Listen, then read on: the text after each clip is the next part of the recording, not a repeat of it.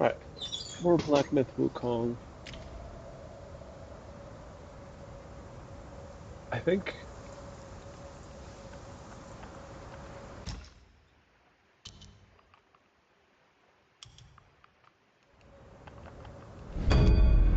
I actually missed one more boss in the sand area.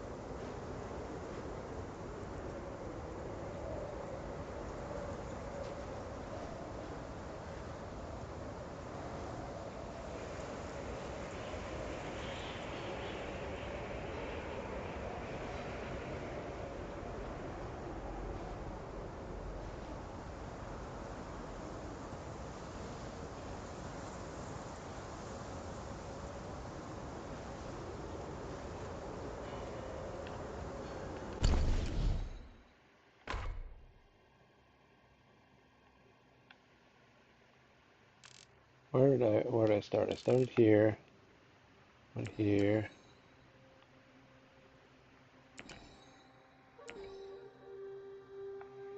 Village entrance was the first.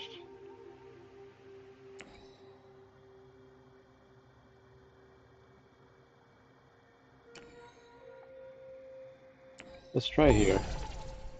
I think I know where I'm going from here.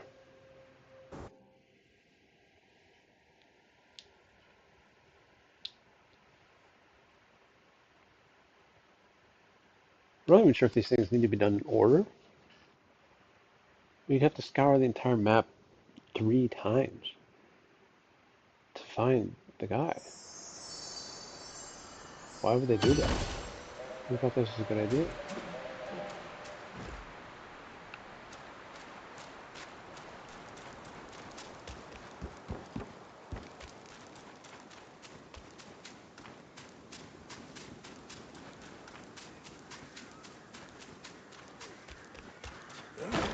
Who goes there? Take him down!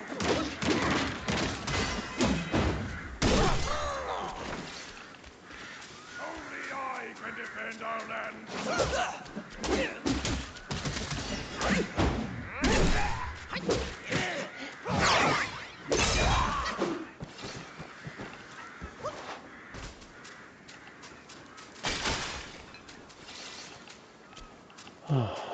It's here, I think. Means there's a pagoda right there. I think it's this bridge.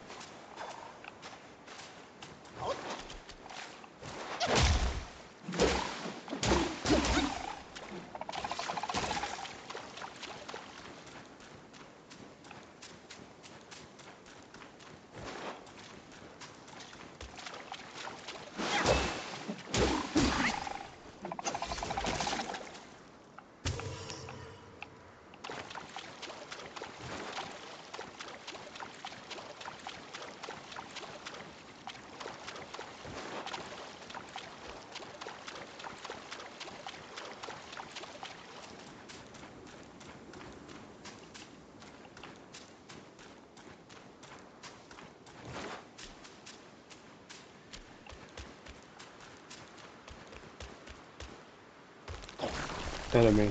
Yeah.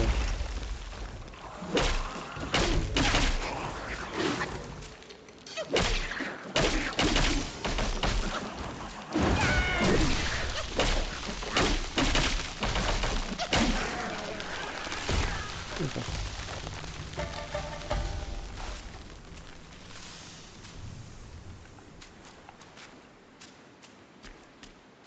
I don't know what that noise was. I'm poisoned though, which is a problem.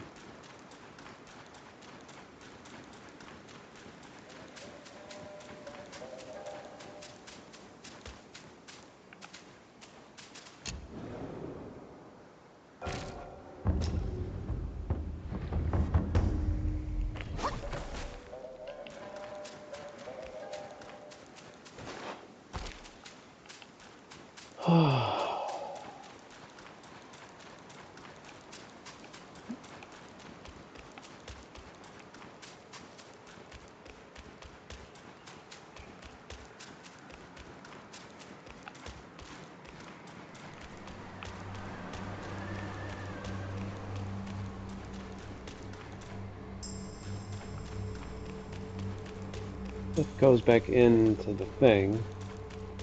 Not even sure why that exists, to be honest.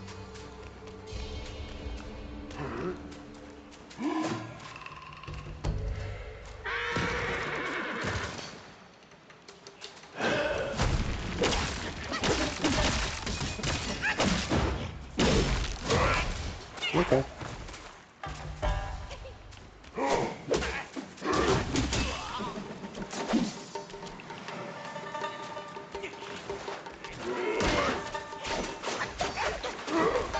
What are these other guys doing?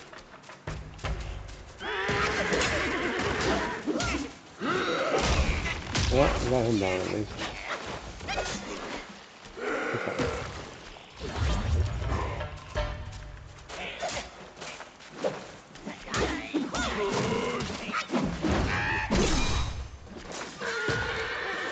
Okay, just chill a little bit.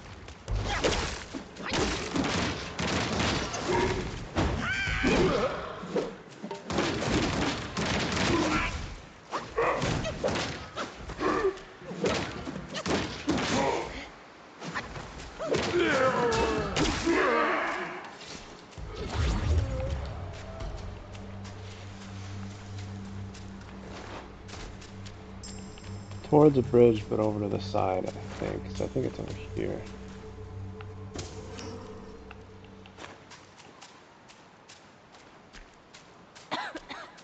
Yeah. I'm here, little monkey. Let me hear my rattle drum.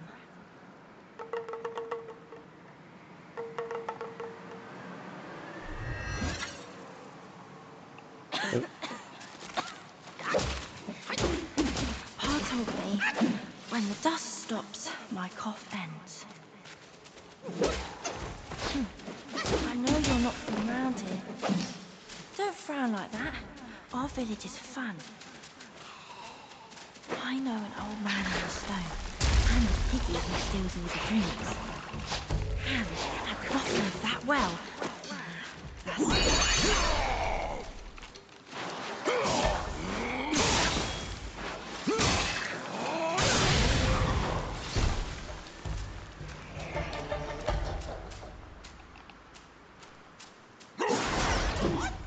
They got the treasure chest.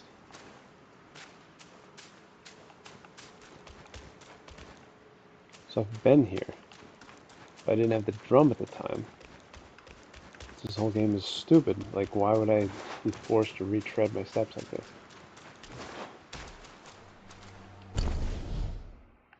I think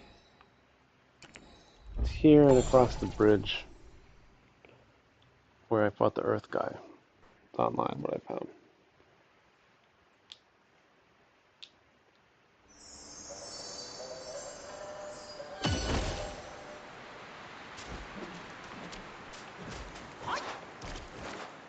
Well, that's not exactly what I had in mind.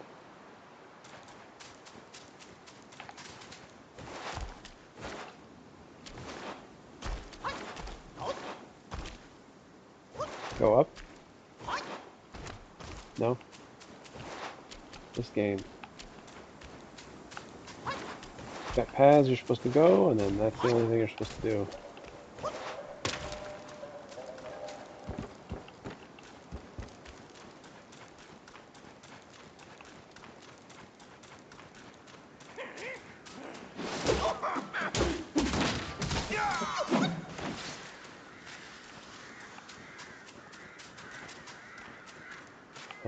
That's just fire. Okay. There's a well over here, I think.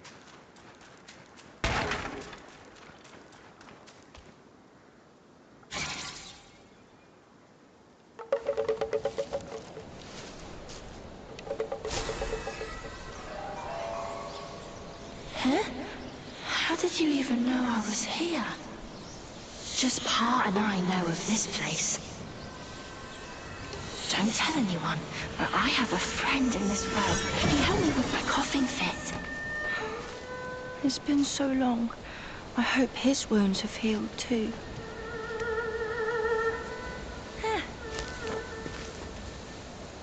Come down and play with us!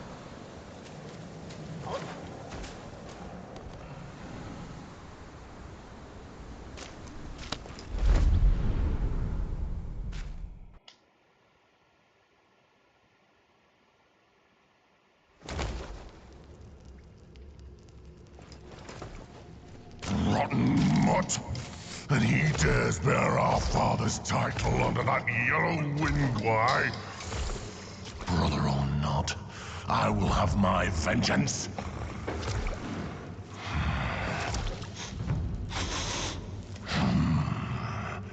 The kid's dad ran off, but now you've shown up to be eaten!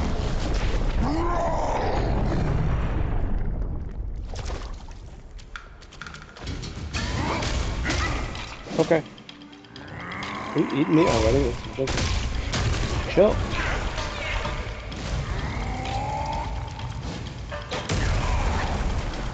Unbelievable.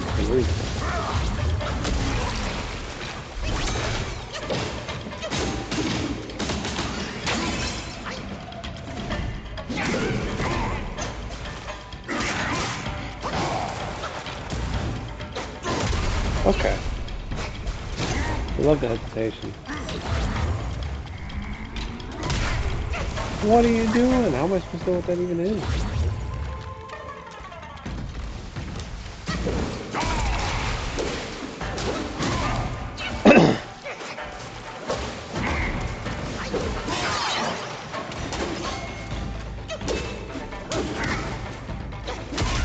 Oh, the hesitation again. Delay.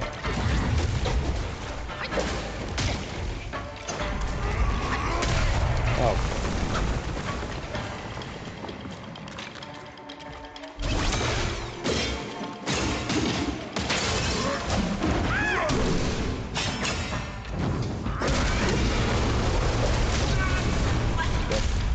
I mean, that wasn't even close. Everything he did hit me.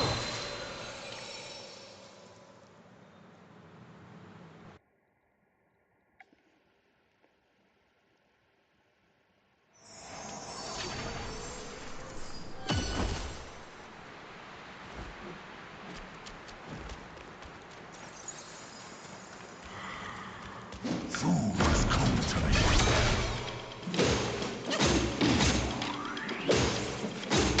Like a flame.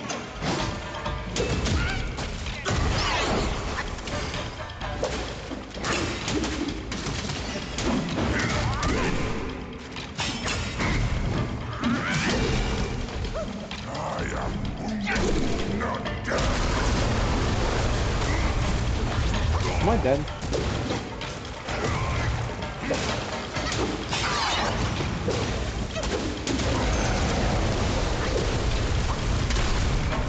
What are you talking about, man?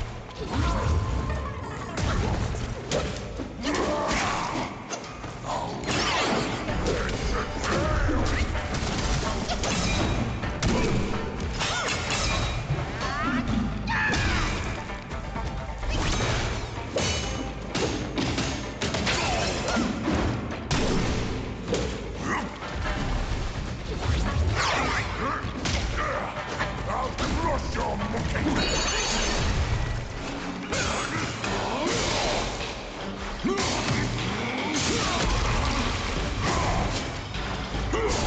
Kneel. Who's the DPS? Even in Right? the end.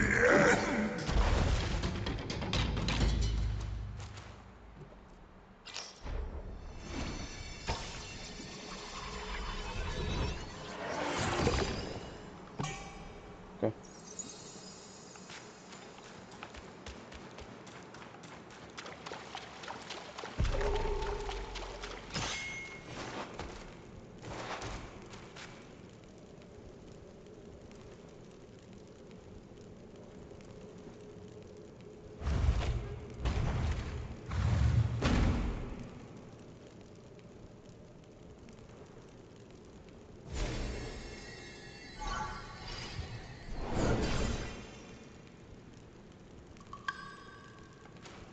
Plague, Bane, Gore.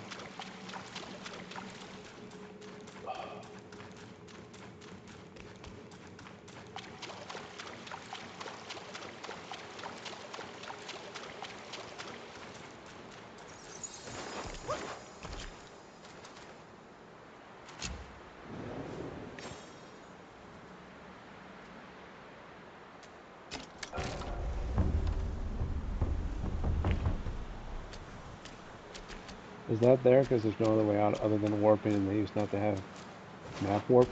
Is that what it is? I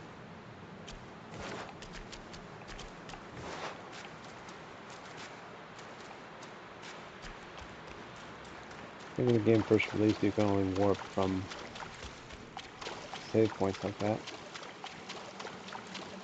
I think that's what that is.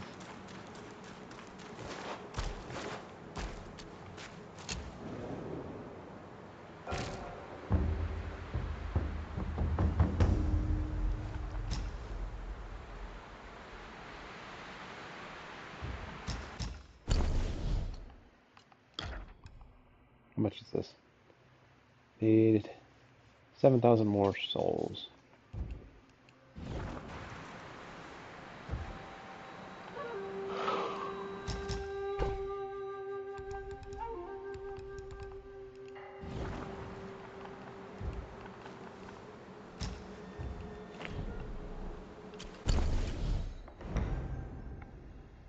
Bottom of the well. Okay.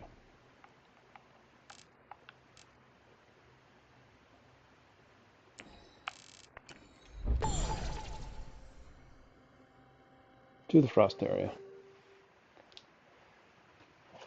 Somehow the favorite part of the game is me reading the poetry about the people, even though none of the short stories really make sense.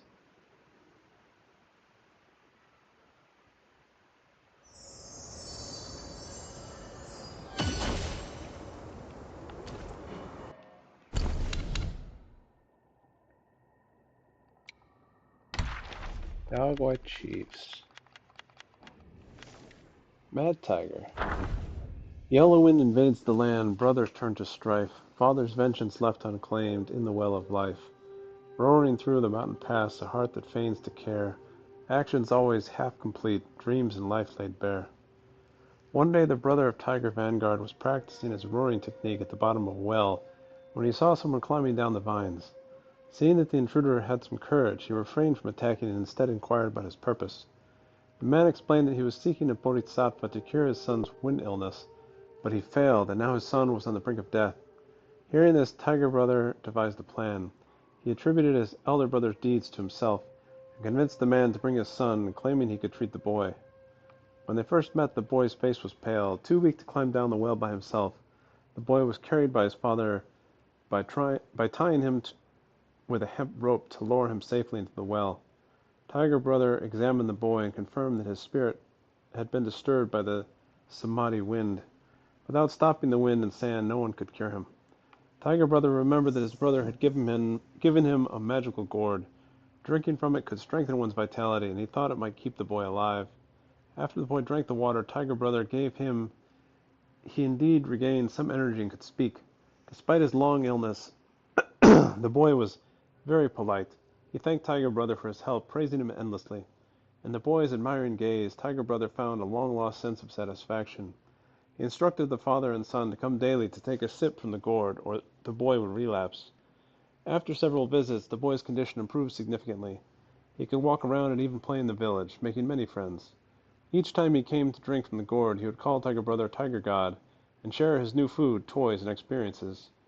Despite his initial wariness of the father and son, Tiger Brother gave the boy his gourd when he observed that the man was sincere and honest. He instructed the boy to keep the gourd close. Heeding his words, the boy's health improved even more.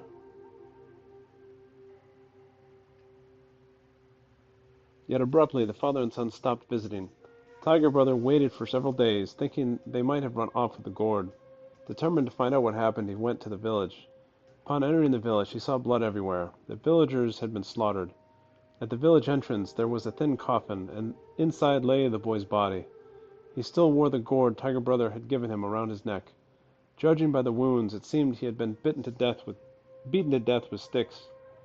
Tiger Brother carried the coffin back to the bottom of the well. He decided to wait until he was strong enough. One day he would stop that cursed wind and sand.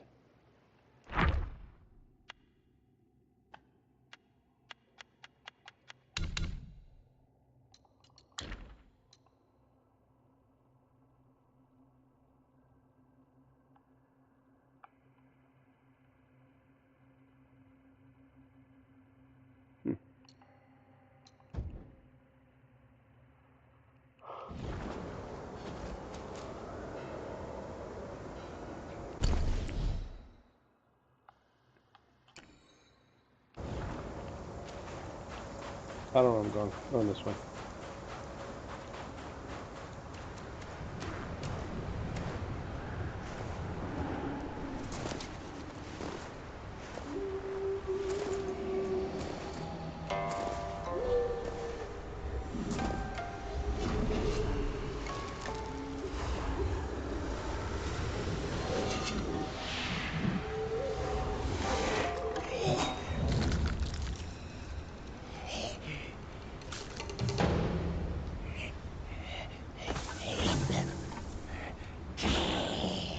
Ah, another monkey. Is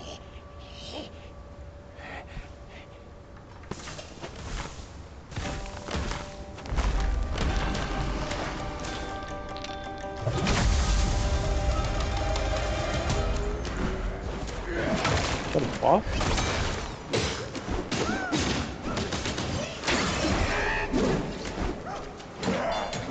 What? You hit me on the way out? How rude.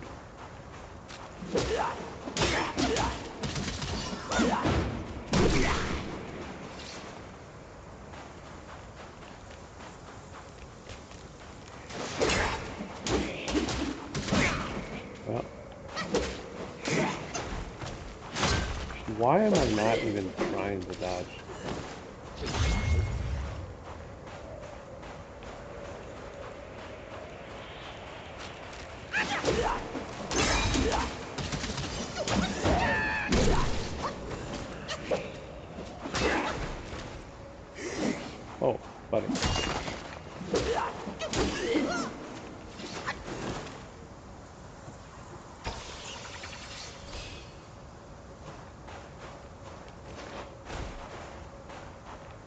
so hard to know where you're supposed to go.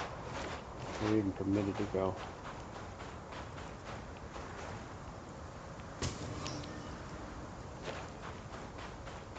Can I go up here?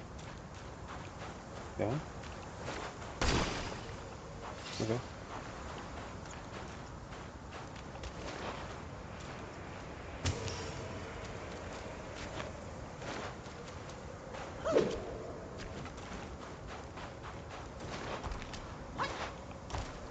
No way up the tower to where I saw that monkey. I guess.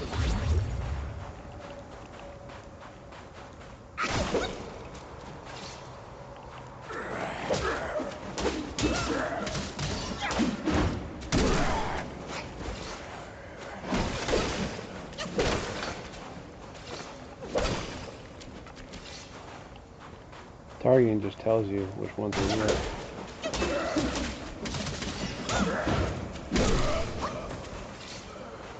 He swings a bit before going down. That's fine, that's fine.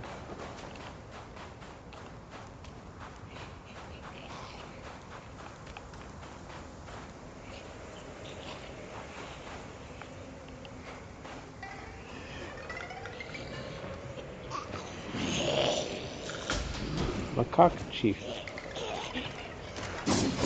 Oh. There's a sword.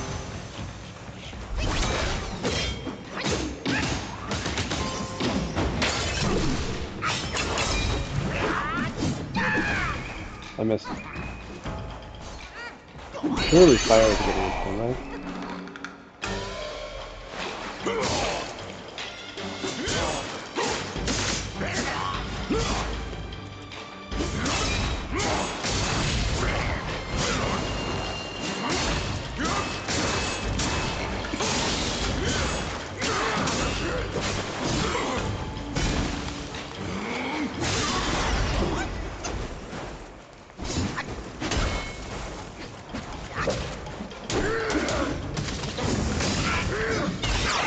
Oh, that was nice.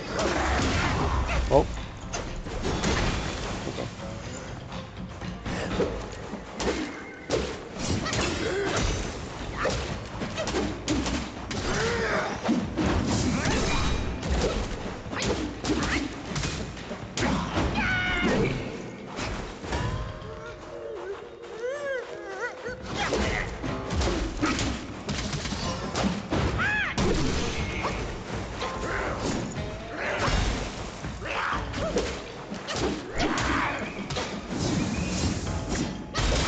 Oh, he got me ready.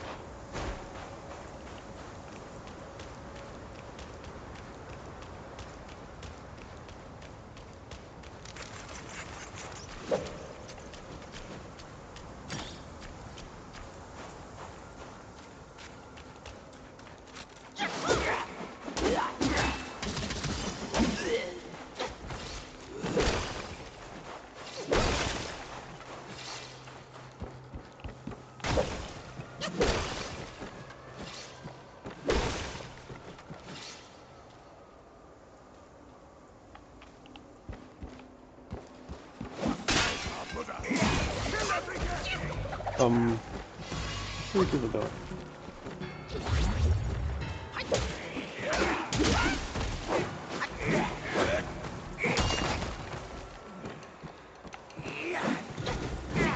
Who are you?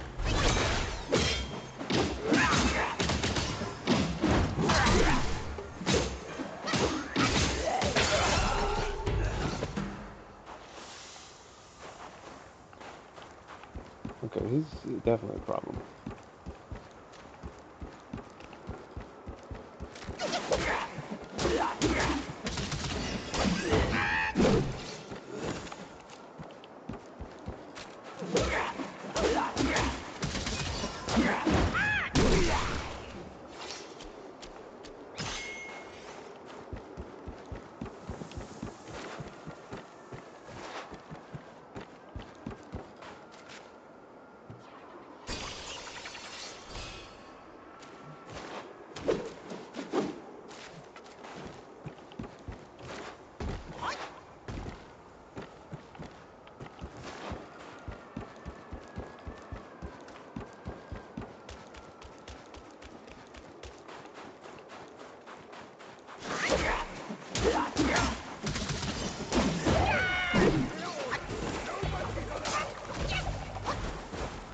This guy's a problem.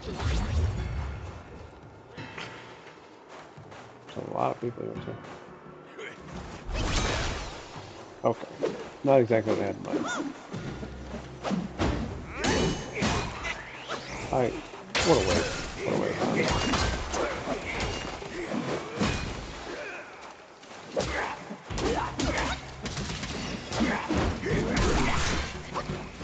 Yeah, I'm gonna die.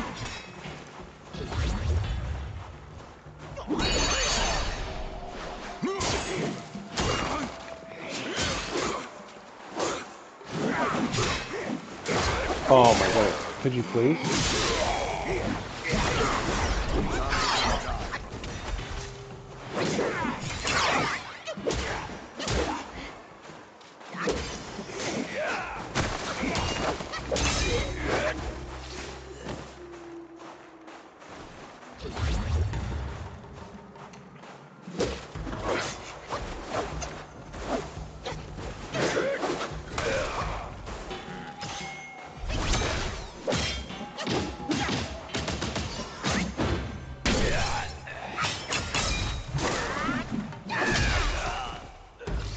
Okay.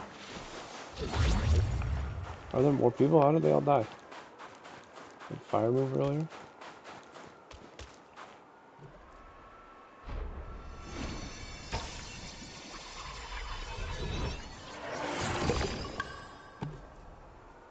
Mountain patroller.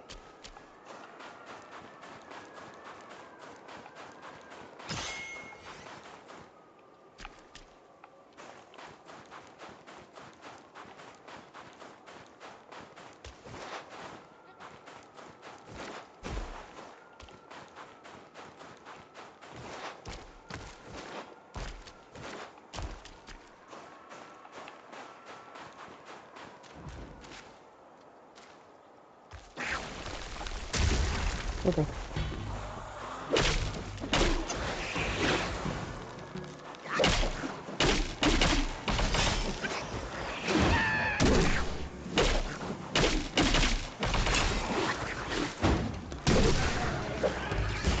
That's nice.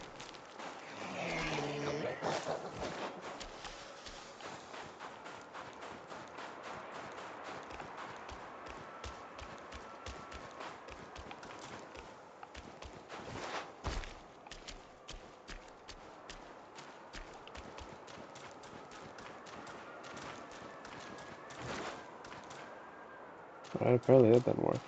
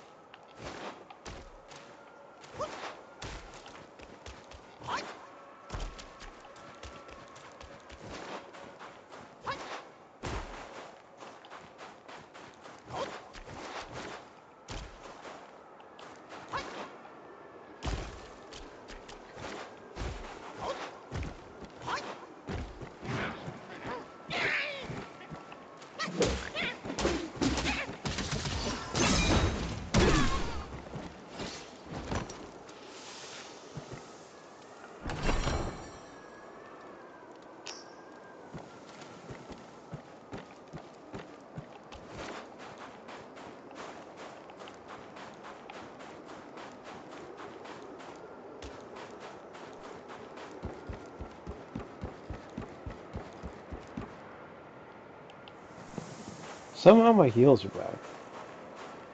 How that happened, nobody knows. I don't have my Faith and magic back. devotion, quite the notion. Yet how many can claim a mind so pure, still, and sure? Look at you. Through the heavy snow you roam. Desiring that thing, no doubt. That thing's got a I human read your head. fortune before you came. Care to hear? Act not and be still. Thy gifts no. are thy ill. If you seek your own end, I shall not stop you. I, the keeper of the New West, welcome the destined one. Now fly!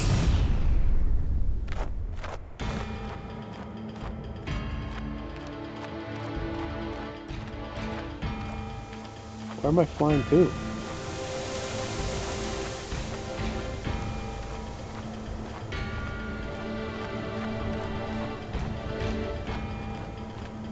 This is weird. Whole game's weird.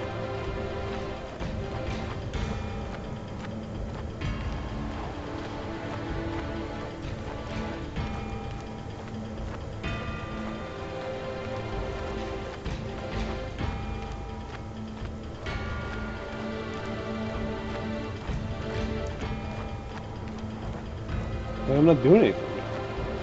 There's no gameplay. None of the buttons do anything. I'm just following. It's very like narrative movie style. I can't fail this.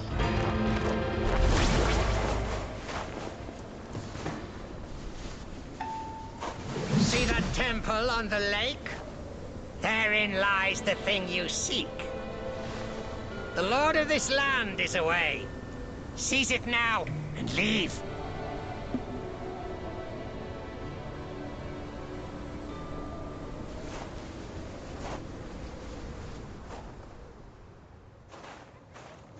Nice. Never save.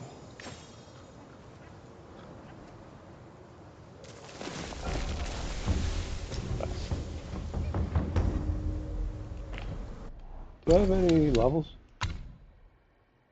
1.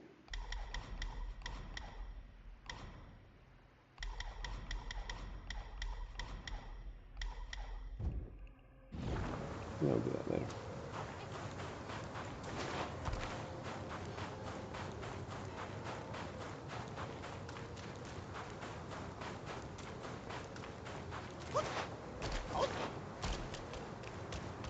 He's telling me to go out here. I may as well go out here, huh?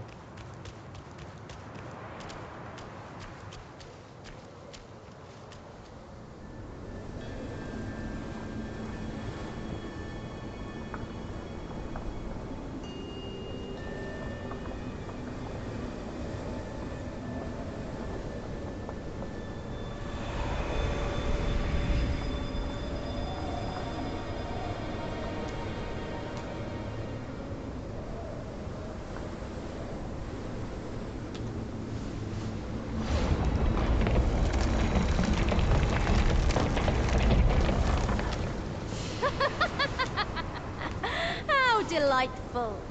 It still recalls your scent. Hello, When guy. that monkey was alive, he was all about weeping and begging for help. Now, even in death, he led all you younglings right to me. This sack of mine can barely fit you all. Kang Jinglong, now that you are ready, go and weigh up this one for your master.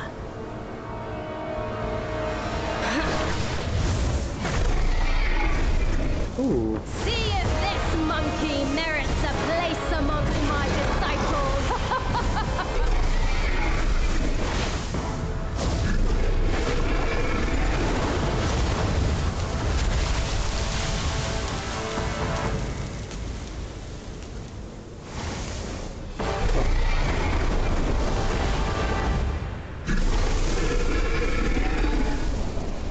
I was expecting...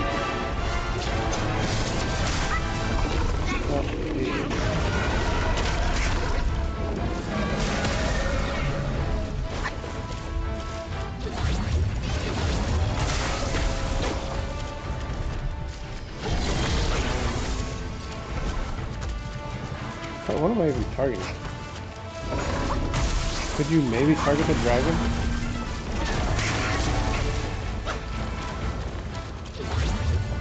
Why are you targeting his tail? And then his head.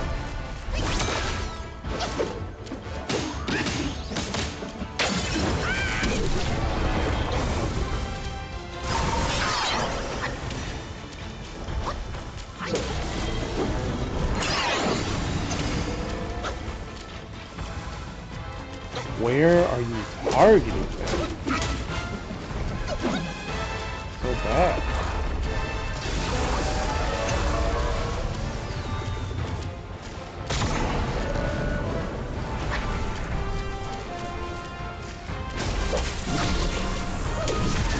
This is automatically targeted. It starts from the bottom.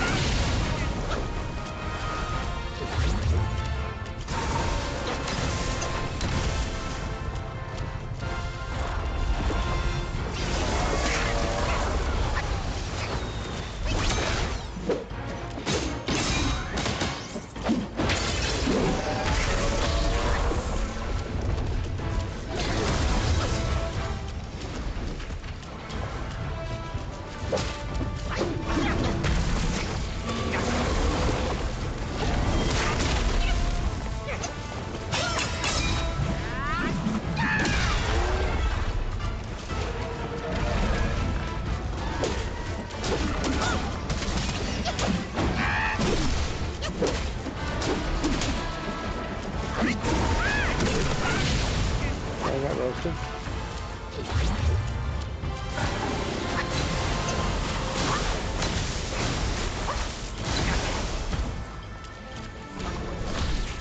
How am I shot?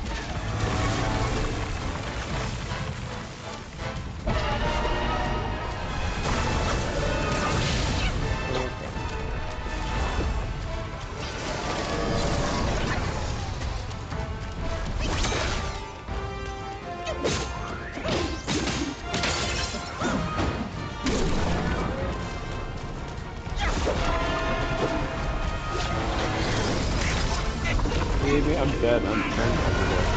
That did almost a whole hellfire.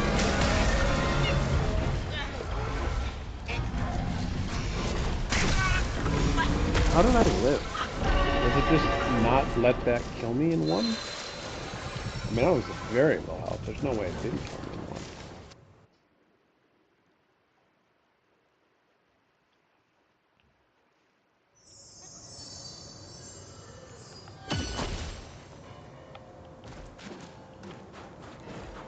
Alright, I'm gonna go take on that dragon, I guess.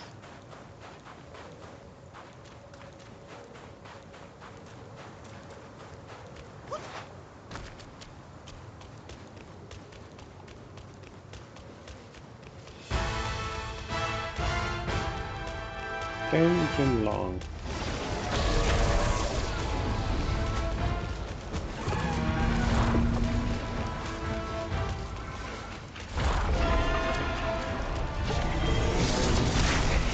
Come on. Dodging early is better, I guess.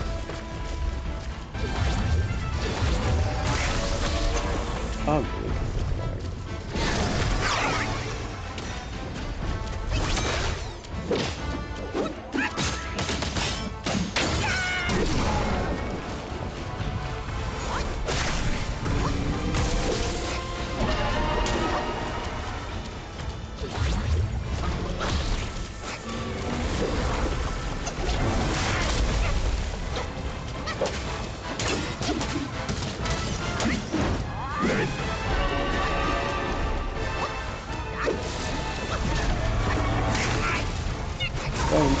Spamming dodge? No, not at all satisfying.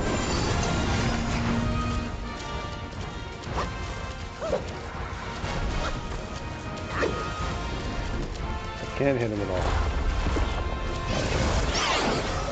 Targeting on like the 5 different body parts he has is insane.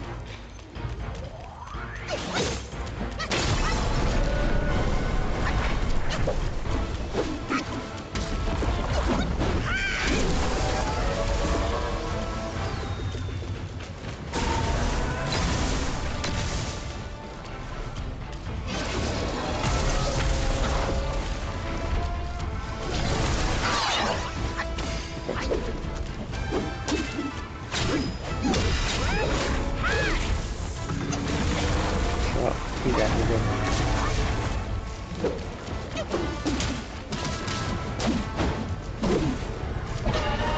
I'm missing all the attacks.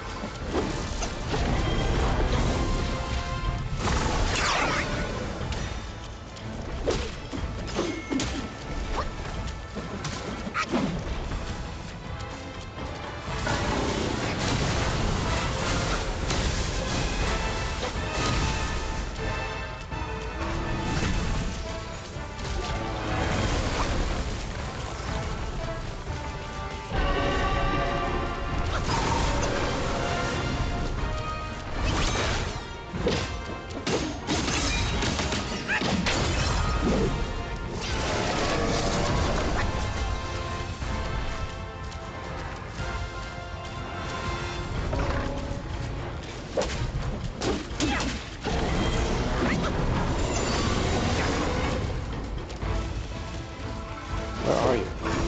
Why am I targeting the tail at this moment?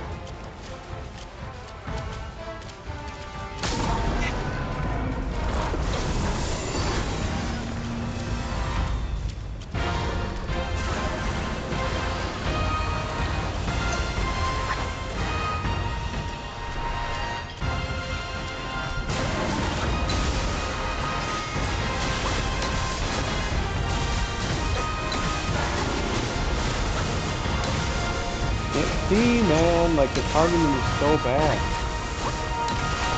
I can't see the lightning hitting.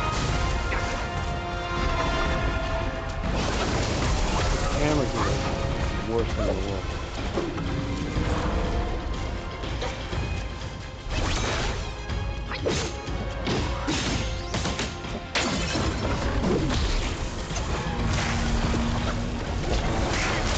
Okay, I guess that's happening.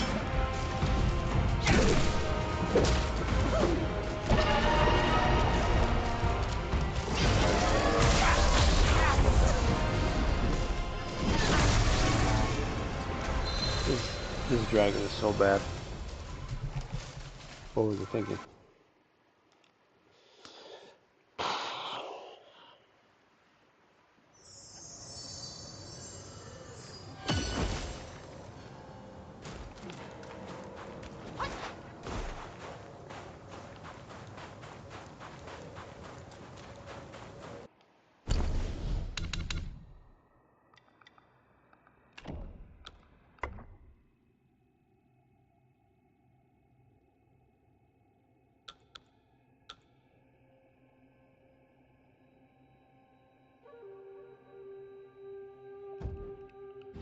Alright. See if that helps. At least maybe then I can target his face consistently.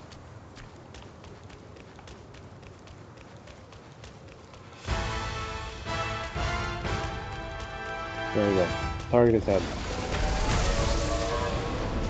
Maybe there's a charge, right?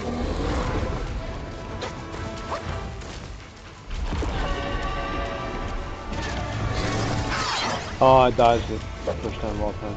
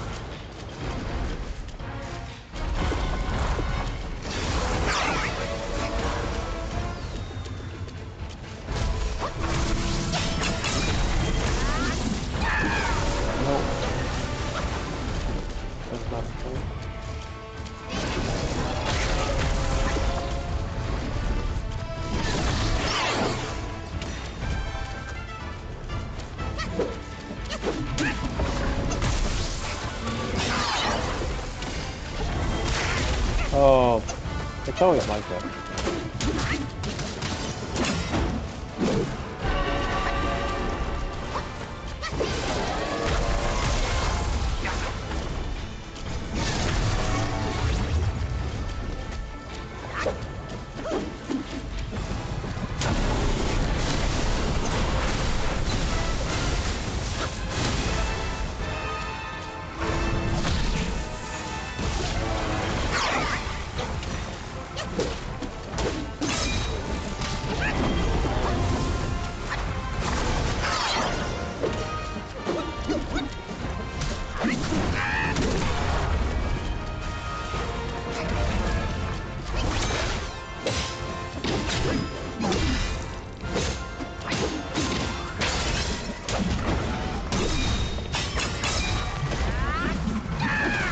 I missed entirely.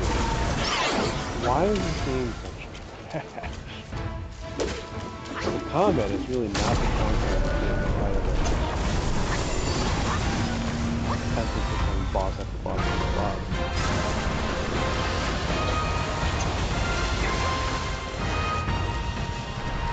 It's really big showpieces is kind of what it's talking about.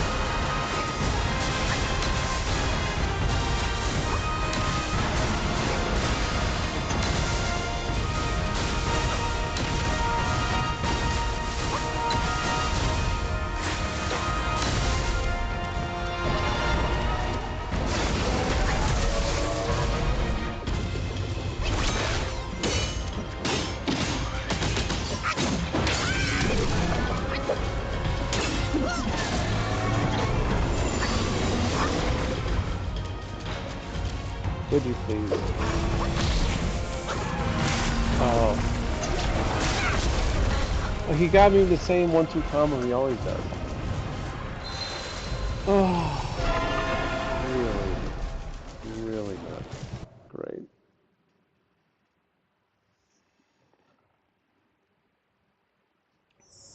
Very hard to hit him. It's such a weird combat system. In this game and Elden Ring and most of the others where like they're just so much better suited to facing humanish opponents. When they go to these weird bosses that fly around and all just nonsense, it's just not great. Camera has problems, targeting has problems.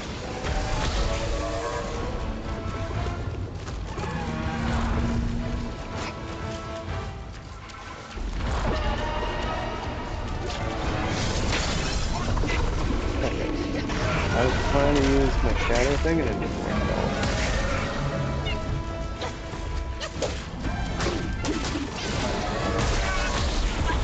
That's fine.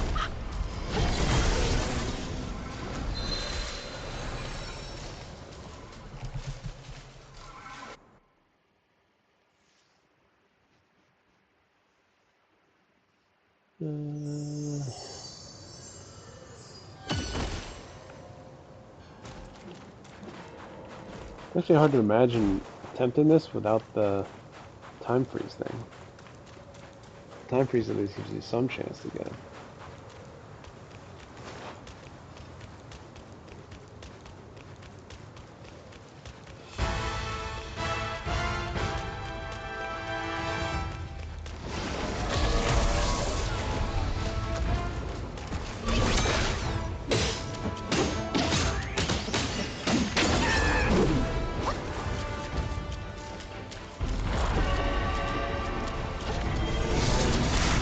I dodged! What part of dodge do you not understand?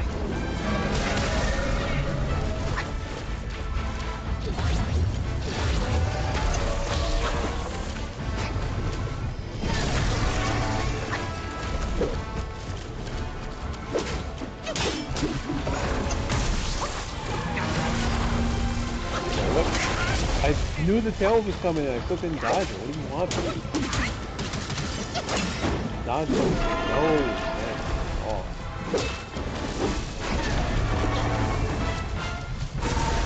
You basically referred to dodge really good.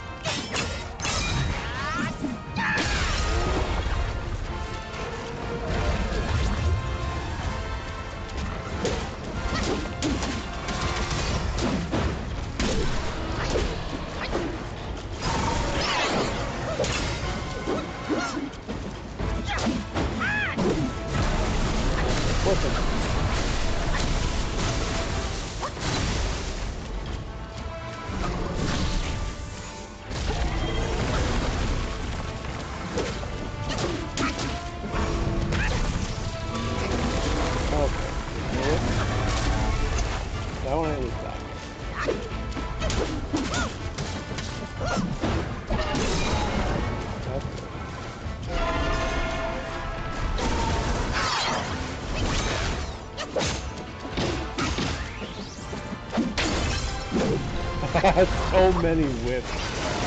So many whips.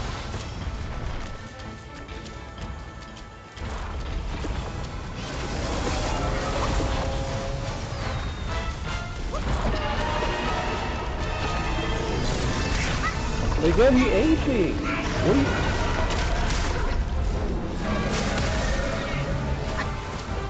I refuse to actually kill me.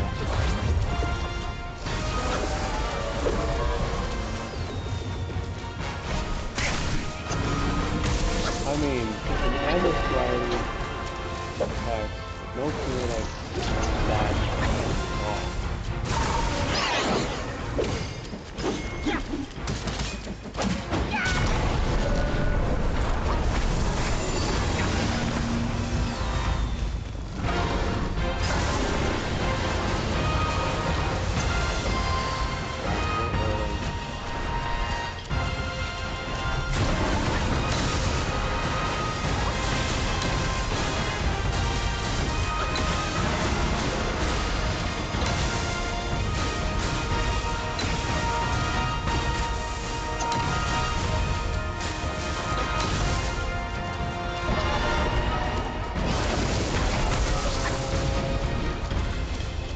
Really not great for any dodge into that huge spot. Okay.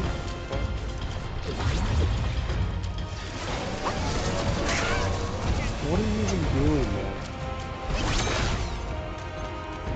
Oh, nice.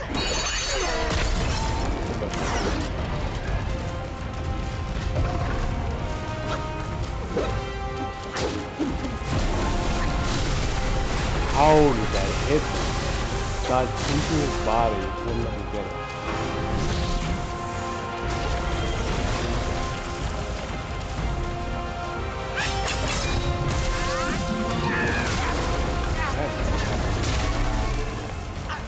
Oh, he takes 2 heals immediately. With this charge attack, if you wait for what would be a reasonable timing, it grabs you, you have to dodge super early.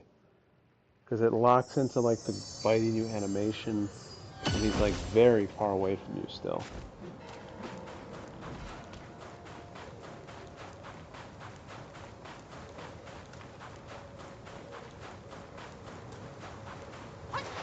So if you wait to dodge for when it would actually make sense, based on him making contact with your body, it's too late.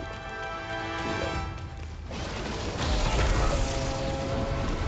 When you do this attack, it makes no sense.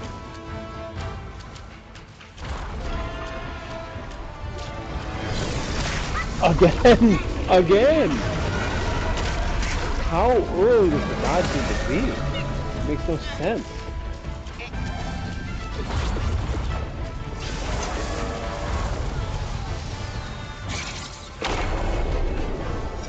Oops.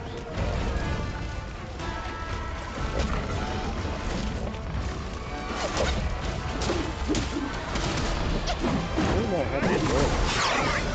I think that was like increases.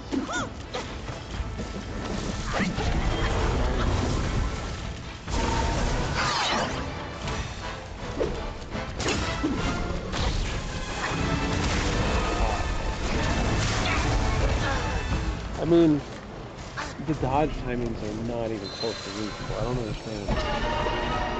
Sometimes it's like you have to dodge super early. It makes no sense. And then sometimes you actually have to wait for when it would make sense to dodge. So you're constantly jumping between a reasonable dodge timing and one that's too early being the thing that works.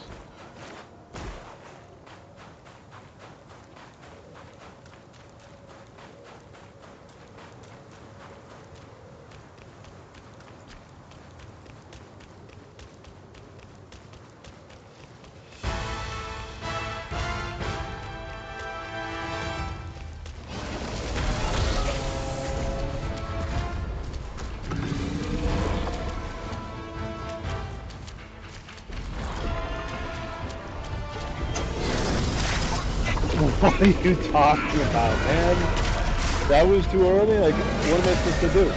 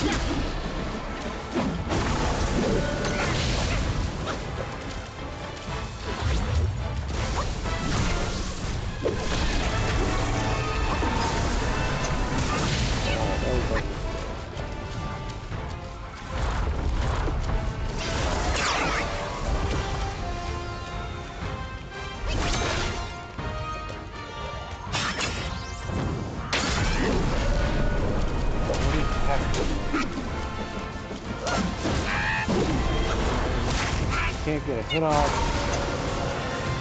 Things keep happening. Oh.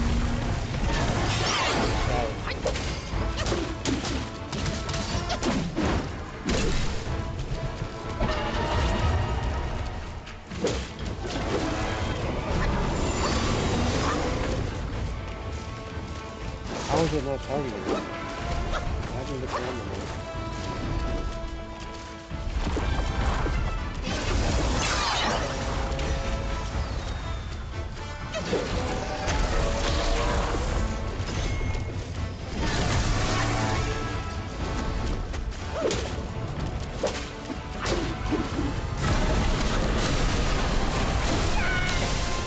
Okay, lightning interrupted it.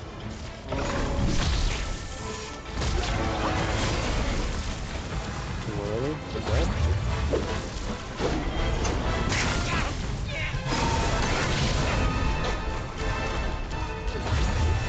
This game is so spammy.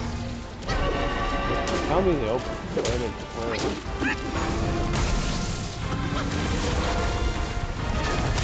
oh, after this tail thing is running out.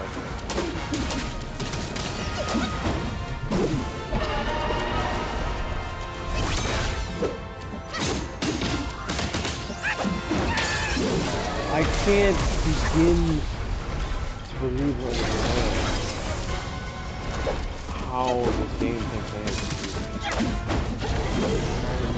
Like, it's definitely winnable, but like, you're just constantly whiffing, constantly getting hit by attacks that have nonsensical delays.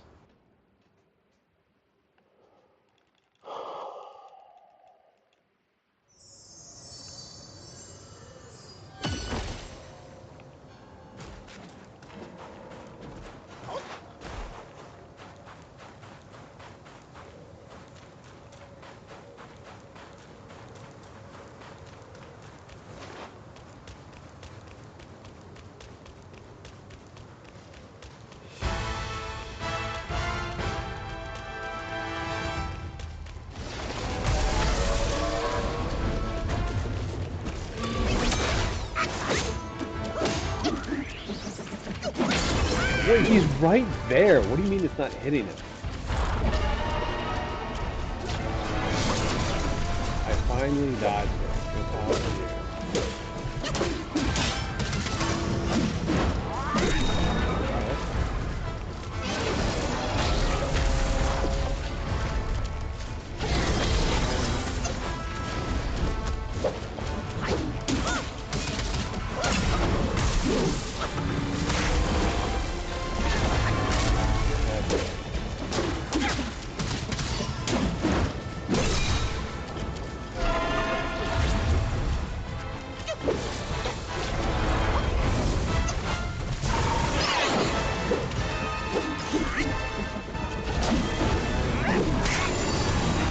What are you doing, man? I wasn't even up off the ground.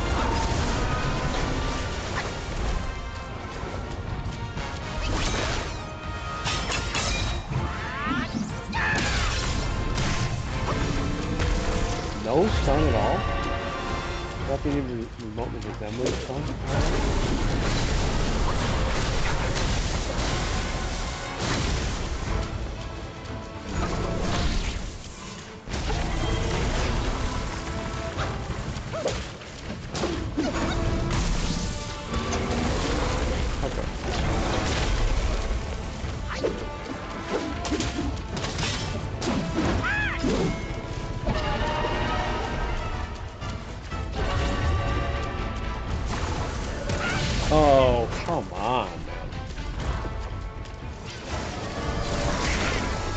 What even is this? What attack is that?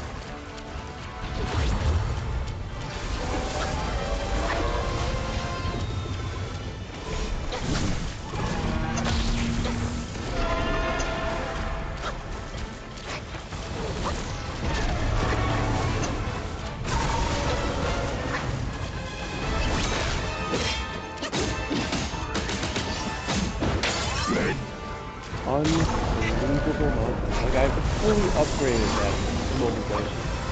I still can't get up a single light attack.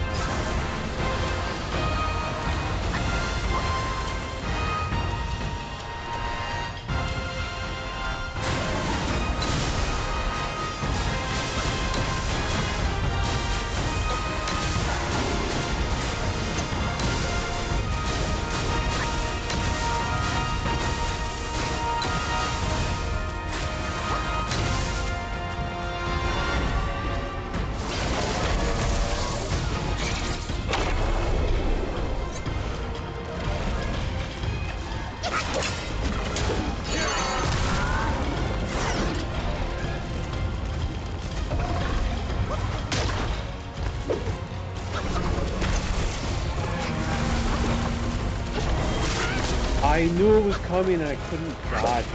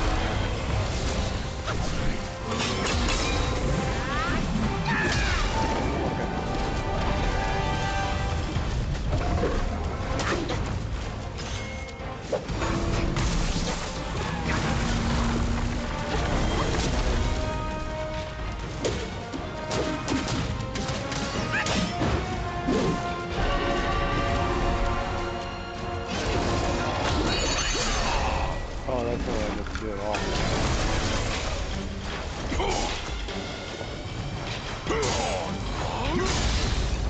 Work. Tried to dodge, but I was just on 3 times.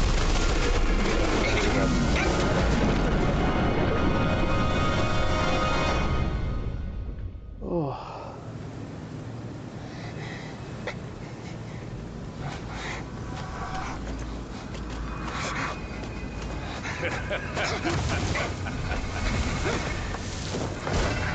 You have chosen your way. This time, there will be no easy way out.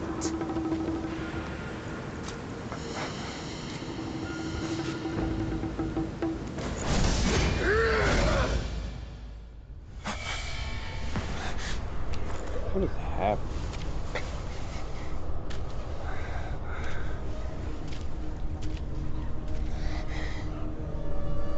I just beat the boss, now I'm in jail.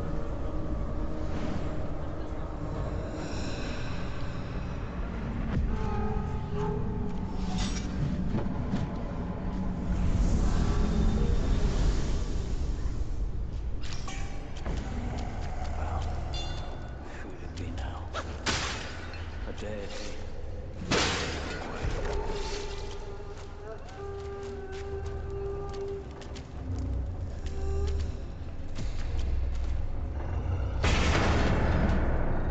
Okay, never the prison, apparently.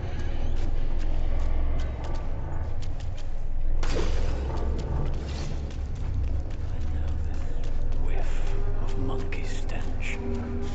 Stay where you are, newcomer. Wanderers in this place meet their demise.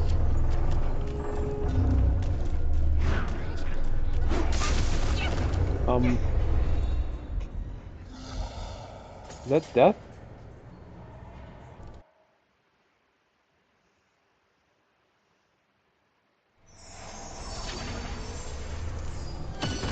That feels like it was just death.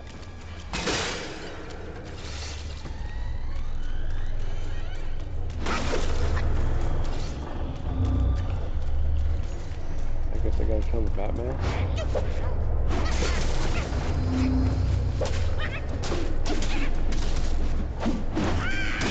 He just stands still and takes it.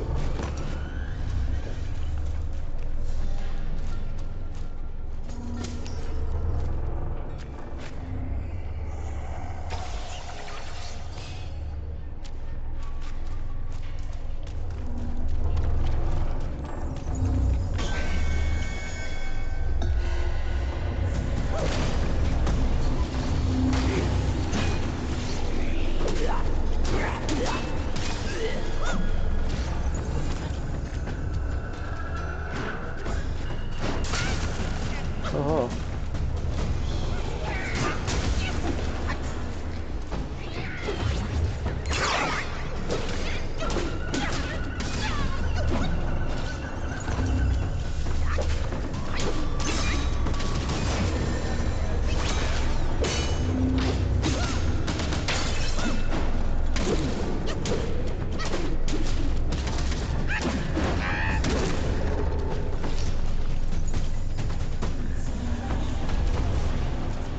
The health seems to be permanently down.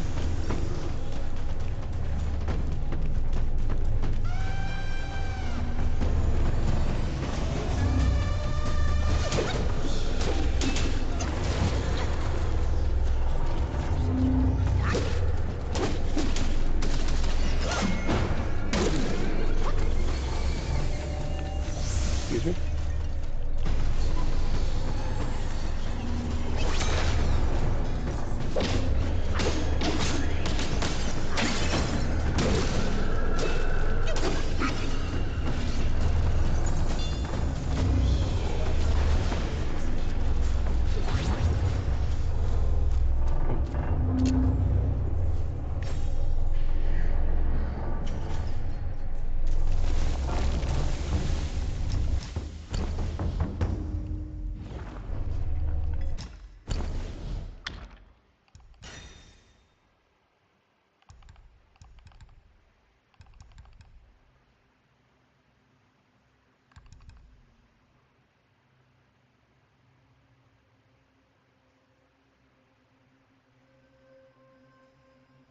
I wonder what that means.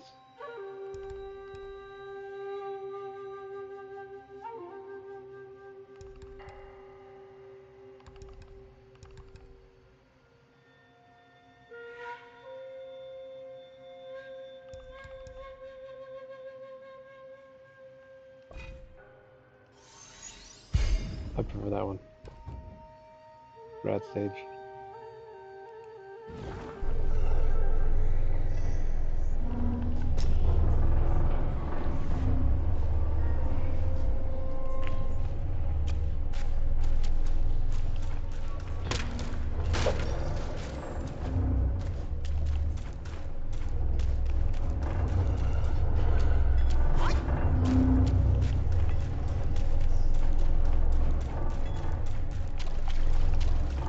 These guys reappear.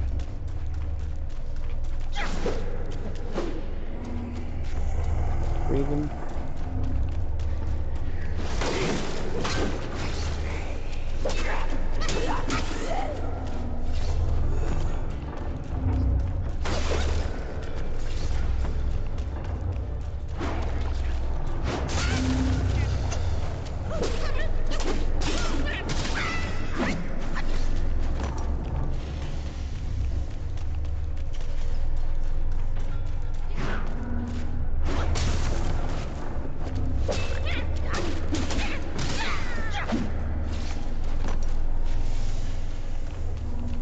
Huh.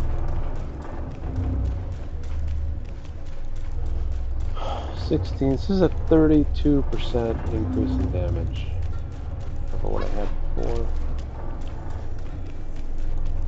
Plus, I think some sand special things if I get a light attack combo going, which is what I do all the time. Which is why I chose this over the 70 damage one.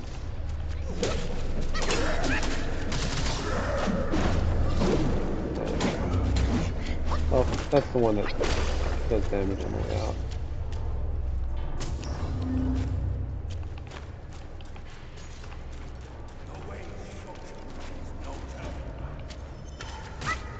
What?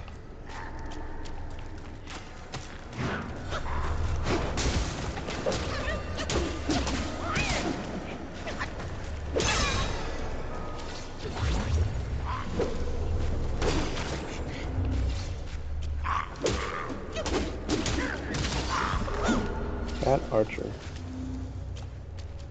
Didn't realize there were bad archers.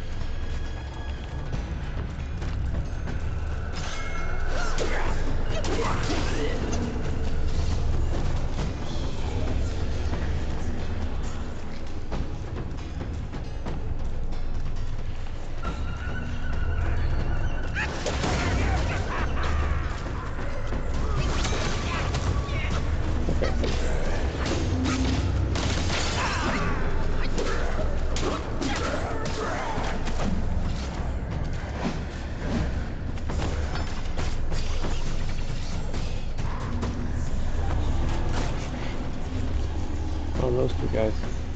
Gotta kill those two guys.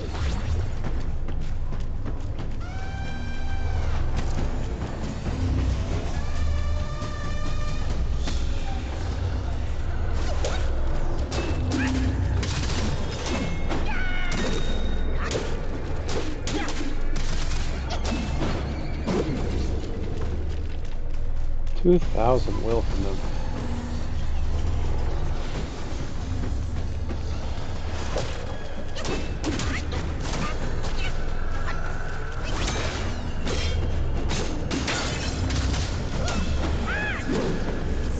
Really?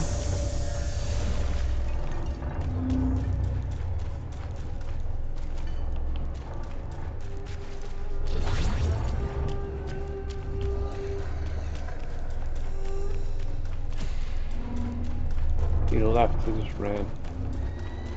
He gave up.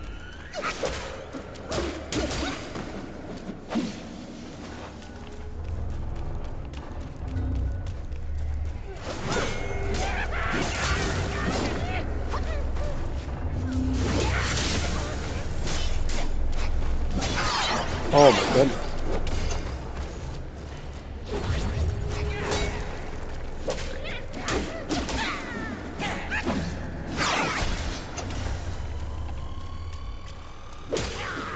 We didn't have very high health.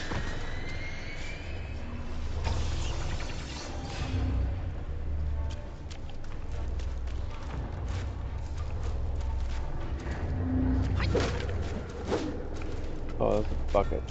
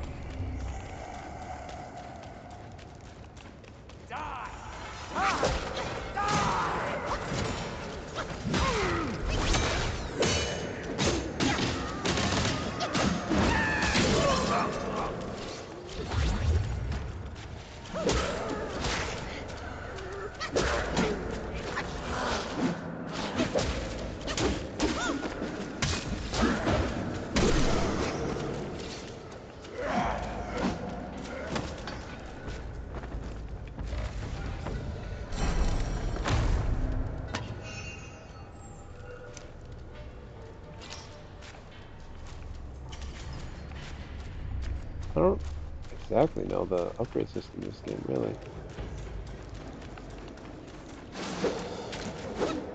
Weird thing to say, given how far I've gotten.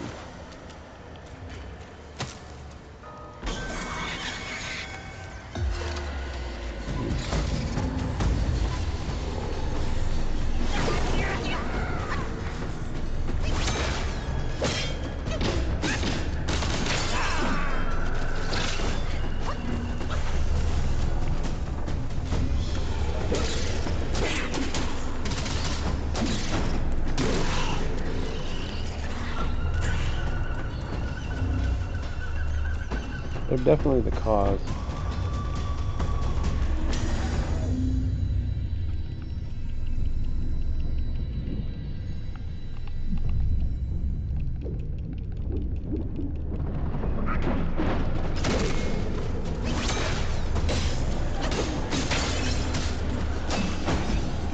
There we go. Got him.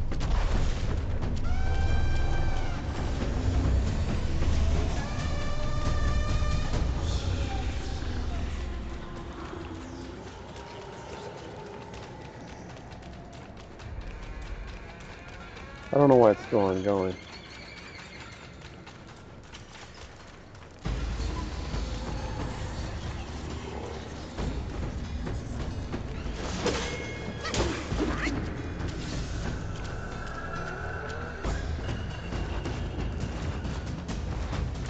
Open the box.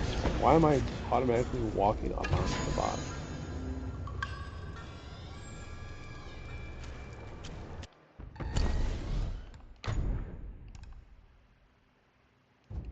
Stam recovery rate.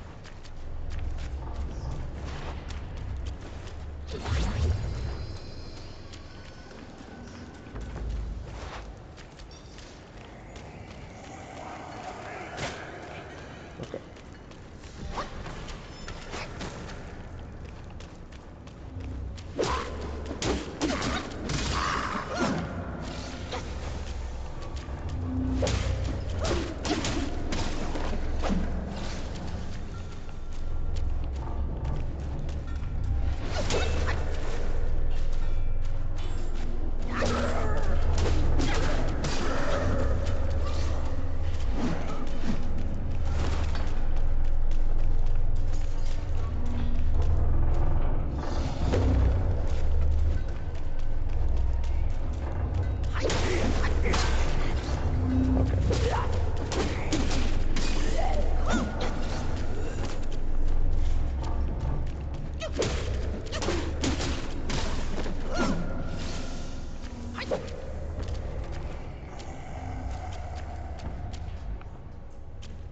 Is there anything over here?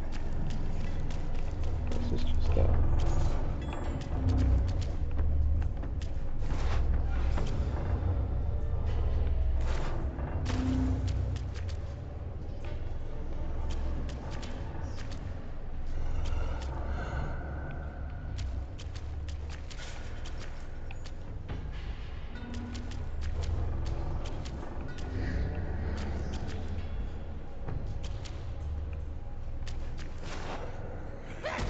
Disgrace me, say a nice thing. That must be you!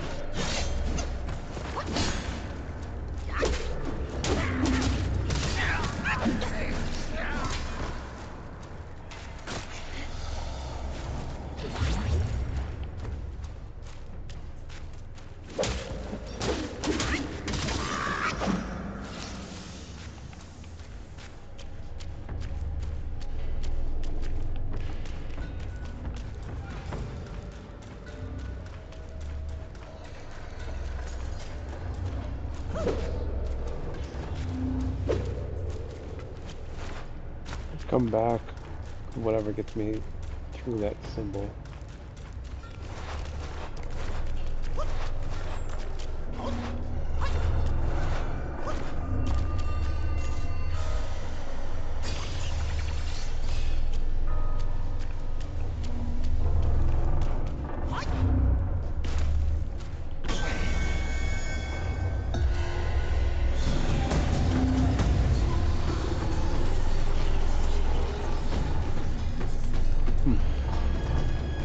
think this is the start of the level.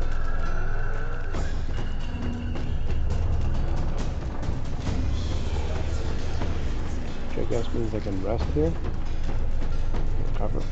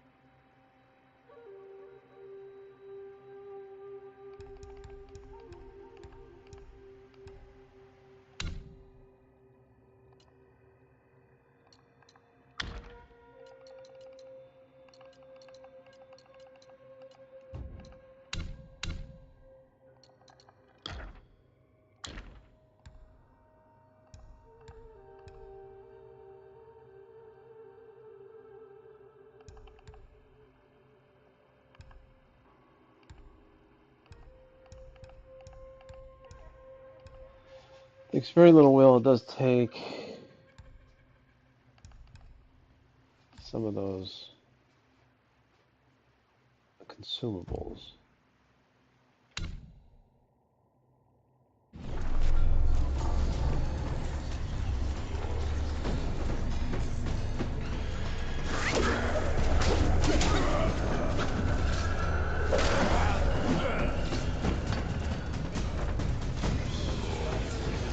Everything respawned.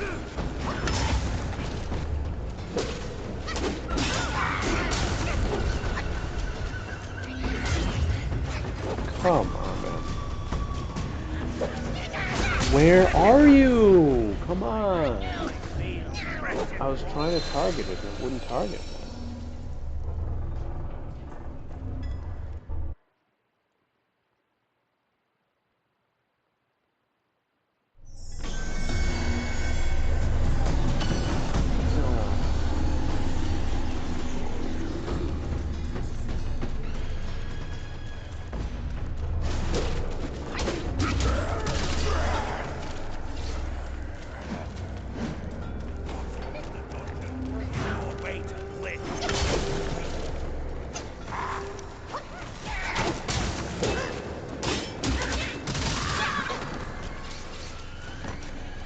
Both of them are supposed to go.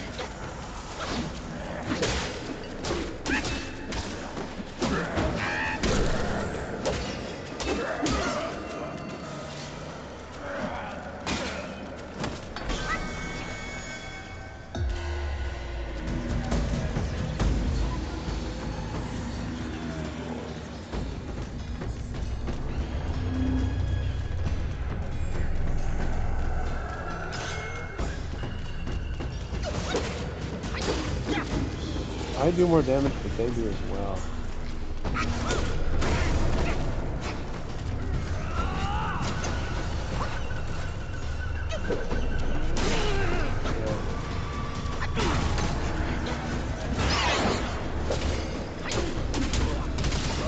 Yeah, I definitely do more damage. I think I just have half health. They do normal damage, I think. I have half health.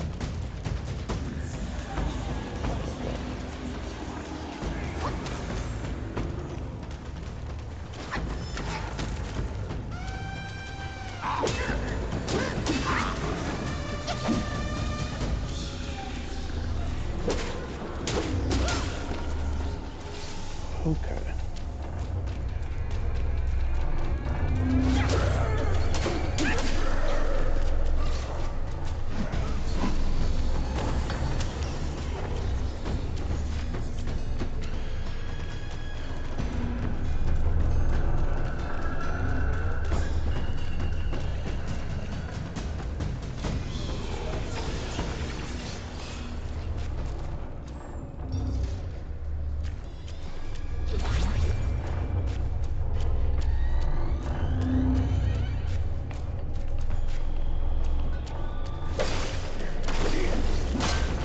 Oh, he knocks me off the edge and then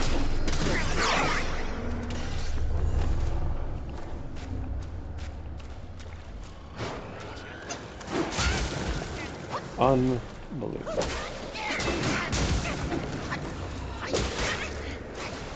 Getting toasted?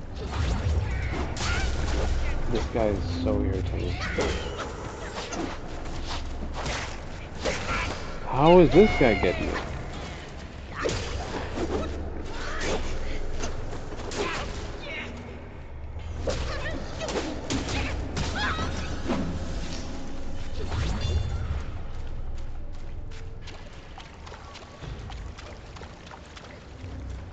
Okay.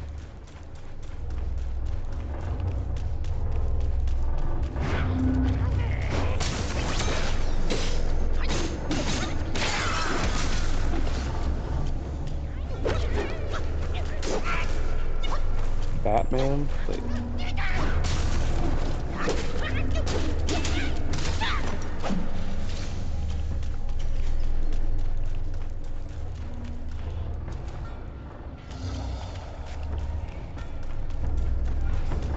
Okay, I think I need to go this way. And not fall off. Okay.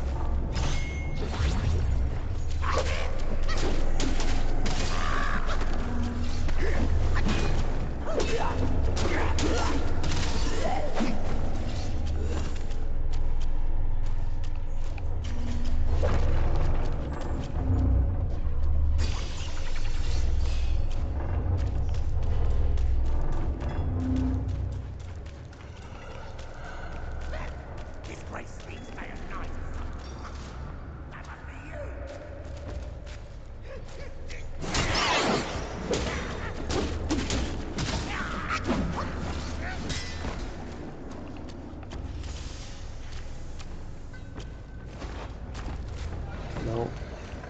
No platforming on anything ever. Okay.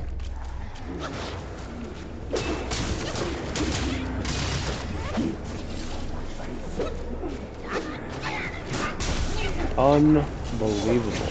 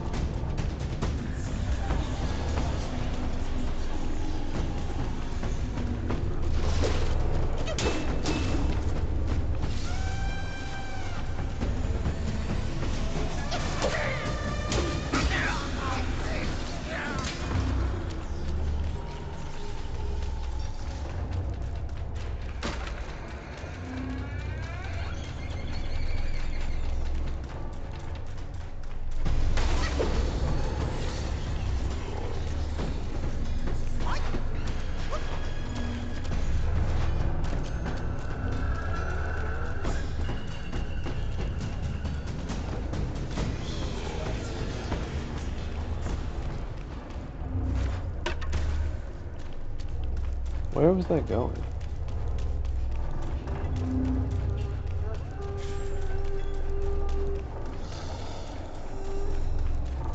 Sent for the save?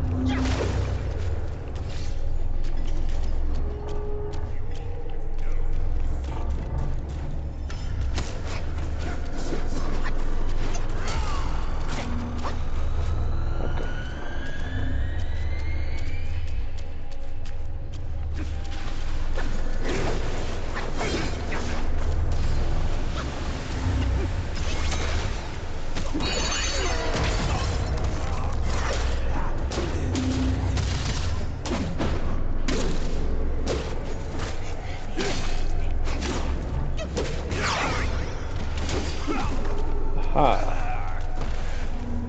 Got him.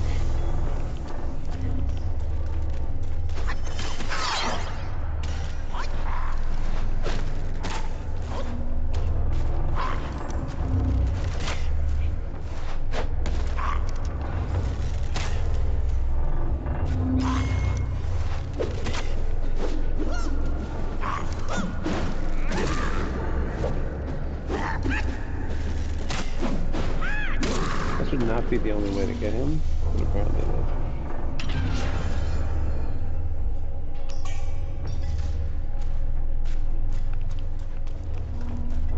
I feel like there's supposed to be a save right here. I saw little wisps earlier.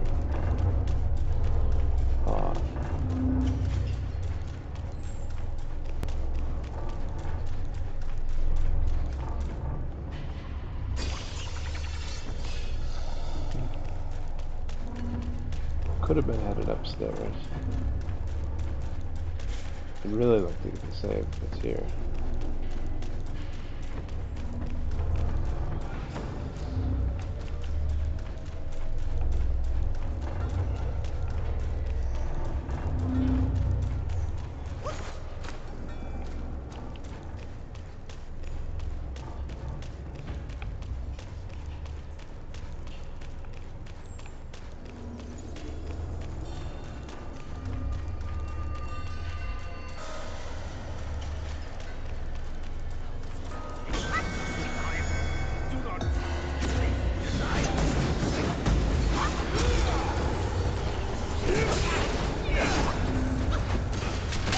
No! What the fuck are you talking about?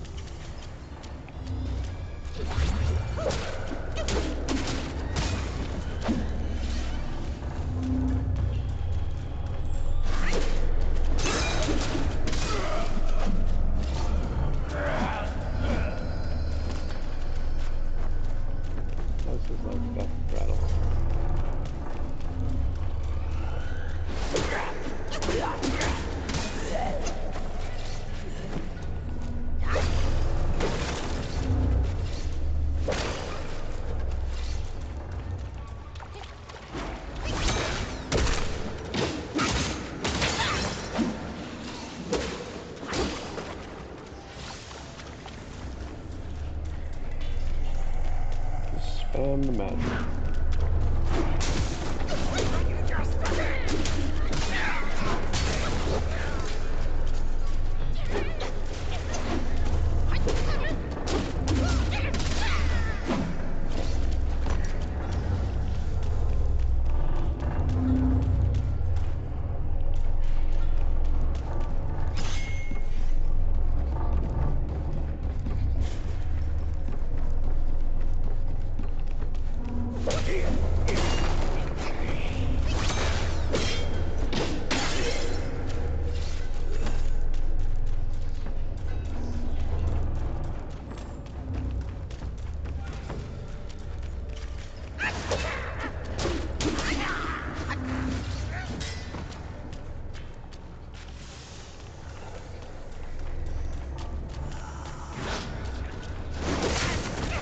What?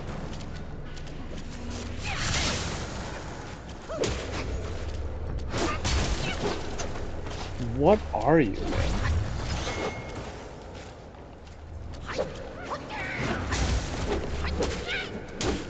Like since when do you have electric beams? Tell me that. There was a day not too long ago when you were just a bat on the ceiling.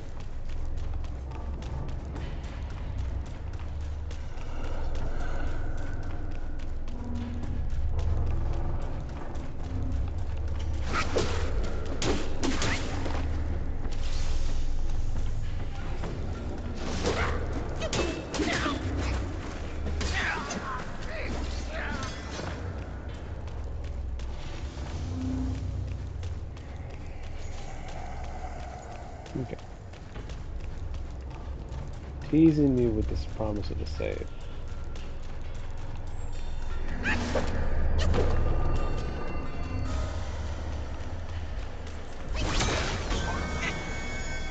Would you please?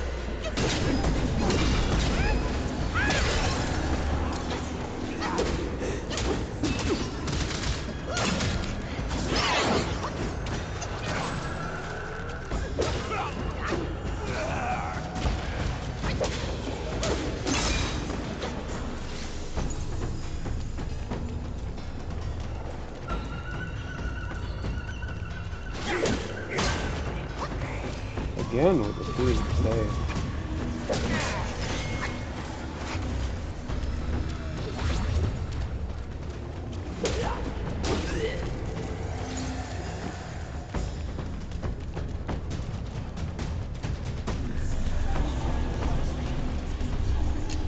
Okay.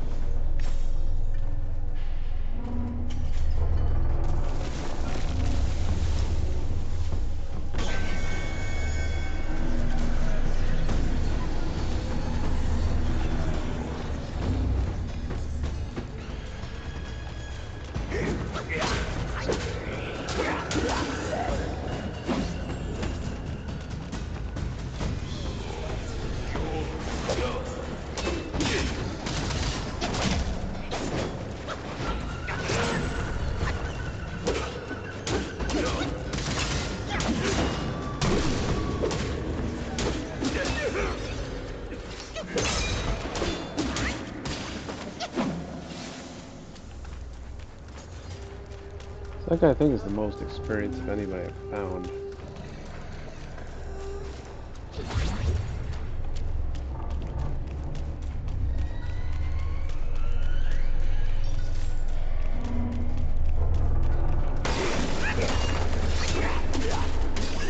Pure luck that he missed.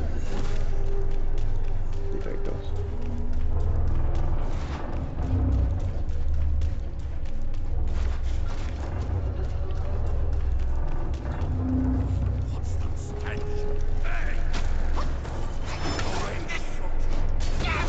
Why? Why? Why are some of them you can't fall off and then some of them you can just run right off? What is the idea there? What's the creative intent? Gameplay purpose doesn't serve. There's invisible walls everywhere. Now all of a sudden I can fall off? Can't even jump over like a log or a rock in most locations.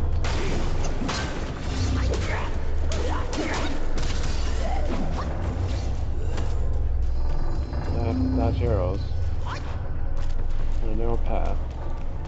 but then not dodge off the cliff.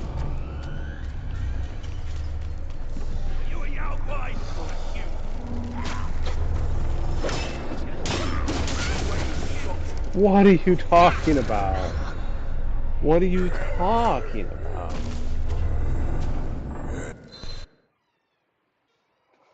I don't even know what the counterplay to that is.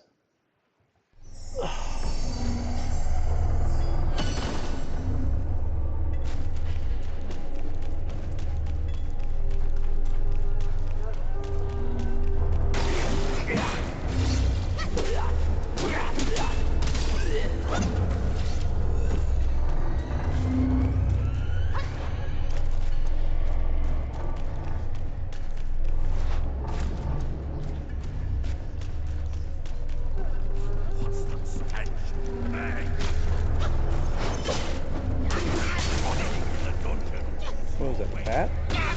Okay, okay.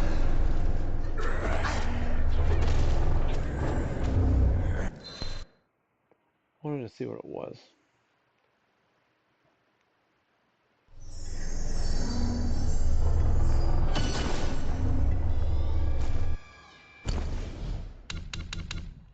Self-advance.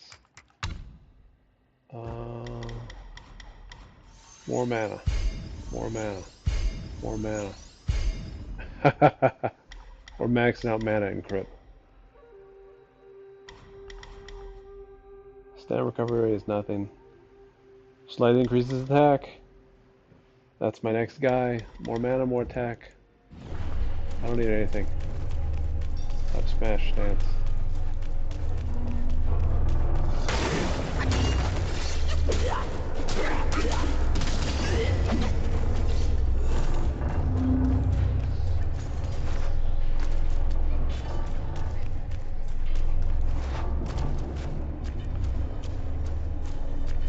I have absolutely no way to...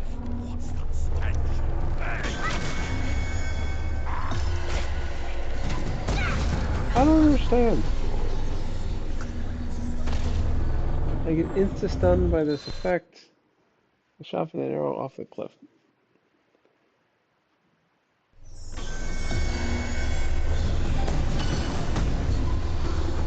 Oh, no. Looks like it's okay.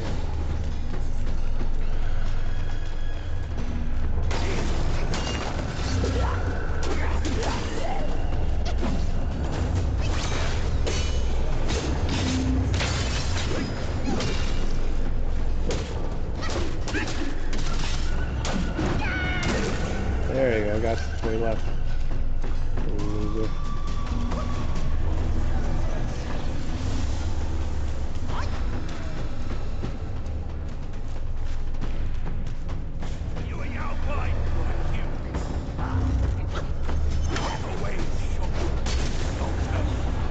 Going past.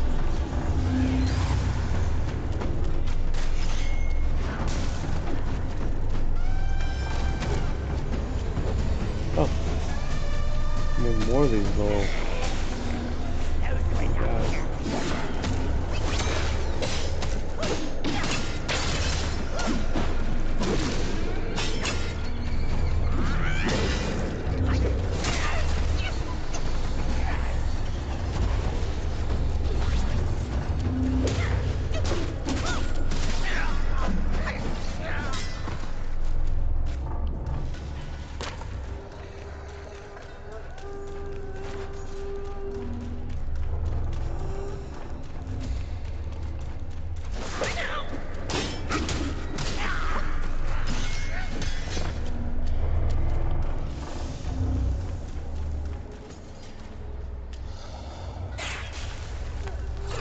Looked like an enemy.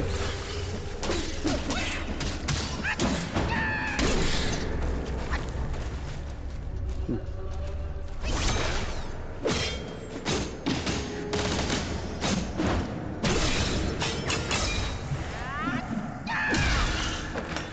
$1,200 damage.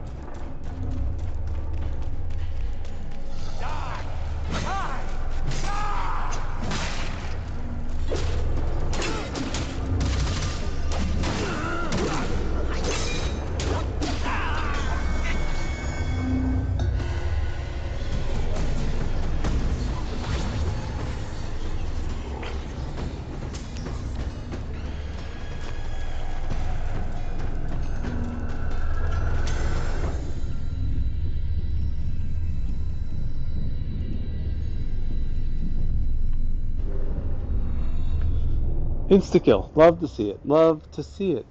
Okay.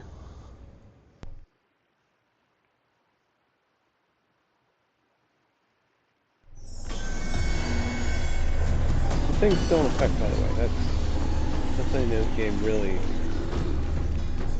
values your time. The extra hostile stage. Still.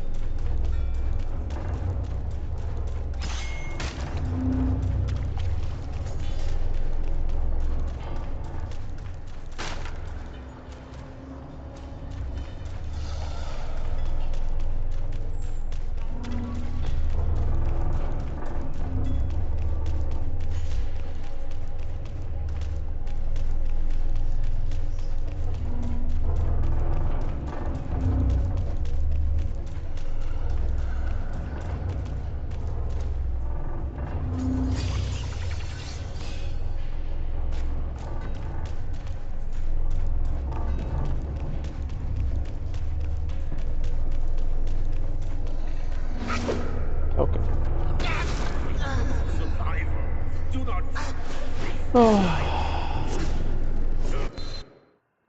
All of a sudden, fall damage is like a relevant thing in this game. Just out of nowhere. Just out of nowhere. They're like, you know what? Let's go from you can't fall off of anything ever to you're just falling off cliffs left and right now.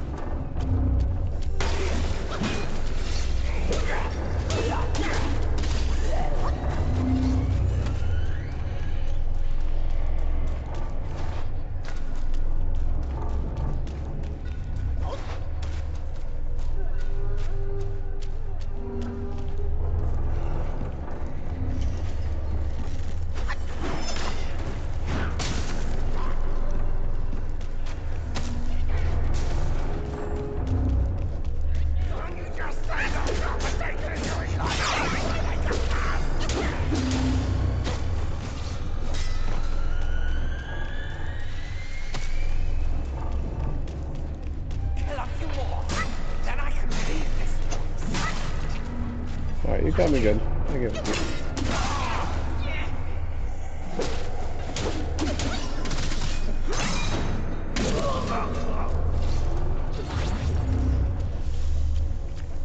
I think it'll appear right around here. Yeah.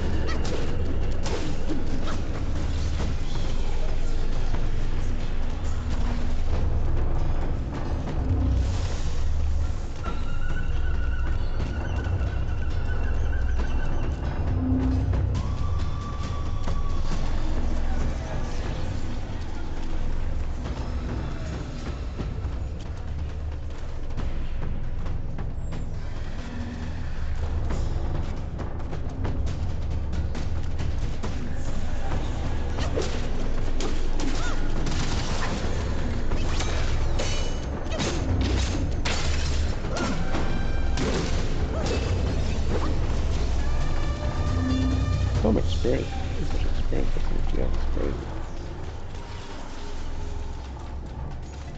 Did not expect that you kill them? Like, I feel like it's essential that you kill them.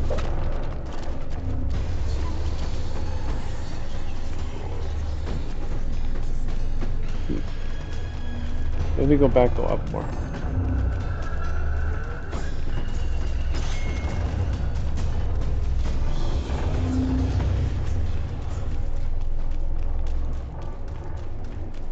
I don't think there's any rhyme or reason to things that happen in this game, really. It's all magic and nonsense.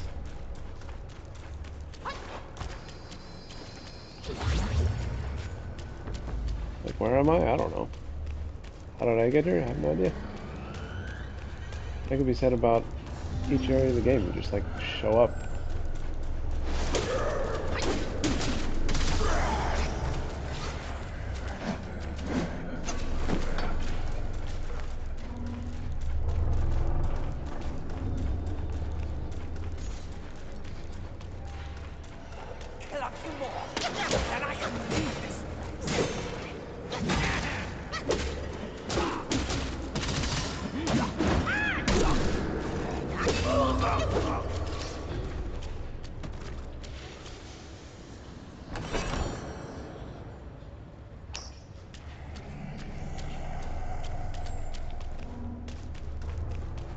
They gave you enough upgrade material by now that I feel like it's expected to hear.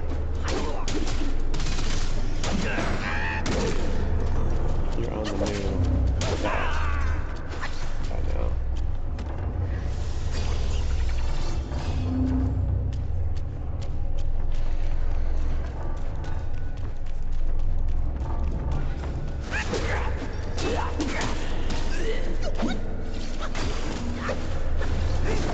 Oh, okay.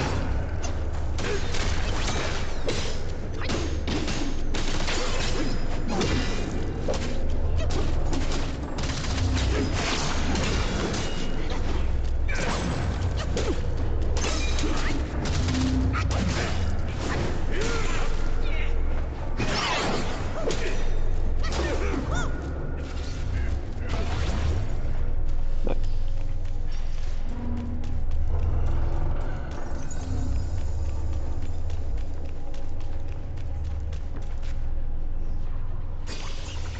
What is that? A lot? 1,200.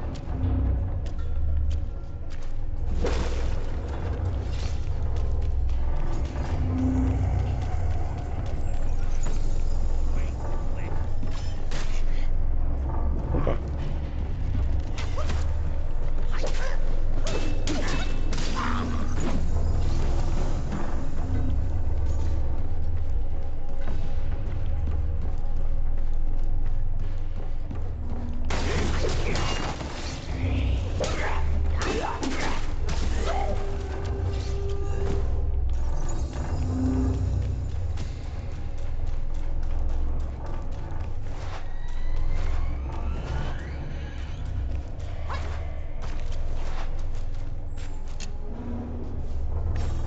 Okay.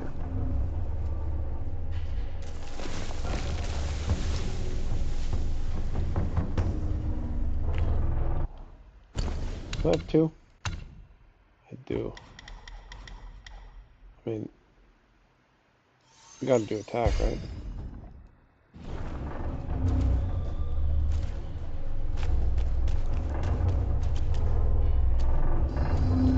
Oh, there's one more later. I gotta get whatever dispels that purple spell.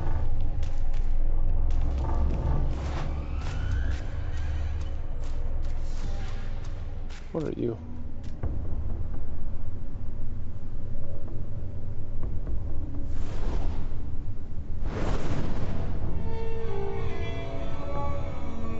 Am I fighting that?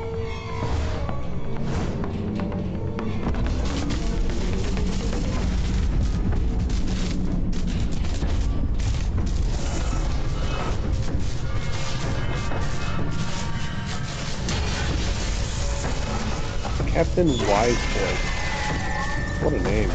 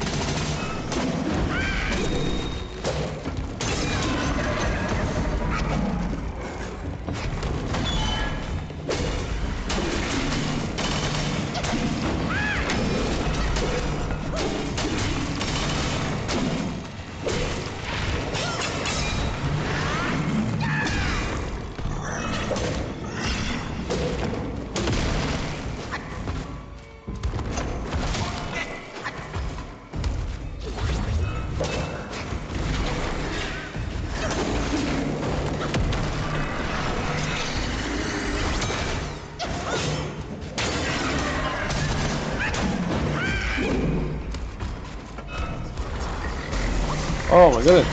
What are you talking about?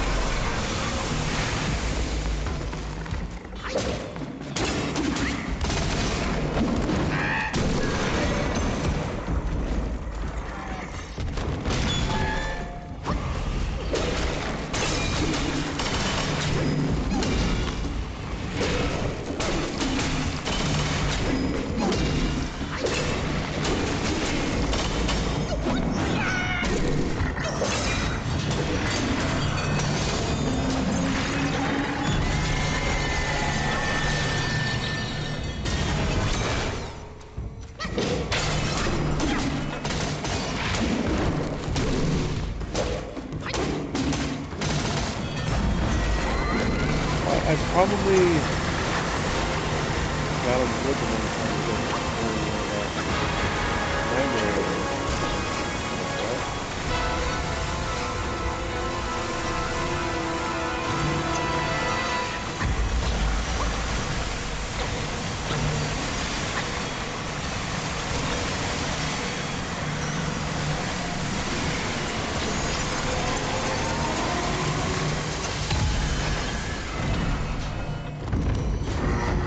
Are you still the same creature or are you different?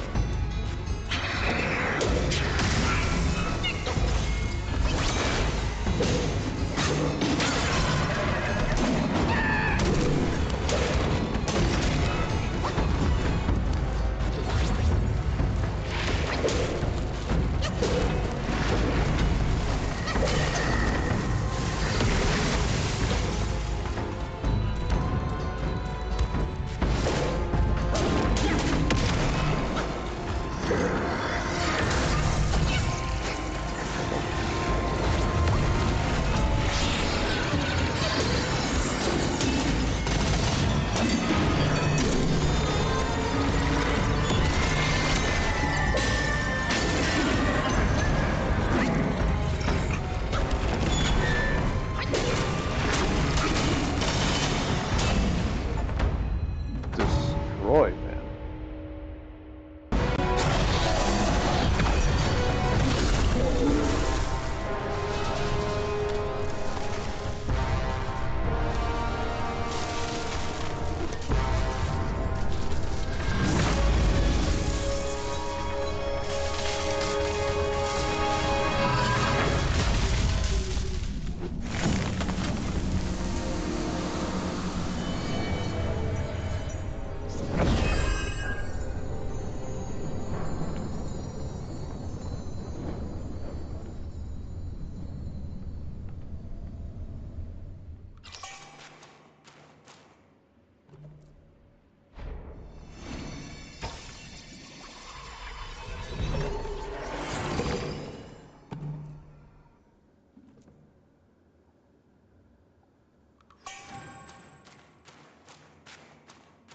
Spirit of Captain Wise Voice.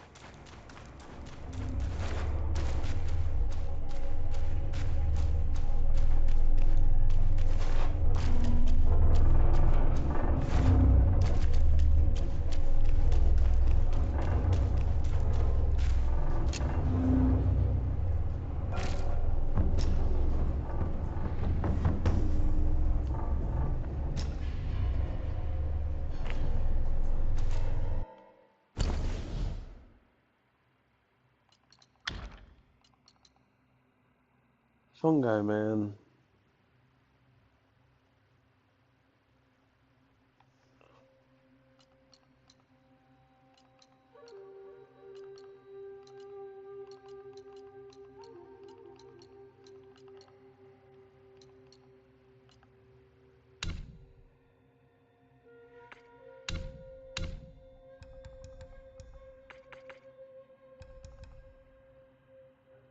Epic. Spirit of Captain Wise Voice.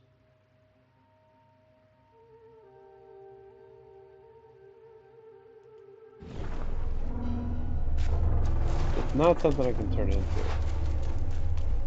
Something else.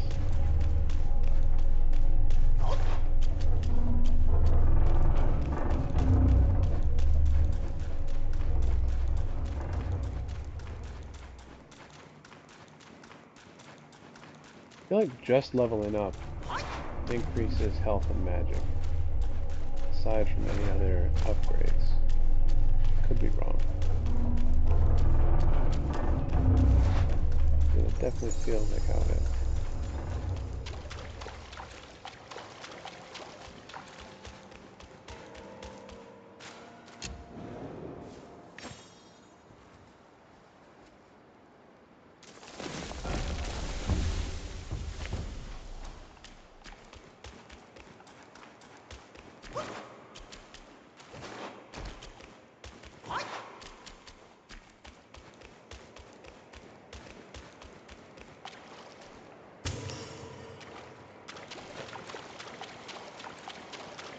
Oh, this is a health thing.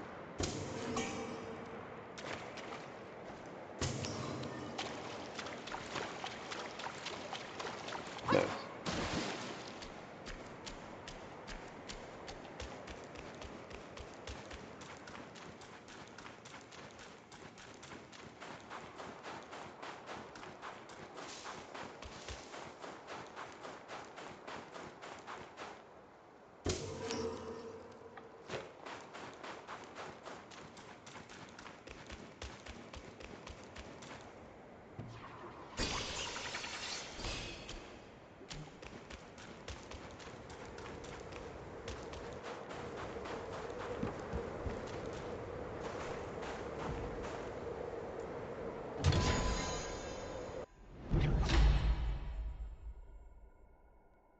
More mana. Nice.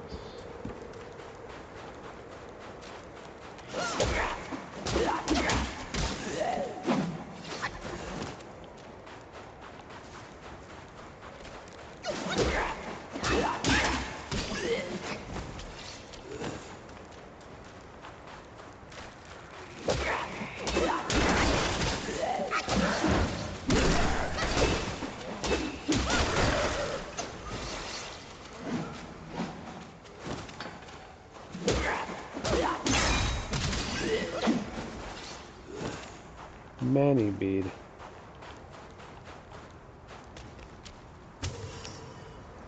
Tree pearl. Okay.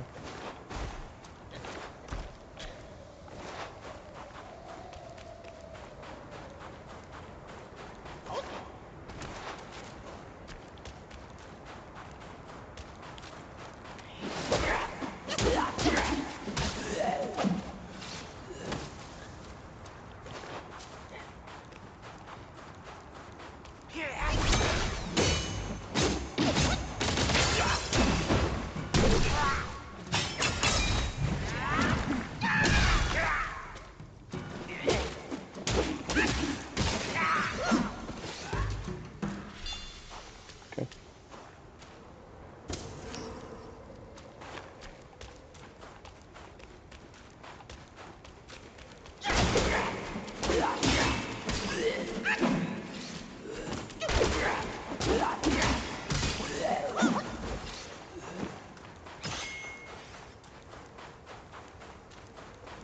Who dares to breach our place?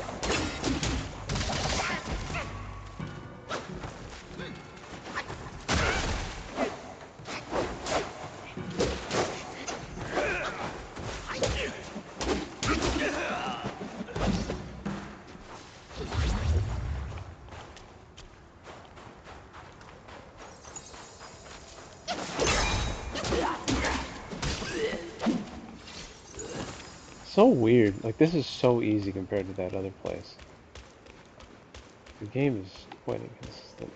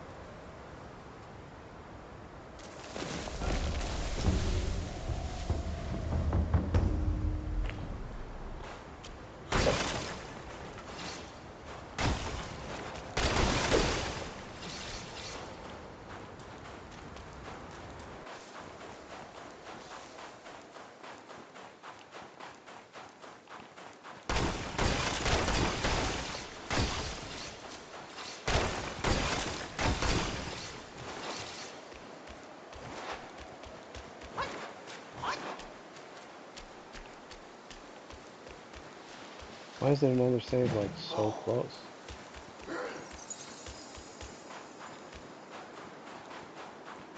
I don't know what's happening in this level.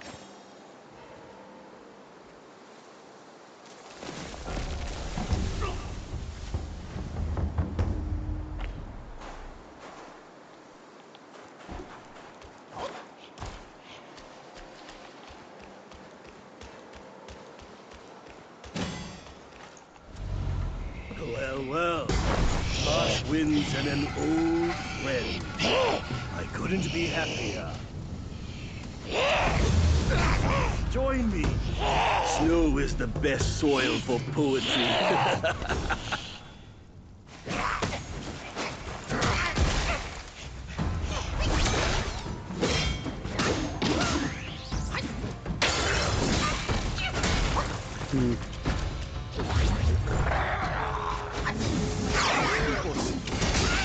Oh, I knew that before.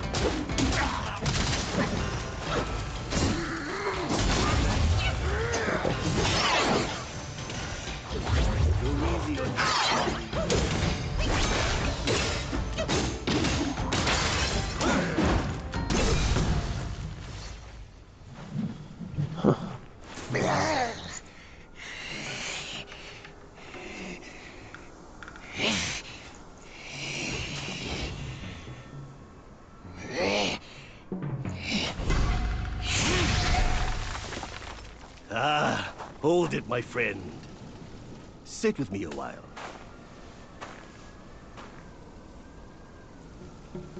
Dark-furred, devious-natured, hunting that Gwai is no simple task.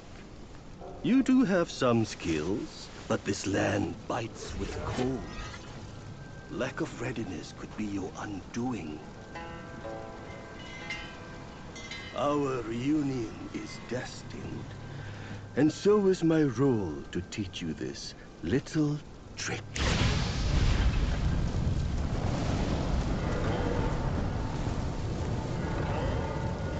I am extraordinary, as is my flame. It shall help you in need, be it injury, weariness, or frostbite. Beast or Yaoguais, none shall dare to draw nigh.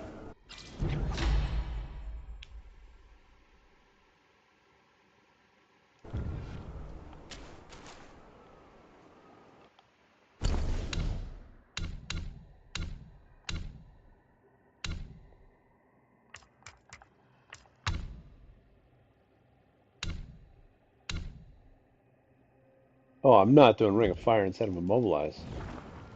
Not happening.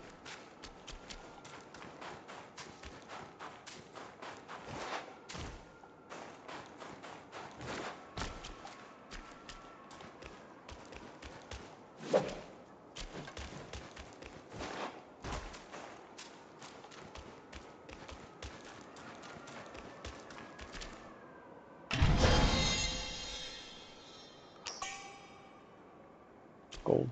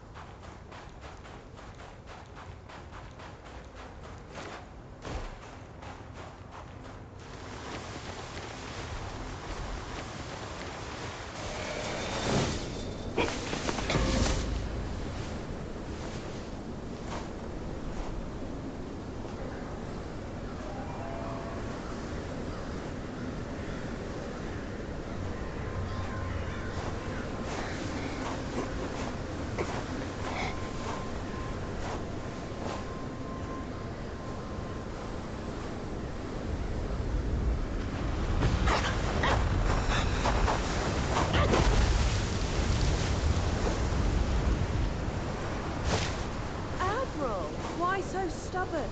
Keep at it. You could melt into blood and pus. Darling, come on! It's perfectly cool in here. Join me inside. That means the iron practice, will you? Such humour, Admiral. Let go of your stubbornness and I could request Master to set you free. Then I'd be open to joining you. Oh, I don't deserve you. That old bastard has really made good use of Wukong's relic. Even you, a celestial courtier, bend to his will. Yet my ears tell me that the Destined One has stopped the money wheel. Pity. Reckon it won't be your master who unlocks these metals eventually. These gold symbols are made by our Grand Master, and you think a puny monkey can go beyond that?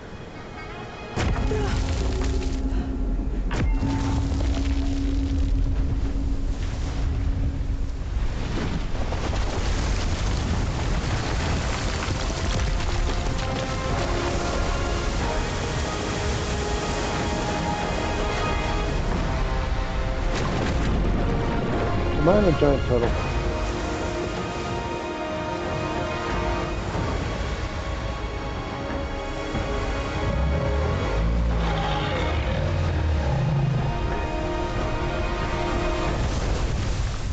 I think so. You've roused Turtle, General. How could you know he's here below?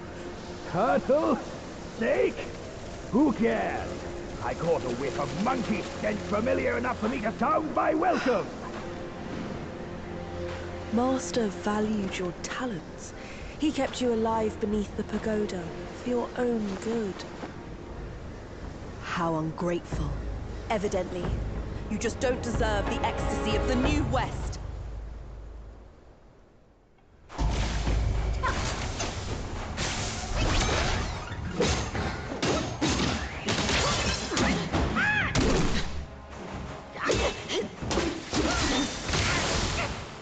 Okay. Well, I wasted all 3 bars. Tremors forge thunder. Classic spawn fox. Abandon your sense of justice. Believe you perceive justice.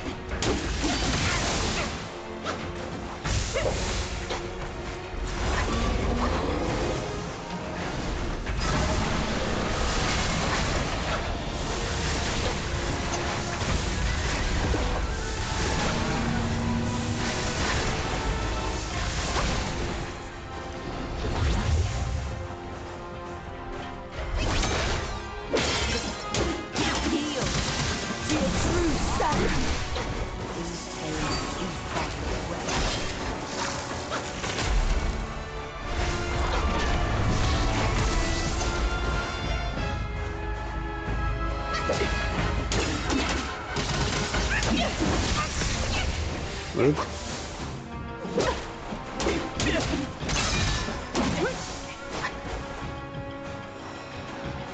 Stubborn as a stone.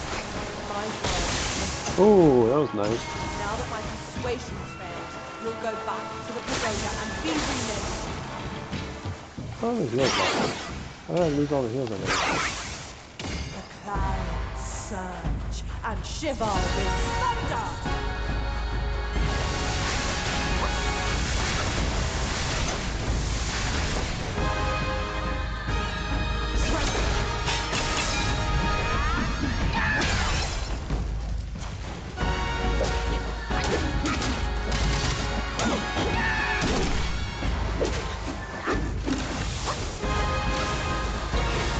Oh, she got it.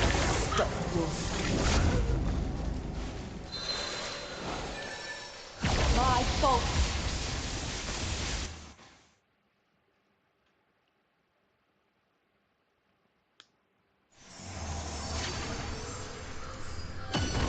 That's fine.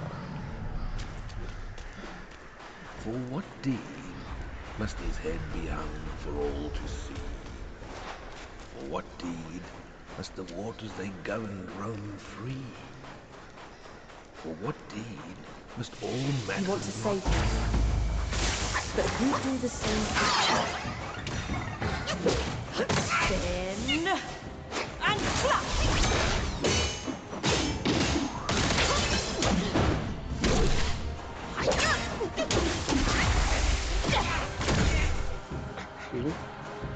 Tremors for thunder. Capricorn bolts. You embrace your destiny. Why not embrace our ecstasy?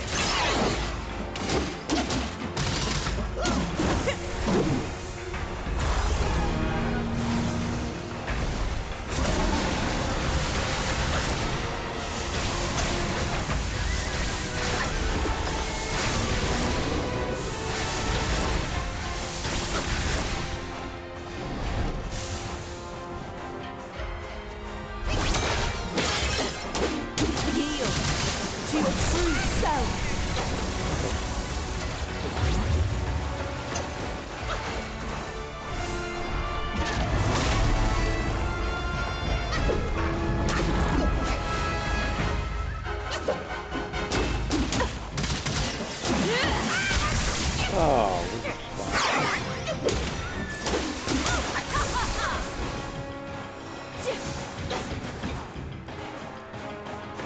And stubborn as a stone.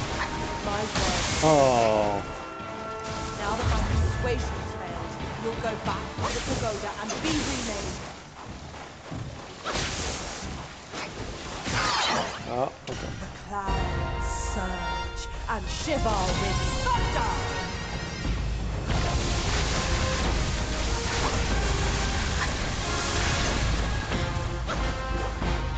Tremors.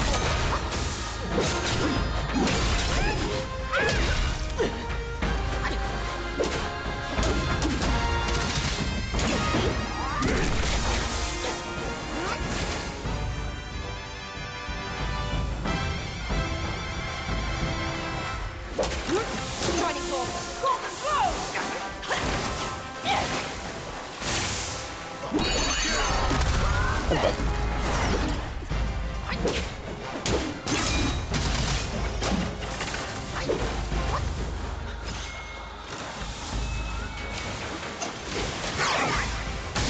Oh, she doubled it. Oh, don't be like that, you stupid game.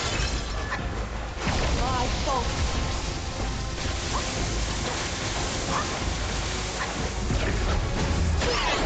Seers! Oh. Follow Here you come. That's what makes one tremble with delight. Why choose destiny over your very life? Oh. Stupid game. Throws her in the air. What does this do with that?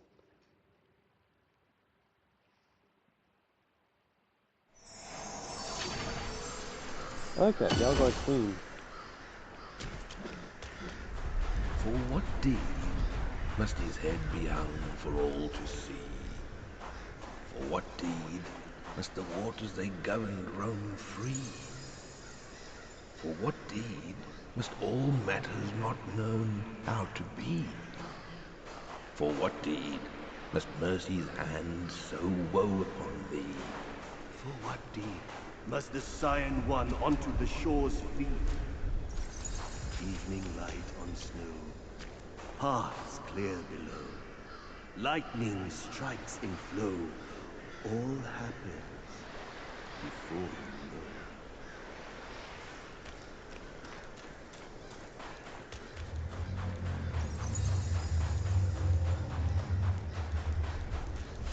You want to save me, but who'd do the same to you? Spin and clash! No. The glare!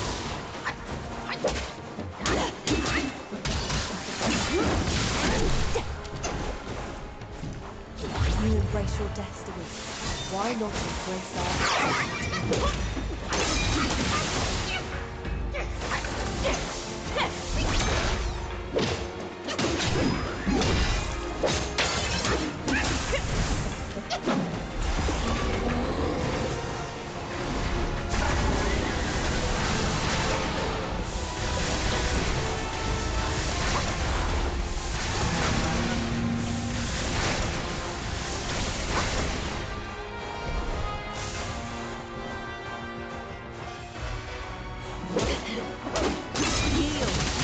to your true self. I really thought I died there.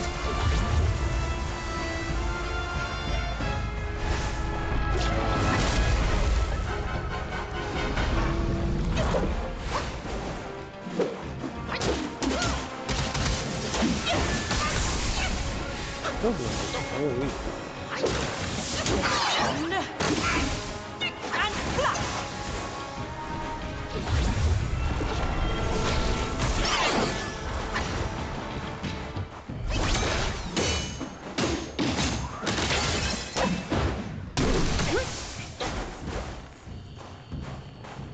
As stubborn as a stone. My word. Oh, that actually worked. Now that my persuasion's failed, you'll go back to the pagoda and be remade.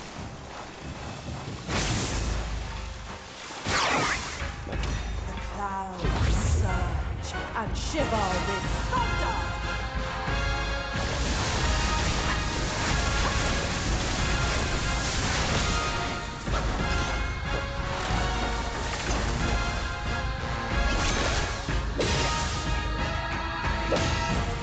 Before thunder, casting on bolt. I'm a little confused as to what exactly happened. The flash.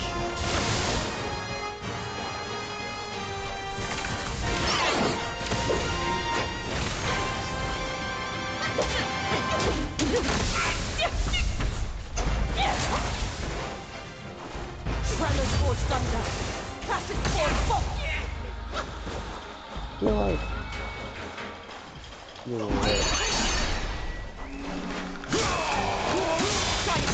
Golden throw.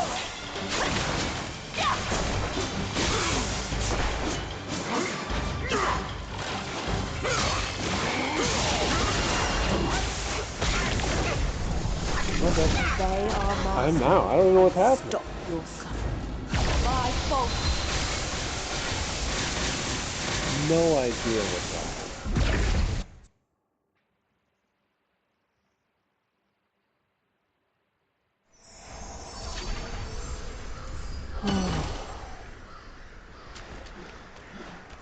For what deed must his head be hung for all to see? For what deed must the waters they govern roam free? For what deed must all Died and men come back. Used your mind. I really hate this. Tremors towards thunder. Casting on bolt. The flash.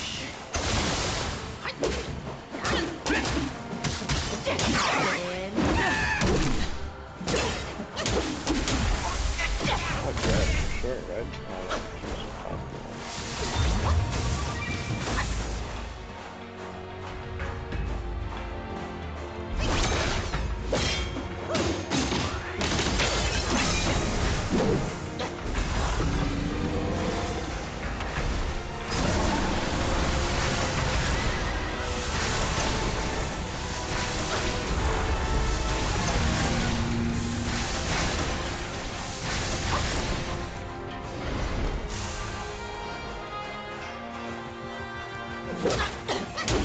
Yield to your true self.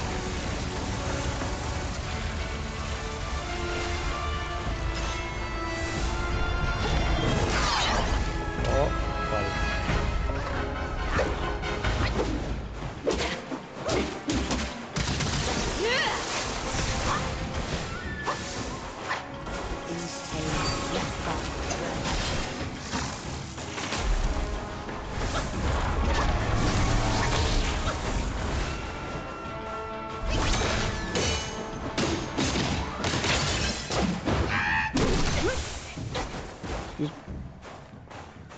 As stubborn as a stone.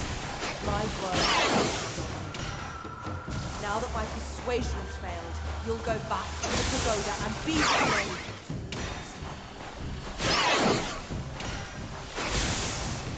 The clouds surge and shiver with thunder.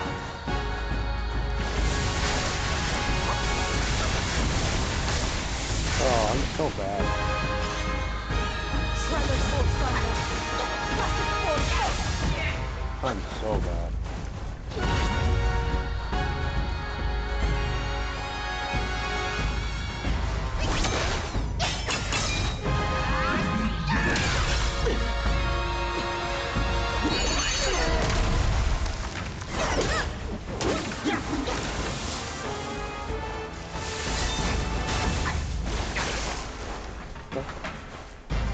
Picture. That's so much nicer than this.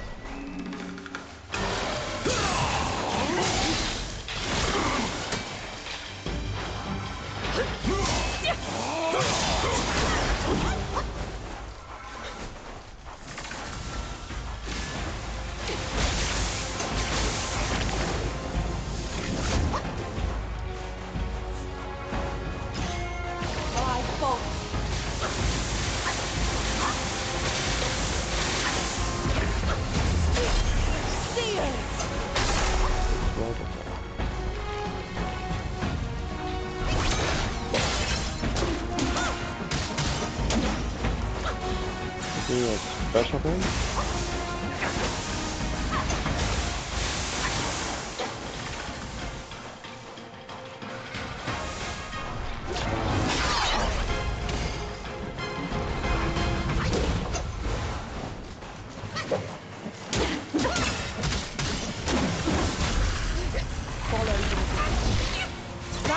Oh, would you please not kill me?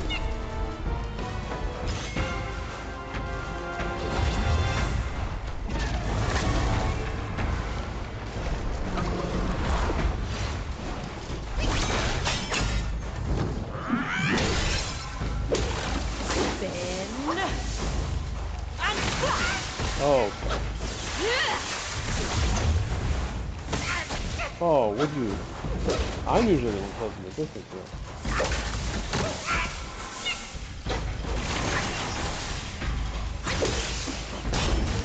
That's right. Master's right.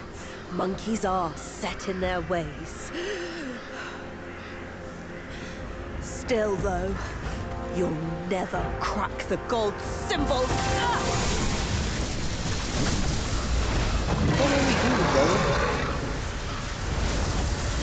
Same dragon?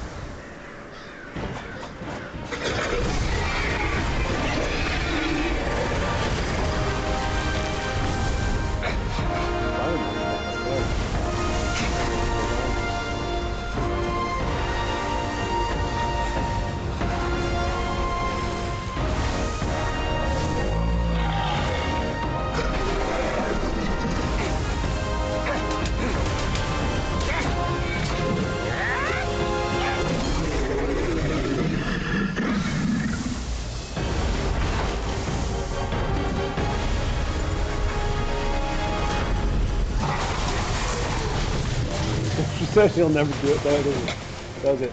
He immediately does it with her body.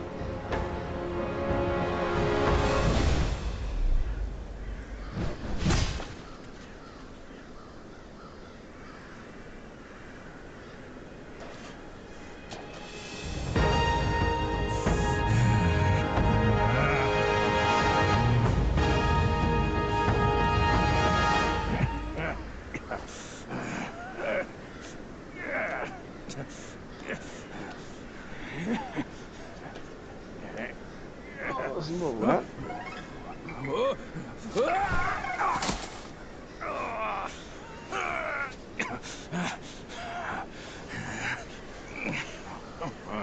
What took you so long? Constipation? I was nearly cooked alive in there. Pig. Smallest pig of all time? Move it.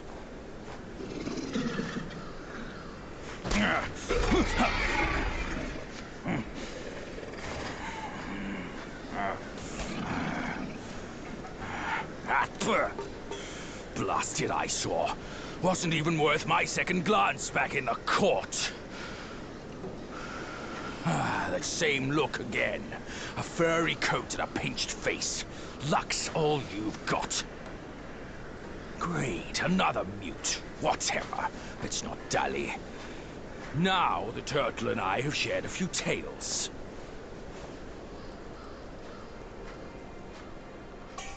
That Yellowbrow is not like our foes. That old monkey from Mount Kuagua who asked me to back you up here to see off his ugly tricks. He told me that once we gather all 6 relics, we can bring Wukong back. Let's say I buy it for now. I'll go and catch up with him first. You take a look around.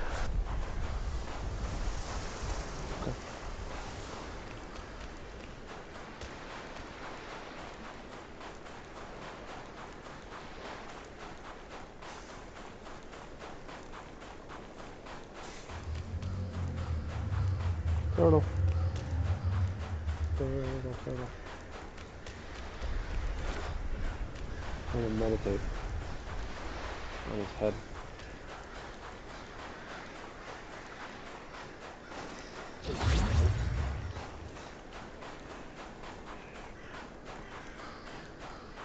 No more dawdling, boy. Bringing Wukong back is what matters most. My old friend! You must have had it rough all these years in this shithole! Rest easy! Once we're ashore, I'll take down that blasted temple to avenge you and Brother Snake!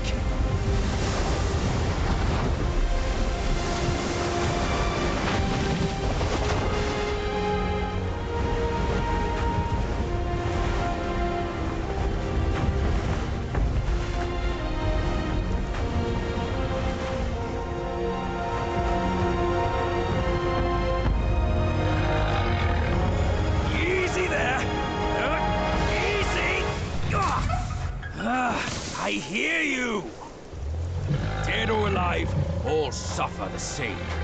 Could be better off staying a stone. Come on, cut the whips and wines, will you? You're too old for those. Yes, stop the sobbing. Stay here and wait. I'll check on your snake, pal.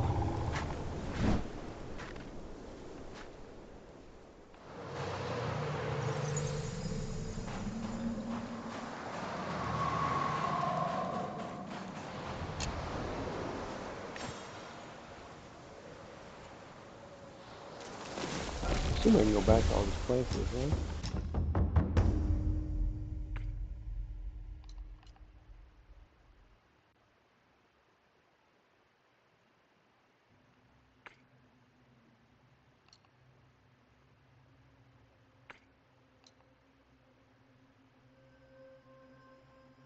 Increases thunder damage.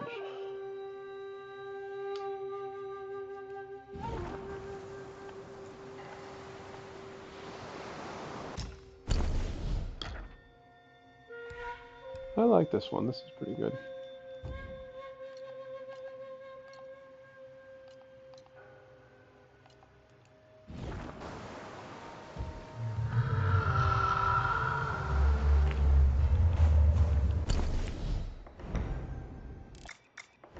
Oh.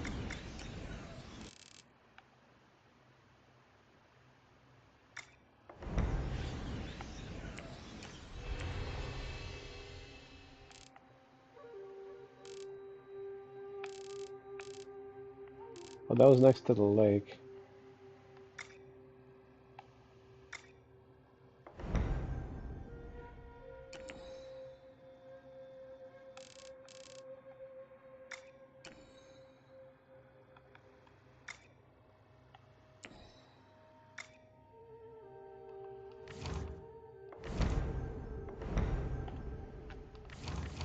Oh. Saw the layers of this thing. So it took me here.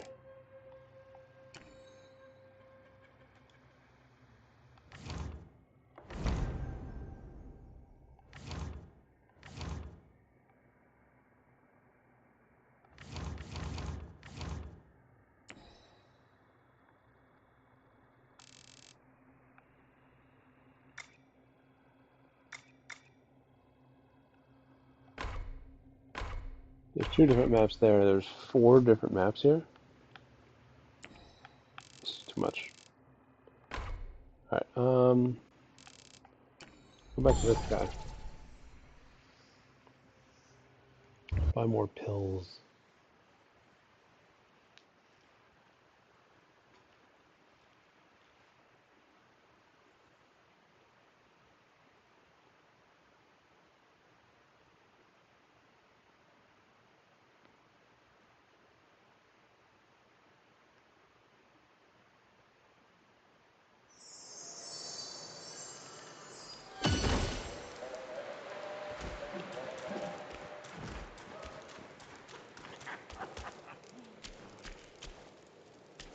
Mine eyes doth see the dell from the confines of my abode.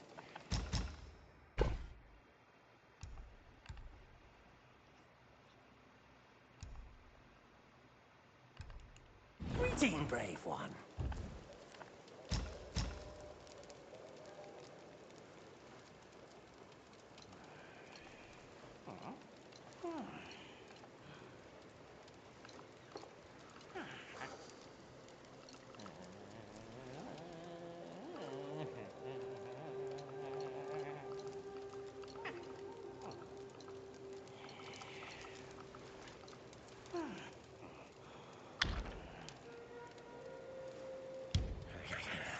From yin and yang, 5 elements emerge.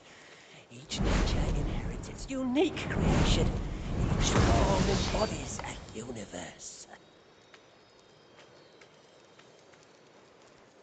So I've maxed out magic and defense, which is kind of cool.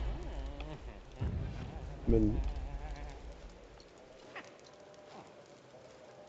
think I've got 45 defense. I increased my defense by like a third by doing these pill things. Oh, no, I can do 9 more defense ones.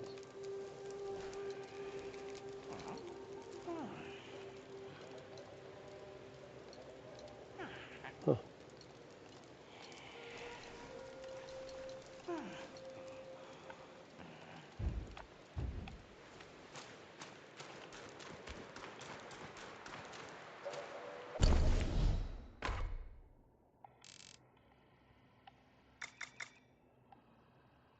Might as well go here, man. I don't know how to unlock the rest of the map.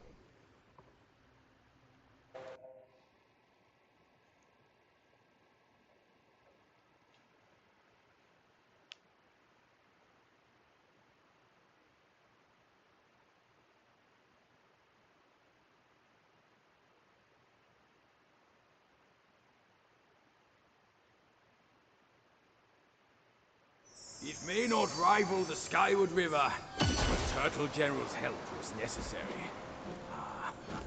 When me and Wukong braved to cross that river, we were surely a sight to behold.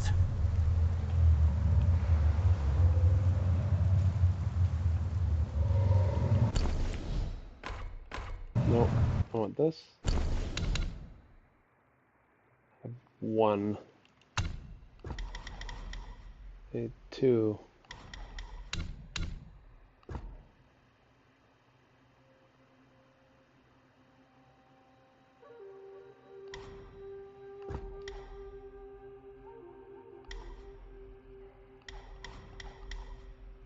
Feels defensive. That's probably a good one to get, but I don't know.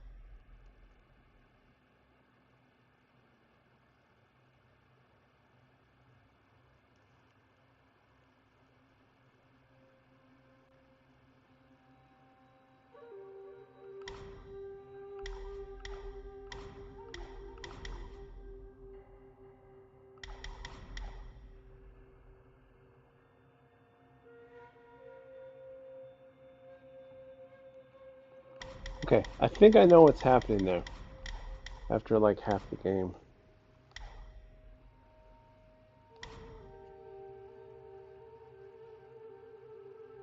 That's really not a thing I care about.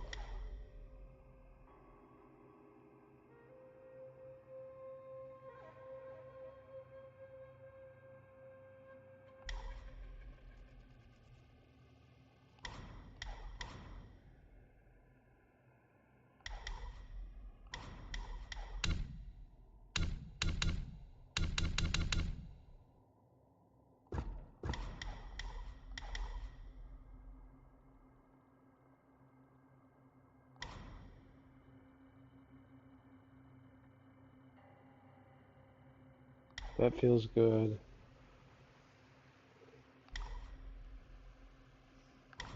I think those two are good to me. I don't know about this.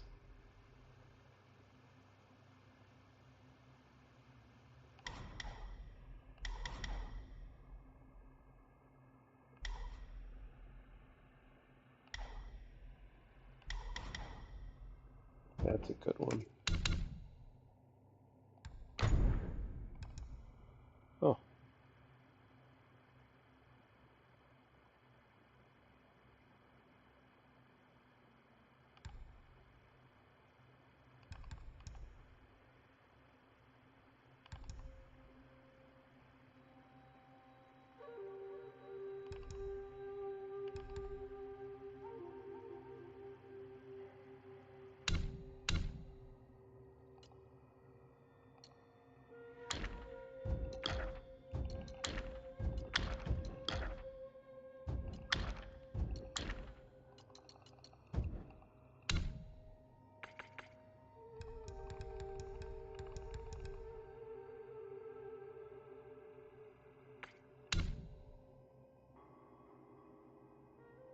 Let's read about the Lesser Yogwais.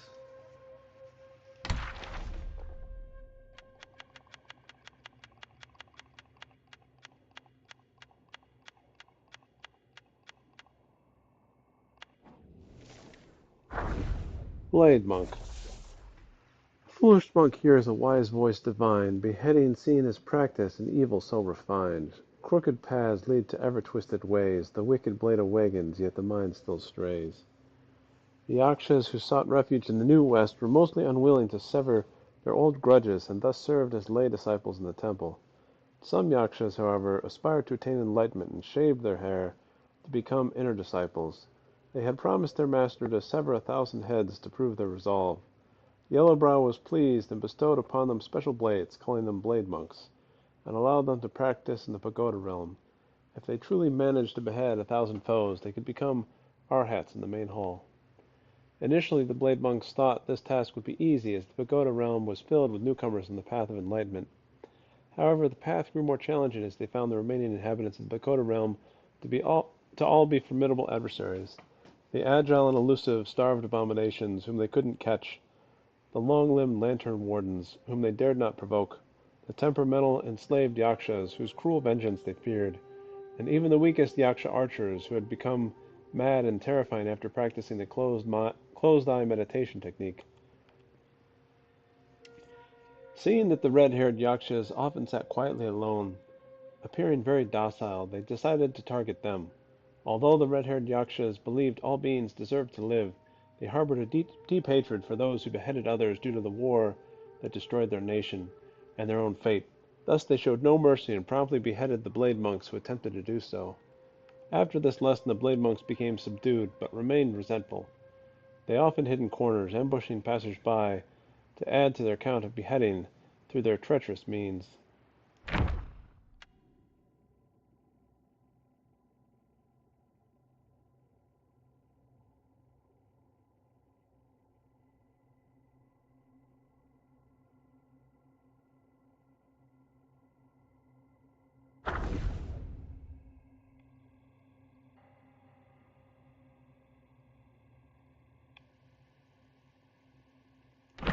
I already read that one. Frozen Corpse. Wisdom's lamp lights seasons span. Time flows like water through our hands. Snow and wind obscure the way. Achievements drift like bubbles grand. The temple rules state new monks entering the temple may receive a new kasaya.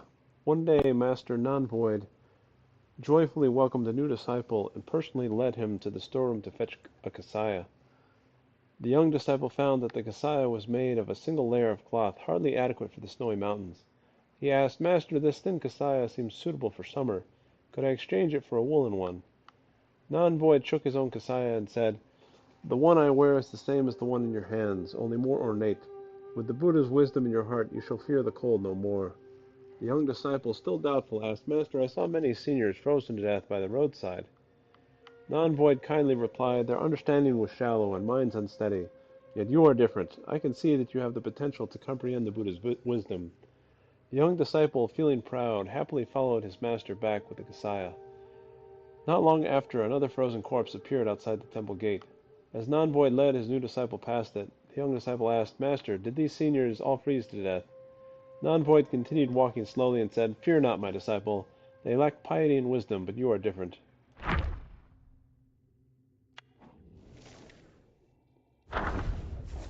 Yaksha Patroller. In the mountains high above, a fiend blocks the way, with a hideous visage and a crooked blade in sway. As the wind howls wildly, souls seem to fade, for life's last salvation be swift and do evade. The Yakshas who migrated from the west had a great fondness for meat. Fortunately, New Thunderclap Temple did not uphold a strict rule against eating meat, which delighted the Yakshas who sought refuge there. All the Yakshas in the mountains aspired to become patrollers, not only because of the uniquely designed large sword that looked particularly imposing and could fly back to its owner with great precision, but also because patrollers guarded the outer mountains and always had access to fresh meat. One day the Yakshas gathered together, drinking blood, eating meat, and reveling in their merriment. Their raucous behavior soon became known throughout the temple. The overseeing monks, who adhered to ascetic practices and only ate food, not flesh, were displeased. They carried a large pot to the Yakshas. When the Yakshas peered into the pot, they saw only radishes and greens, and their appetite waned. One Yaksha derided them, "Do you think eating this will help you gain a deeper understanding of Dharma? How shallow." Another added, "Our master said that to achieve ultimate bliss, one should not restrain one's desires." Hearing this, the supervising monk replied, "My desire is to promote virtue. If I cannot persuade you, I too shall be unable to achieve ultimate bliss." Thus both sides argued heatedly, without reaching a conclusion. Alas, eating what one likes and saying what one wants are not inherently wrong. However, one's happiness should not disturb others, and one should never derive pleasure from judging those perceived to have transgressed. In this case, both sides were at fault. Yaksha Archer. The bow's stark snap doth kindle fright, the arrow's tip doth chaos incite. Blind eyes traded for an enlightened heart, fate's ear deaf to a beneficent start. In the past, the Yaksha king was betrayed by the celestial beings, leading to the massacre of the royal family and the downfall of the Yaksha kingdom. After the kingdom's collapse, the Yakshas were forced into exile. The ceremonial archers, who once guarded the royal entourage, clung to their former glory and refused to shed their ornate armor. Despite their exceptional archery skills, their slow shooting speed and lack of close combat prowess made their exile particularly harsh.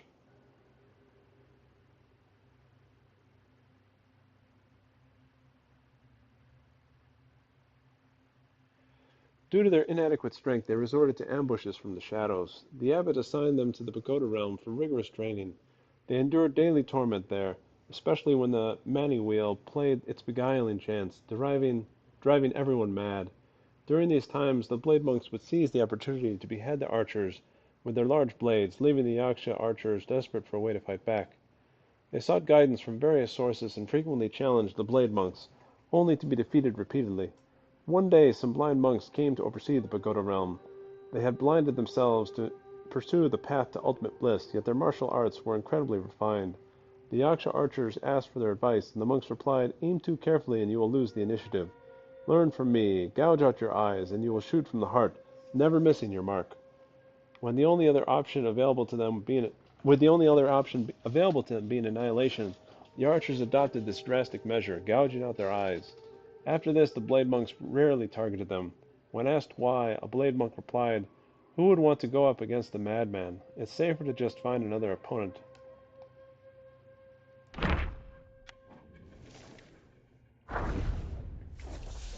Starved abomination. Abominations do roam the frosty, chilling path, with swollen, rumbling bellies, necks adorned in wrath. They spread their malice freely, cunning and so sly, a fearsome presence to behold, loathsome to the eye. In the past, at the foot of the New West, there was a village called Changwan. In this village lived a young man who had pledged his life to a childhood sweetheart, giving her a white jade pendant as a token of their love, and vowing to propose once he had become successful. The young man was a peddler, making a living by trading grain in the surrounding areas. One day a luxurious ferry sailed down the river near the village, more splendid than anything the villagers had ever seen. At the bow stood a plump monk in a yellow robe, radiating golden light. The villagers believed he must have been enlightened. After the arrival of the ferry, the temple in the mountains grew larger and larger, and the young man's grain trade flourished. One day the young man went to trade grain and did not return for over a month. The girl, worried, inquired about the temple's location and went there to find him. When the young man finally returned to the village, they missed each other, and the girl disappeared. The young man gathered some brave villagers to search for her in the mountains. They found no trace of her, but came across a towering pagoda by the riverbank. The young man led them there to rest. As they approached the pagoda, the door suddenly opened. Curious, someone peeked inside and screamed. Behind the door was a dungeon extending deep underground, seemingly holding many people. The villagers, filled with righteous anger, stormed into the pagoda. After a few steps they heard a loud bang, and the door vanished. Strange-looking yaguais with size and huge bellies emerged from the prison, laughing wickedly. One of them threw a bag of silvers to the young man and then eagerly leapt forward, swinging his scythe and cutting the nearest villagers into pieces. Realizing they had been deceived by the young man, the villagers fled deeper into the prison. The young man watched them and murmured, "Having lost my love, I cannot afford to lose my wealth." Okay. Red-haired Yaksha. With sword in hand, the foe's chest pierced, blood-soaked hair and battle fierce. Endless sorrow for fallen land. East wind sighs as west winds stand. In the kingdom of Yaksha there were 8 great generals, one of whom was named Miyan. He had once practiced under the Golden Summit Immortal at the Yuzin Temple, located at the foot of Mount Lingshan. Having fought countless battles, he possessed the valor of a warrior who could face 10,000 enemies. When a formidable enemy attacked, the Yaksha king appointed Miyan as the vanguard general. Miyan set up a large camp at the border and addressed his soldiers. "If any of you fear battle, walk away now, and I won't hold it against you. But know that if we lose this foothold, the kingdom will fall. Our elders, children, and all our wealth will become the property of our enemies." With these words, he and the entire army swore a blood oath to advance and never retreat. The Yaksha army, isolated and outnumbered, faced an enemy surrounding them on all sides, their banners blotting out the sky. Wave after wave of enemy forces attacked relentlessly. Miyan and his troops fought fiercely, suffering heavy casualties. Ultimately, Miyan was surrounded by numerous Arhats and was beheaded. The soldiers, countless among them having sacrificed their lives, retrieved their general's head. Placing Miyan's head in his coffin, they witnessed his body slowly sit up and lament, "If we lose our homeland, what difference does it make whether I have a head or not?" With these words, he closed his eyes and fell back down, finally passing away as blood gushed from his neck, staining his red hair. Later, his subordinates, in a display of loyalty and bravery, poured the blood of their enemies over their heads, emulating Miyan. Despite their valor, the kingdom of Yaksha was ultimately destroyed, but not a single soldier from Miyan's army deserted.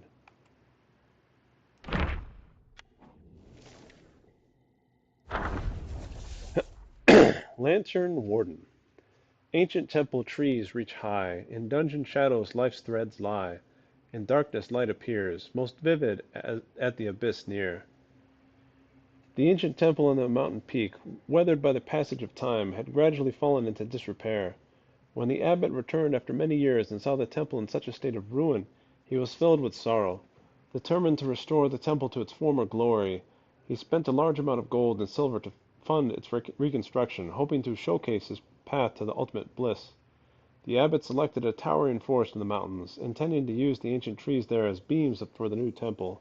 The craftsmen responsible for the timber set up their shelters at the edge of the forest and began felling trees according to the abbot's instructions. Everything proceeded smoothly, and within half a year all the necessary timber was prepared. The craftsmen received their wages and packed up, ready to ascend the mountain the next day. That night a craftsman on night watch was patrolling the area, carrying a lantern. Suddenly rustling sounds from the forest set his nerves on edge. Terrified, he woke everyone up. With their lanterns lit and axes in hand, all the craftsmen treaded into the forest to locate the source of the sound. As they ventured deeper into the forest, someone let out a scream and was abruptly dragged into the darkness along with his lantern by an unknown force.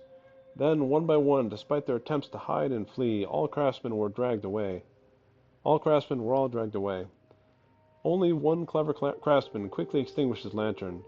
Trembling with fear, he groped his way through the forest. Fortunately, a faint light appeared in the distance. The sun was about to rise.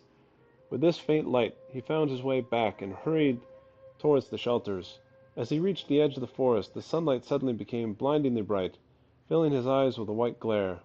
Enduring the pain, he looked closer and realized the light was not from the rising sun, but from his companions' lanterns. These lanterns were held up by vines that had replaced his companions' heads, propping up their corpses. A chubby boy with a pale face, dressed in a yellow robe, rode a tall, four-legged beast whose head emitted strange sounds. Just as the craftsman was about to plead for mercy, he felt a chill on his back. Then he felt himself being lifted higher and higher until he was level with the lantern. The chubby child patted the beast's head. The sounds ceased, the lanterns went out, and the night returned to its eerie stillness. The chubby boy laughed and said good materials should be used to their fullest. Enslaved Yaksha. Oh, true kindness, how pure and bright! Yet karma binds in debts of blight. With halberd in hand I fear their gaze. For humble roots my sorrow stays. In the northwest borderlands of the kingdom of Yuetuo, there was a small village where an elderly couple had been childless for many years.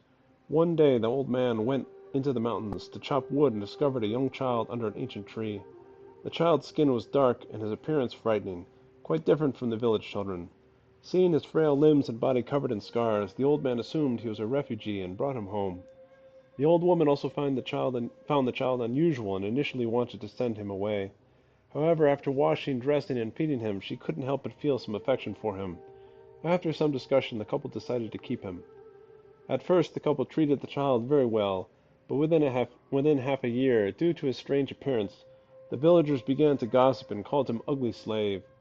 The old couple, feeling ashamed, also started to treat him less kindly and even called him the same way as the villagers did. Within 2 years, his skin turned a dark green, and the couple made him wear thick clothes to cover his entire body, forbidding him to take them off even in the scorching heat. 3 years later, the ugly slave grew more robust, and horns began to sprout from his head. The old man, increasingly fearful, confined him to the woodshed. Whenever he was angry, he would enter and whip the child, sometimes even using a hatchet to cut off his horns, leaving him covered in blood. The old woman, disgusted by the sight, blamed everything on the child. She would beat him when upset, and even burn him with fire when she felt ashamed. The ugly slave endured this torment in the woodshed for another 5 years. One day a group of wandering Yakshas passed by and heard curses in the Yaksha tongue coming from the woodshed. They broke in and found their tormented kin. They gave the ugly slave a long halberd, and in his fury he stormed into the house and repaid the old couple for all they had done to him. Years later, the ugly slave's resentment still simmers, and only by tormenting his prey can he find any semblance of joy. I don't remember fighting that guy.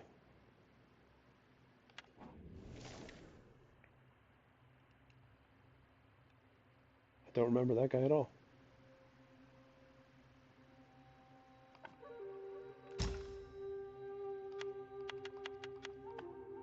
I fought no Yagwei chiefs, but a bunch of Yagwei kings. Kangjin Long.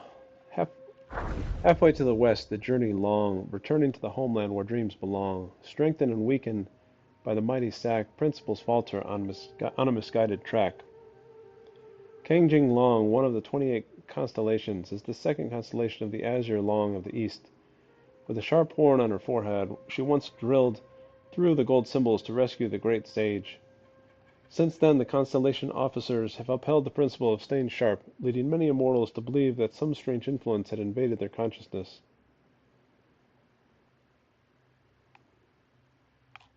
One day during the roll call in the Dome of Stars, the Dawn Star was missing. Despite thorough inquiries, no one knew his whereabouts. Coincidentally, Yellowbrow returned to the New West to host a grand ceremony, inviting various Yaguais, gods, immortals, and Buddhas to attend. Hearing the news, King Jin Long sought permission from the Celestial Court and attended the ceremony, intending to secretly investigate the Dawn Star's disappearance. However, like the Dawn Star, King Jin Long also vanished without a trace. The Constellation officers speculated and compared notes, realizing that both the Dawn Star and King Jin Long had once done the Great Sage big favors. They suspected a connection with the Great Sage. Reflecting on their past interactions with the Great Sage, they grew fearful. Quimu Wolf scoffed, "Though that monkey ruined my plans, I still respect him. But you always boasted about your friendship with that monkey. Why are you silent now?"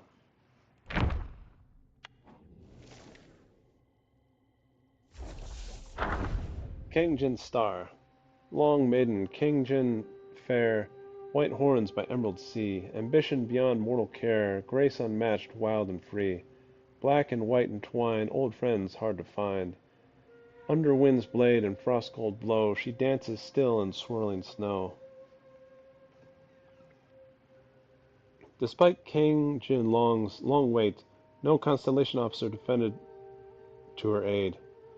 Yellowbrow laughed. "You, young lady, your high opinion of yourself is precisely why you've ended up like this, an utter loser." King Jin Long replied, "As long as I haven't begged for mercy, winning or losing is irrelevant." Not antagonized, Yellowbrow said calmly, "You wouldn't take such a risk just for that lookout cockerel. You must be curious about that monkey." King Jin Long remained silent. "I do have something of that monkey's right here in this sack." With that, he untied a sack from his waist. King Jin Long recognized it as the sack that had once captured them, and scoffed. "What's so special about it? It's not like I haven't been in it before." "Well, if you really want to know about him, you'll have to see for yourself." With that, King Jin Long was sucked into the sack. As she entered the sack, she seemed to see a 10-tailed goldfish swimming towards her. Not long after, when Yellowbrow released her, the Constellation officer had become dazed and bewildered. Seeing this, Yellowbrow laughed heartily. "Well, is he still the hero you remember?" King Jinlong asked, "Is he, along with all the gods and Buddhas in the celestial realm, all like this?" Yellowbrow neither confirmed nor denied it. After a long while, King Jinlong suddenly knelt on the ground and uttered, "Please, master, accept me as your disciple."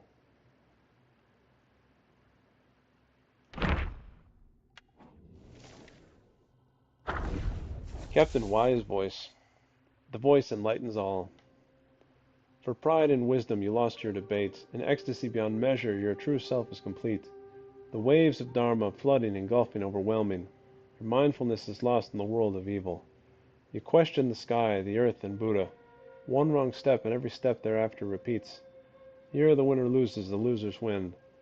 The risen falls, and the fallen rises. You know how to save the lost in evil's heartbeat.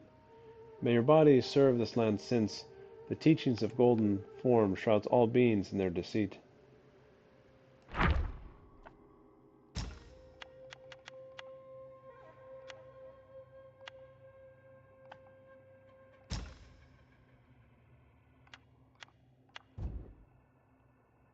Okay. Oh, what is this?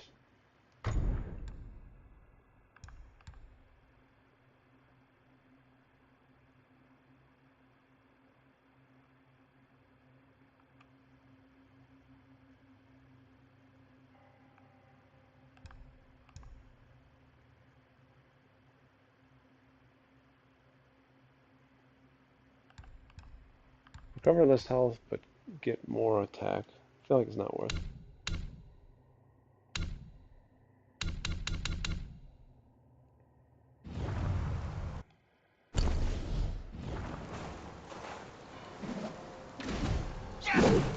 Oops.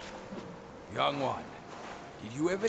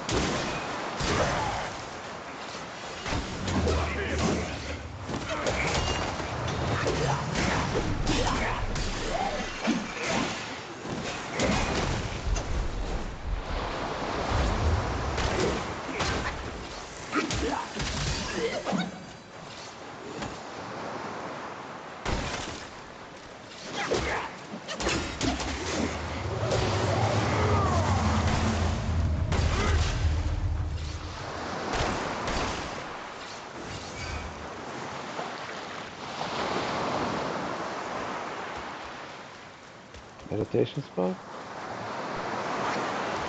One more familiar face. You're my old friends in Yellow Brow's clutches now.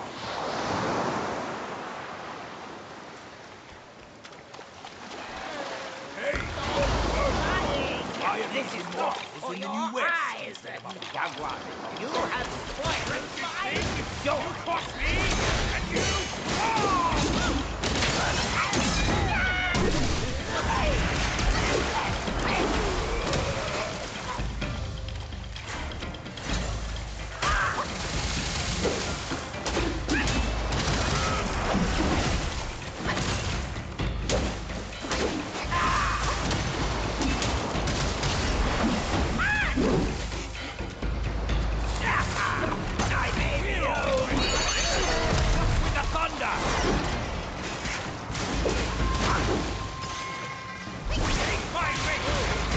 Wait, he hit me.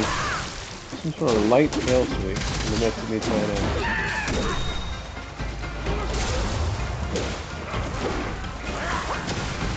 Please come. You dare!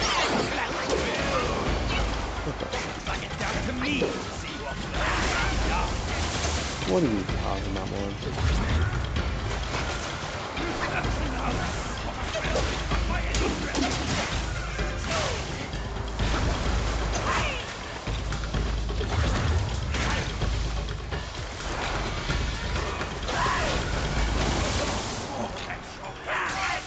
Oh my goodness, he's crushing me.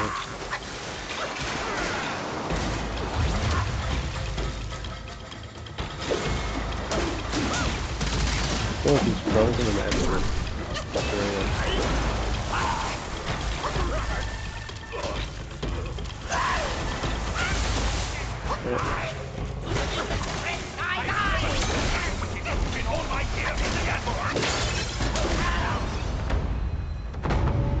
I might as well die.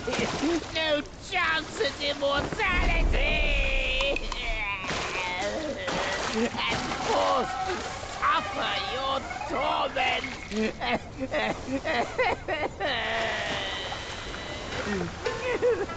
This old log can hardly move a muscle as he is.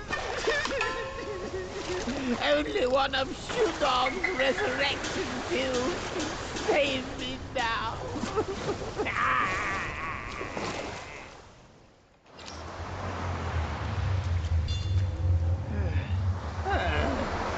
I was cast down to the mortal realm. My powers much diminished. I asked for nothing more than to live out my days peacefully.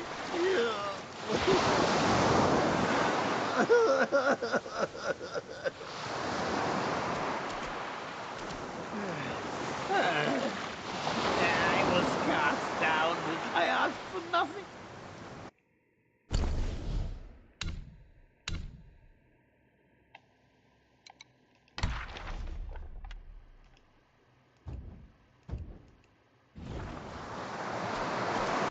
Yeah, I can check with you, dog, I guess.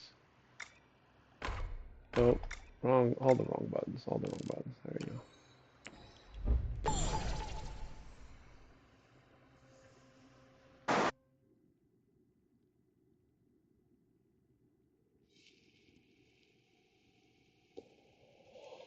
Well, it's like random dragon dude in the water in front of a giant island-sized turtle.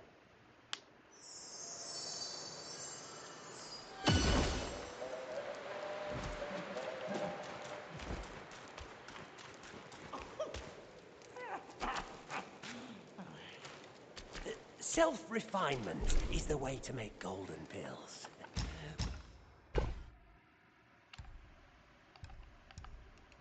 What say you, brave one?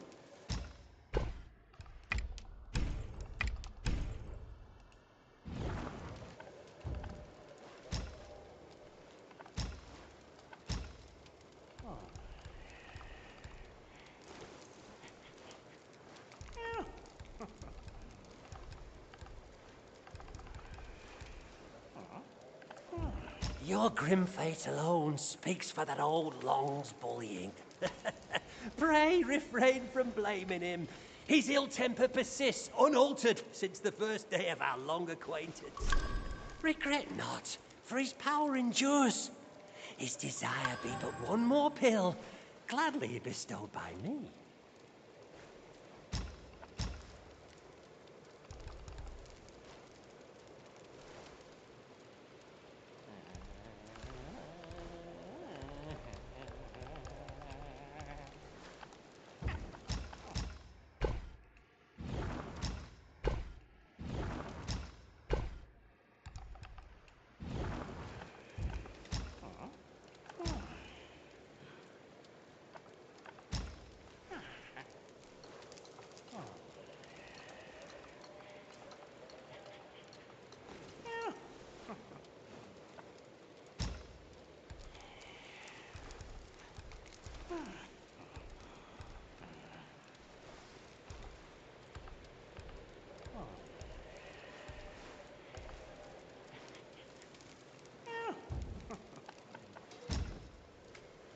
May Lord Lao illuminate your path, brave one.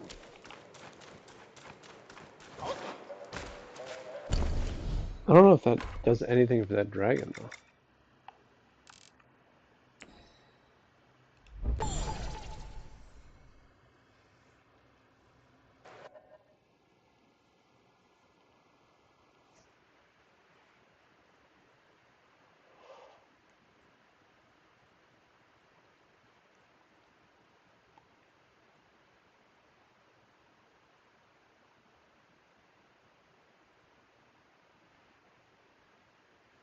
It may not rival the Skyward River, but Turtle General's help was necessary.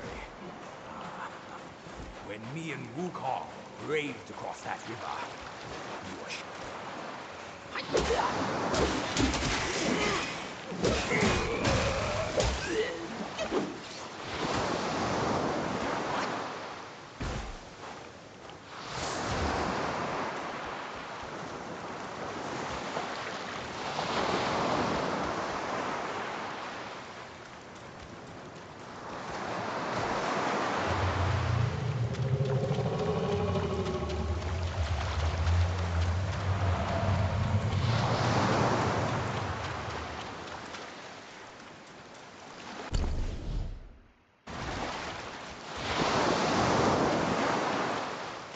Oh, here he is.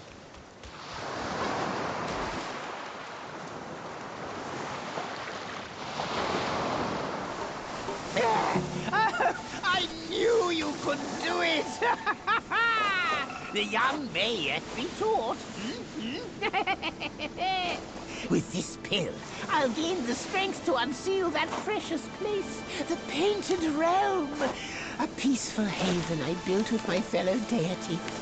Now the monkey is in place, we should gather once more!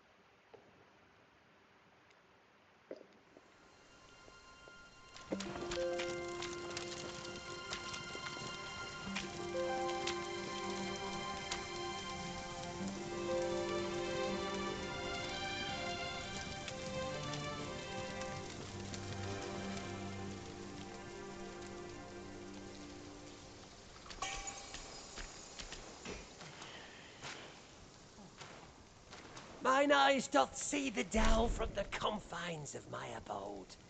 Greeting, brave one. Oh, many thanks for reuniting us here, brave one. This is a perfect place for my art. I've long yearned to come back. Henceforth, brave one, come timely to fetch medicines. This is a token of my gratitude. This is what my ceaseless toil finally yields.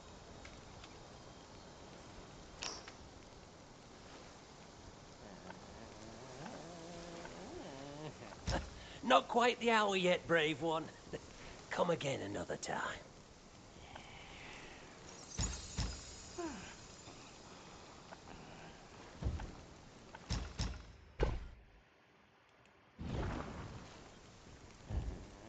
Many are bent on seeking shortcuts, hence pill making came to be.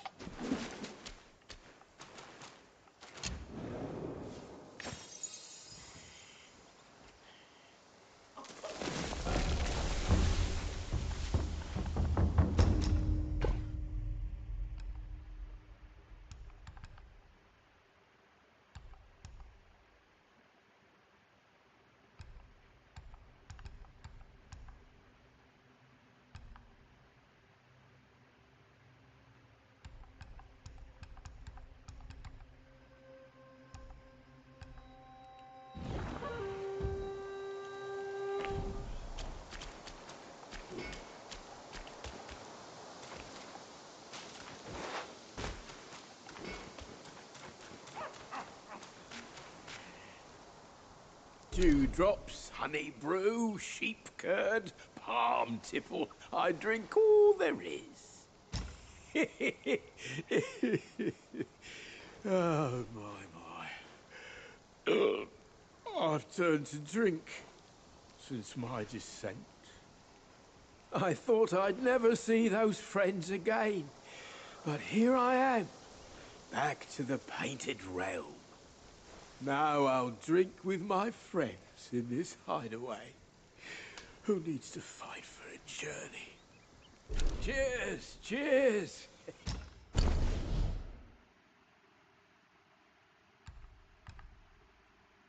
I had 2 gourds. Yeah, you need a fine gourd to drink from. Yeah, I'll fetch you a fitting one.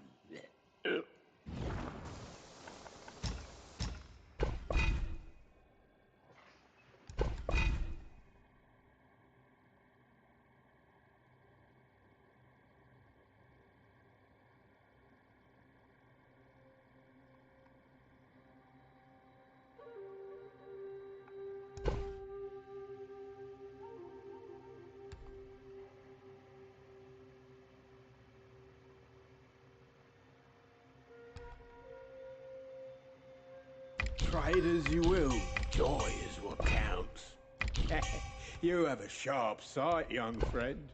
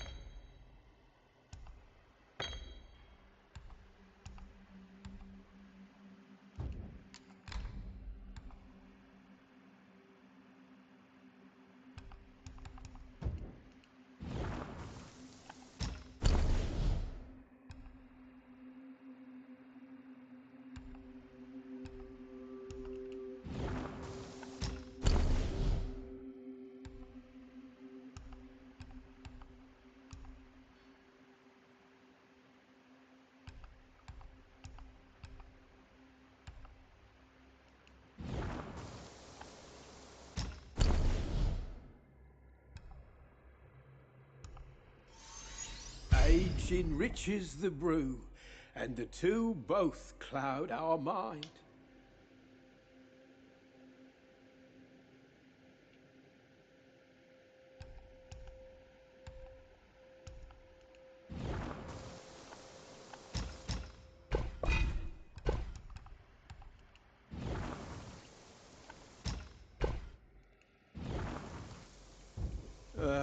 There's no going back to the court now. Only drink can drown my sorrows.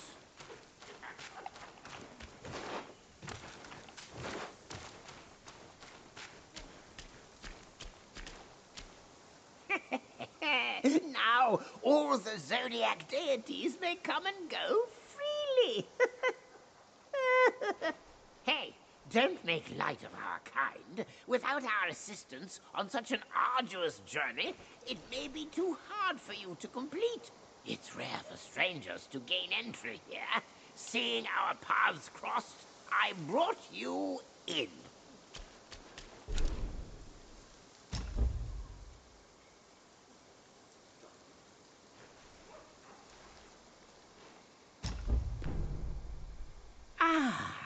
Rest assured, this old Long knows his trade. From seed to sprout to fruit to harvest, patience is the path to follow. As they say, fine soil yields fine sprouts, and fine sprouts bear fine fruits.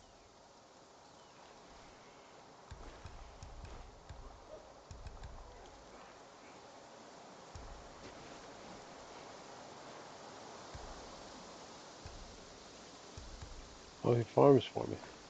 Oh, who's there to lend me comfort as I live out my years?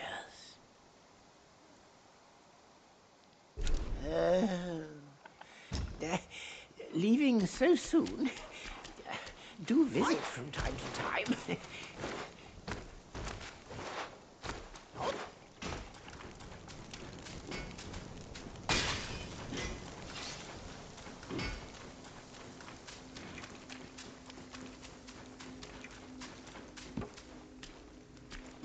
Spare me your prattle, it bores me. Since you're here, the scrap you're all in can stay no more.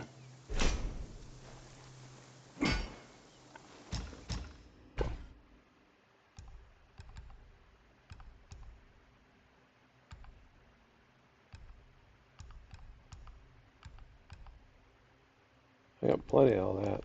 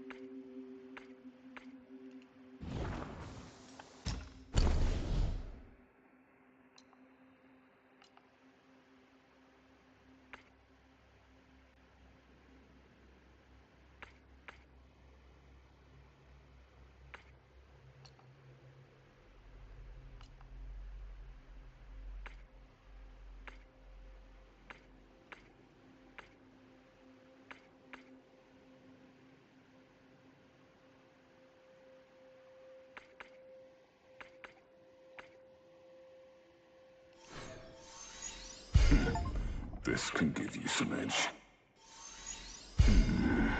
It might befit you well.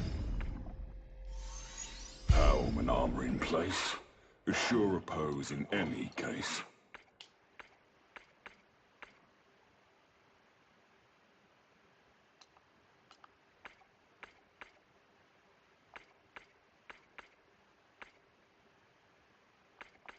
My defense just skyrocketed.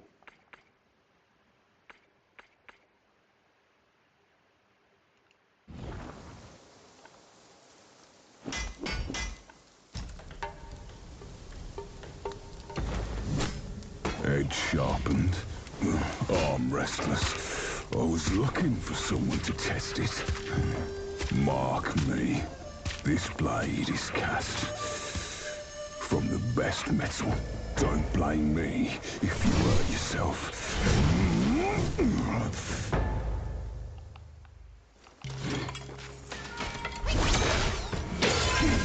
A dishonorable trick. That is correct. That is exactly...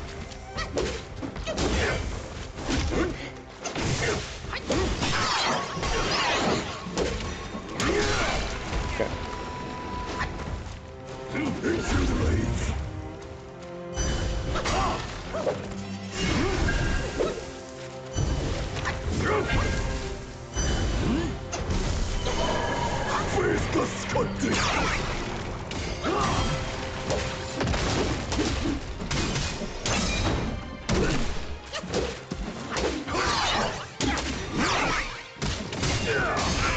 Okay.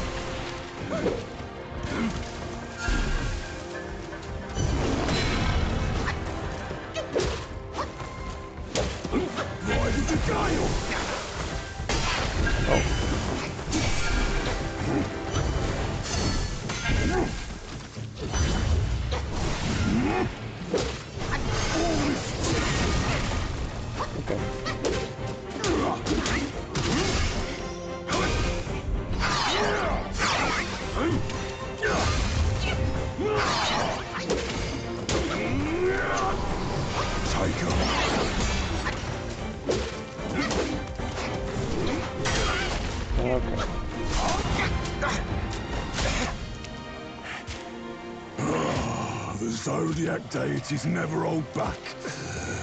You're far below him. Train well before returning here. I want to go again immediately.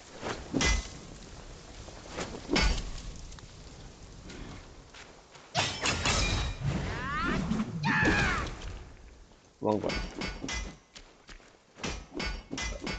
Armor and arms. Just us can make. Edge sharpened. Arm rest.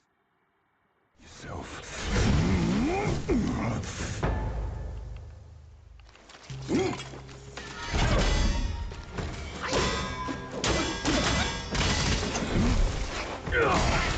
Oh, bad.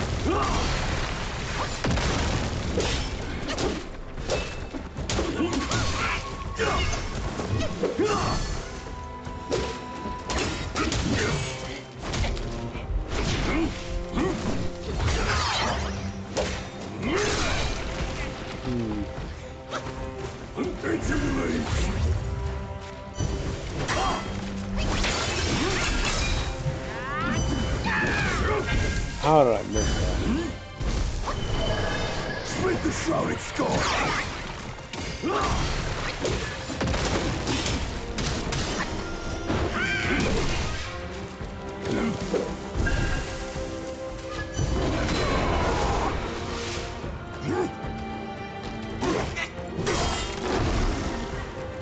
I don't understand what hit me there.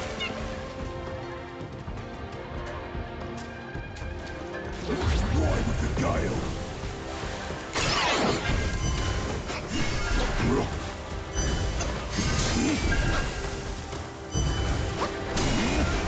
What are we doing?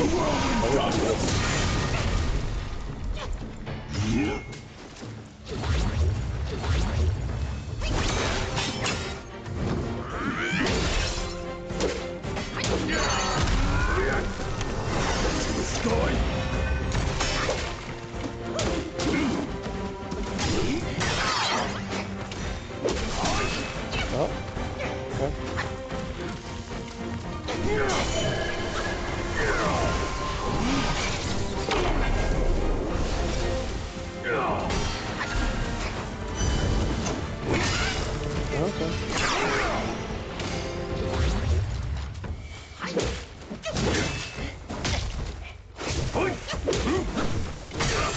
Okay.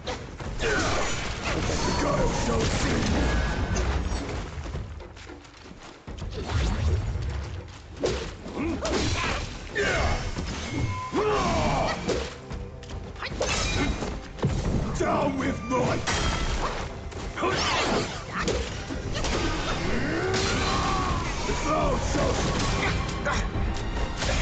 Okay. The Zodiac deities never hold back.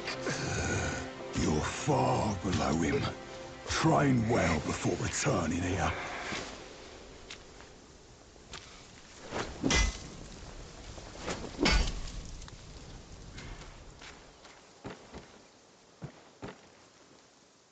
What rations? Yourself.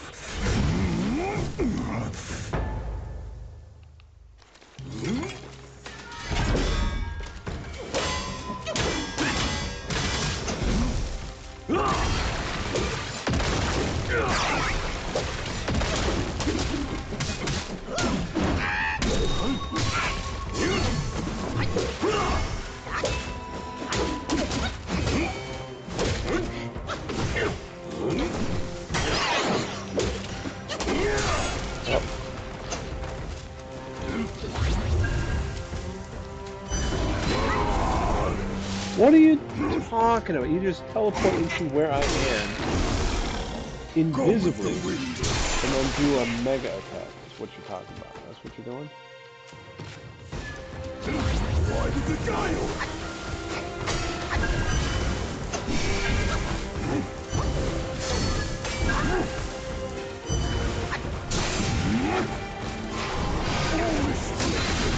I don't understand.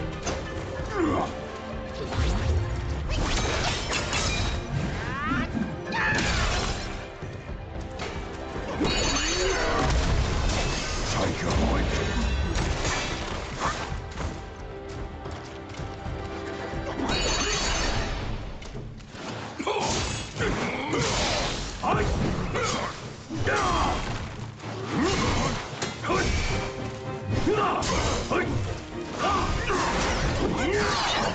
The gale shall see me.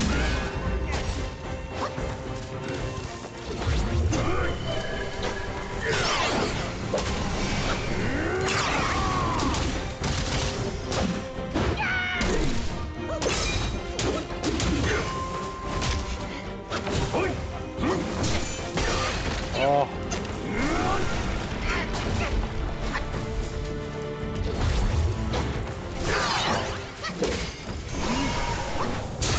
Oh, the double.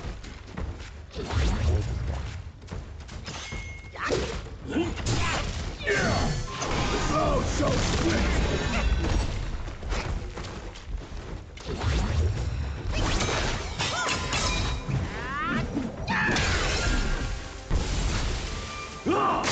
Oh, stop it. Please. Right with the gale.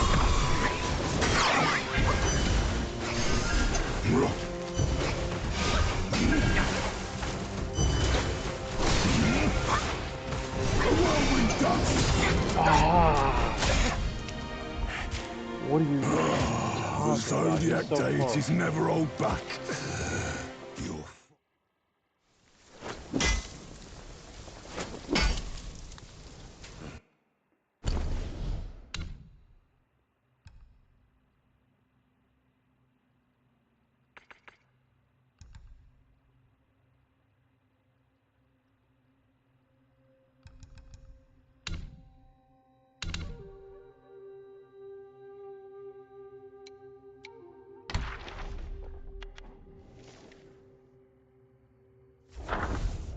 Jinlong. Craving fortune's smile, but met with bitter strife, toiling by the bitter lake in a grumpy life. In that realm of paint, the last hope's retreat, the green one brought him sweetness, a long-awaited treat.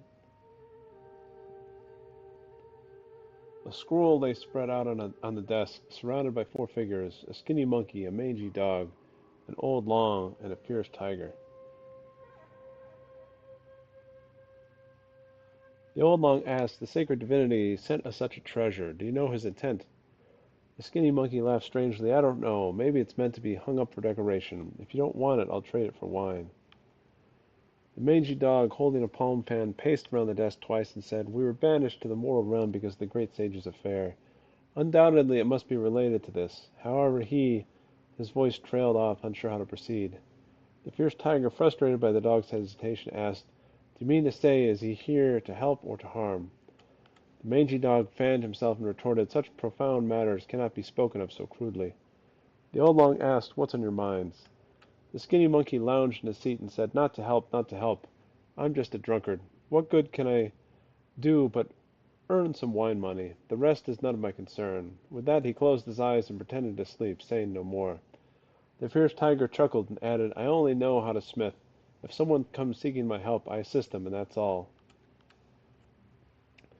The mangy dog, growing anxious, exclaimed, "Why are you all cowering in fear? We used to act justly. Look at us now, as if things could possibly get any worse.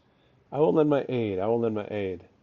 The old long quickly intervened. "Brother, patience. We understand your intentions. We need a plan, so if the sacred divinity reprimand us, we have a response." He paused, and the other three nodded in agreement. He continued, "Since we are of the same plan, let's proceed accordingly. Each of us should prepare and set off on an appointed day."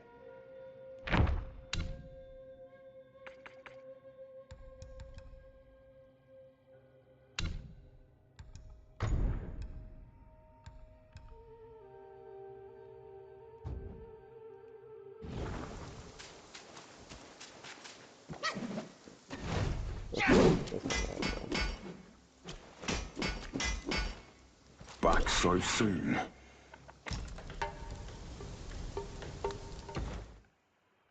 Yourself.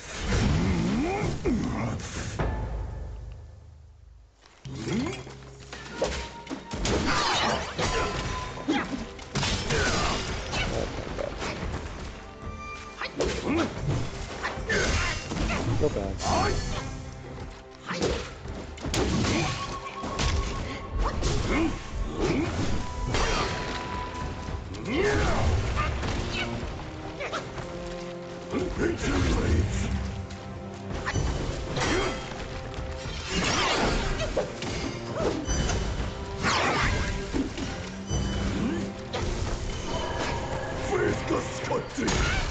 What are you talking about, man?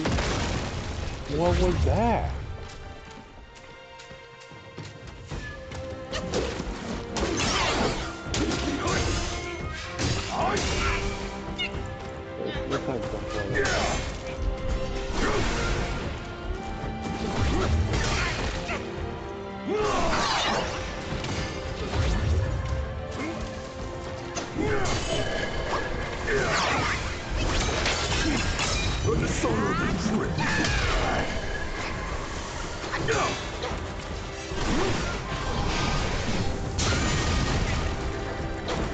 Why did I not turn into the guy? Everything was just going wrong this time. I don't understand.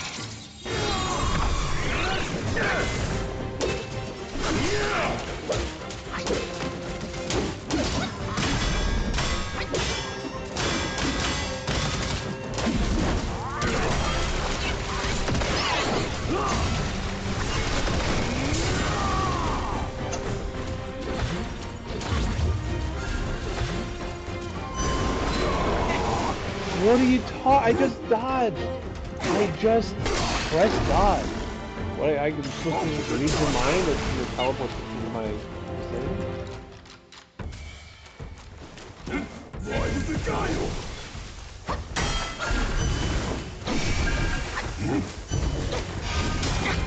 Yeah, this is all so completely stupid. The Zodiac deities never hold back. Your father. Unbelievable. What's fair to the up? Yourself.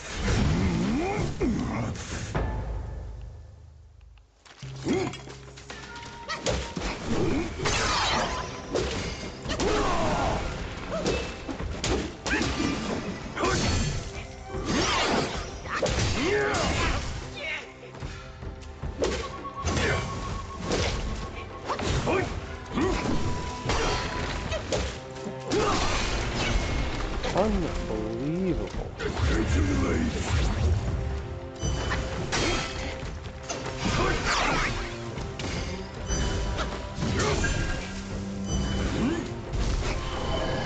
Split the shrouded sky.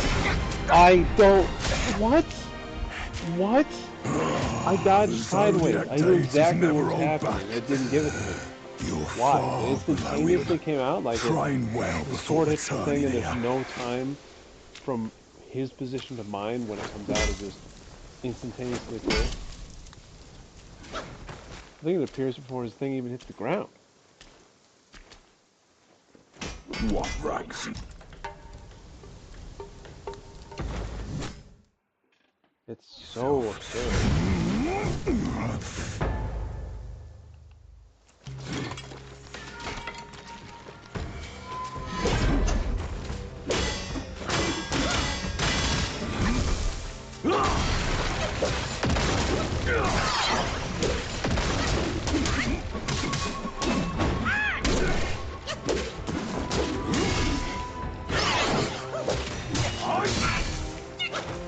I can't do anything. As soon as it hits me.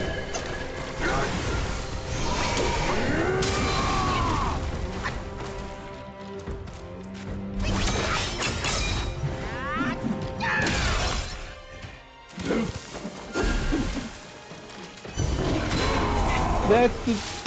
What are you talking about? In what universe is that an attack that's at all reasonable? It just magically appears,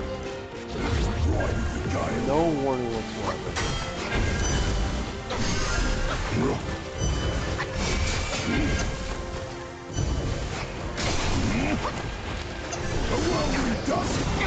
I don't understand.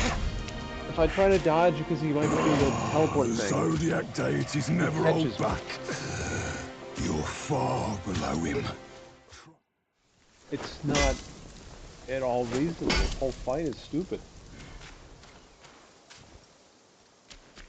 If it was just him and not teleporting in and out of existence, it'd be fine.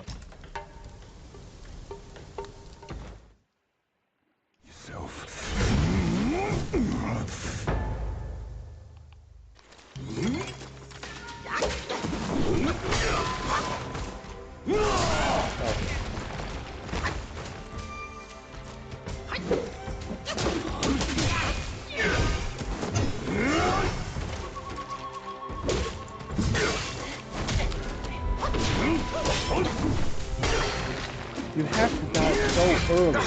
You have to dodge so early. Which gives you less time to react, and also it's more committal when he happens to, like, you're far below him. Do something else because you couldn't wait for him to actually give the visual cue as to what he was about to do. Armor and arms. Just a... The timing's all off, man. The entire game. Every dodge you have to dodge so early.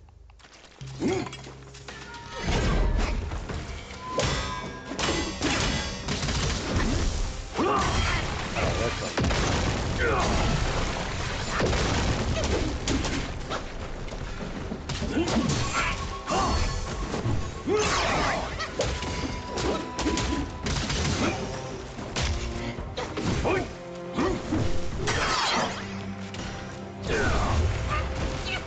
And then it's got a shockwave, because of course it's...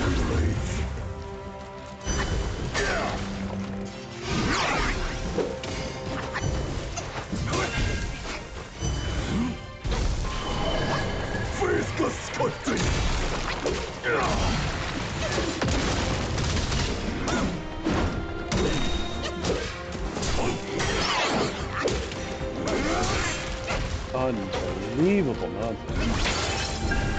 That did nothing. Vanishing is only one shot again.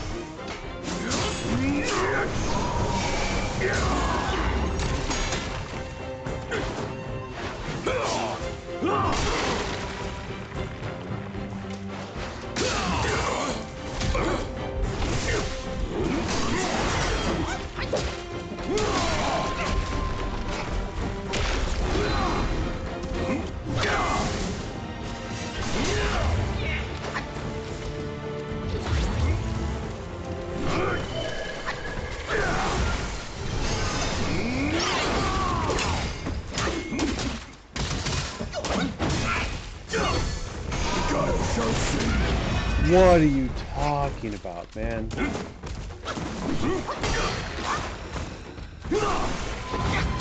What are you talking? That was what, some sort of air wave that came out from him? Never hold back. Unbelievable.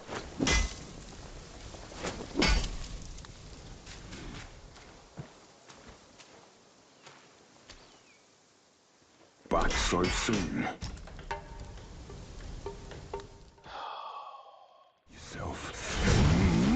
The one attack you have is effective for putting damage on something you can't use with this guy.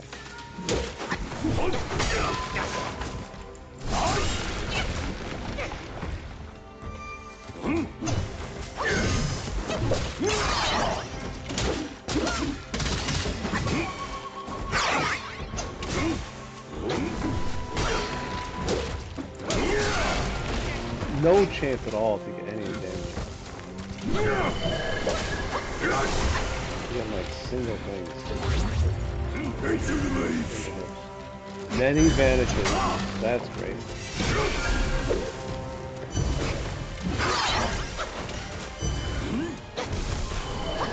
Split the shrouded sky. What are you talking about?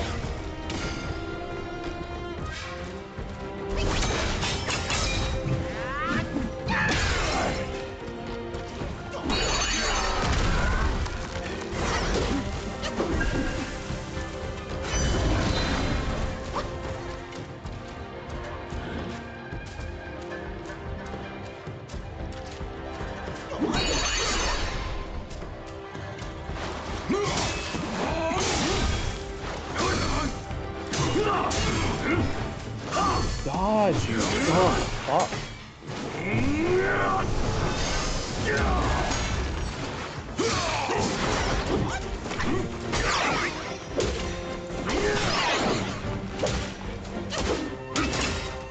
Right with the gale. He changes the tempo.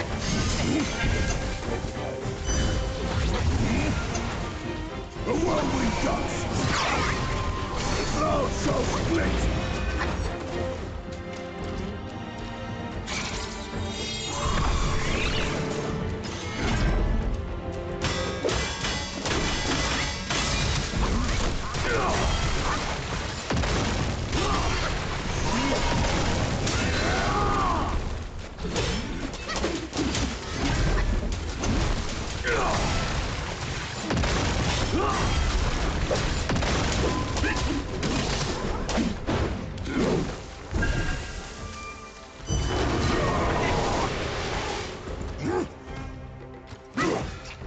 I better lift it. I'm almost full health. And this is the most I've ever gotten out.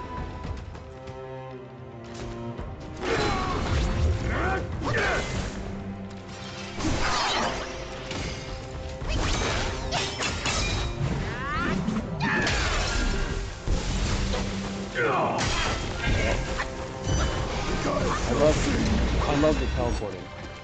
It's my favorite thing.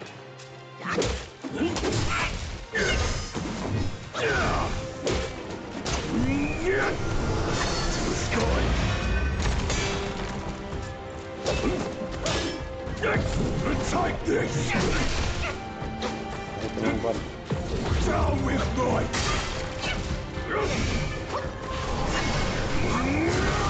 The cloud shall split!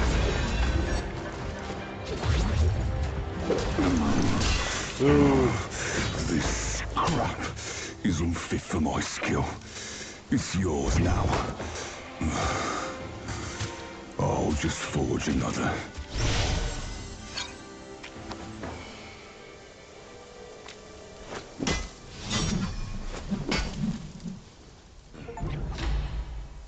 Ebb and flow. Blackwind rises, fate's swift dance. With each retreat a new advance. Transform into the yin tiger to ward off incoming blows by holding the sword horizontally, or dash forward like a gale to close in on foes' toes. Focus built up before transformation can be converted for use afterward.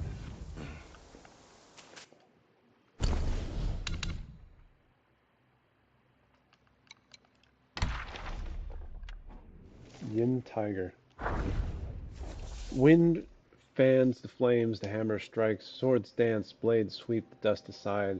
With iron will one finds their way, between stillness and motion greatness will stay. In the hall of Yan Chen, Yin Tiger stood before the anvil hammering away. Several young Taoist apprentices surrounded him, fanning the flames and adding wood and charcoal to the fire. Suddenly the hall doors were kicked open and the gatekeeper boy chased in with the great sage. Yin Tiger signaled to the apprentices with a glance, and they quickly left. The great sage approached the anvil, threw a set of armor on the ground, and placed one foot on the edge of the anvil, saying, "Brother Tiger, this armor those immortals granted me doesn't suit me at all. Why don't you better it for me? I trust your craftsmanship." Yin Tiger glanced at the great sage's cloud treaders and said, "You come to ask for my help with such disrespect. Your foot." The great sage, with a cheeky smile on his face, lowered his foot and said, "I care nothing about those grand rules above. We've known each other for ages. Why bother with manners?" The young tiger didn't respond. The great sage grabbed the large cleaver the tiger had been hammering, tested its weight, and shook his head. "Too light, that is. It doesn't suit you." Only then did Yin Tiger pick up the armor from the ground, examine it, and say, "Your gold armor is excellent. Why bother with the scrap metal?" The great sage leaped onto the tiger's large chair and laughed. "That's why I brought it here. You don't really have to waste your hammerings on it. If anyone asks, just say you're working on it." The Yin Tiger refused. "Take it back. I won't play along with your act." The great sage wasn't offended. He untied the precious gourd from his waist and said, "Actually, I came to drink. Go call everyone. Remember to invite my good brother Shen Monkey, and bring some of his homemade wine. To drink mine, you guys got to offer something too." Later, the great sage drank and reveled with everyone in the hall of Yuan Shen until he was hammered and had to be escorted back by celestial officials. After he left, Yin Tiger noticed that the armor was still lying beside his anvil. Well then, he would have to return it to him another day.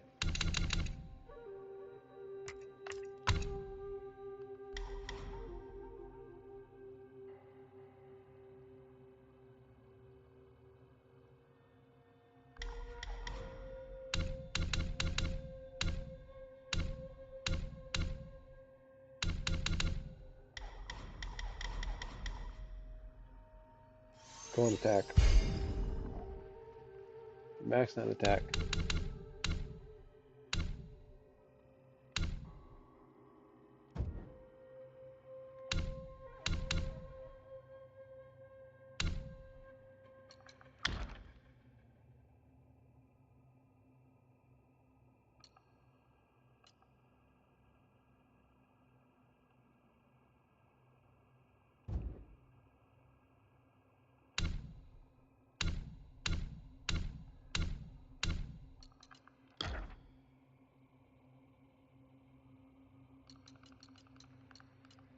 I love the headbutt. It's so simple.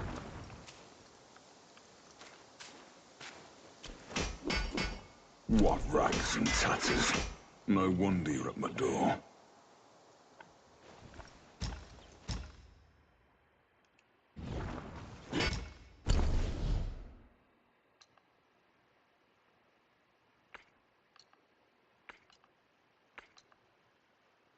A bunch of fine gold to You'd risk your fur with those bits of scrap.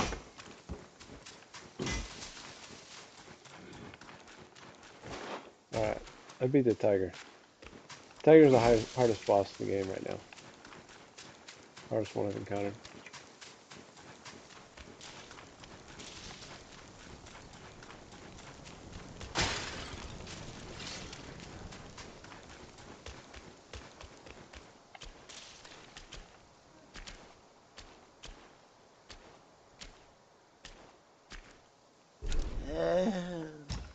With no one else around, a monkey reaps what he sows. Oh, who's there to lend me comfort?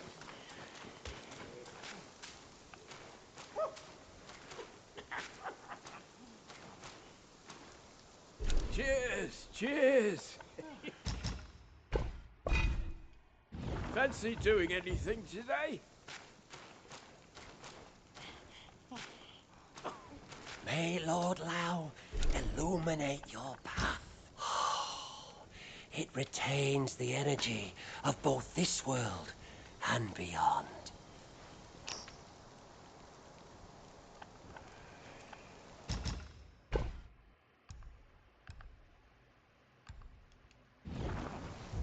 Each pill is a means to an end. My destiny's come.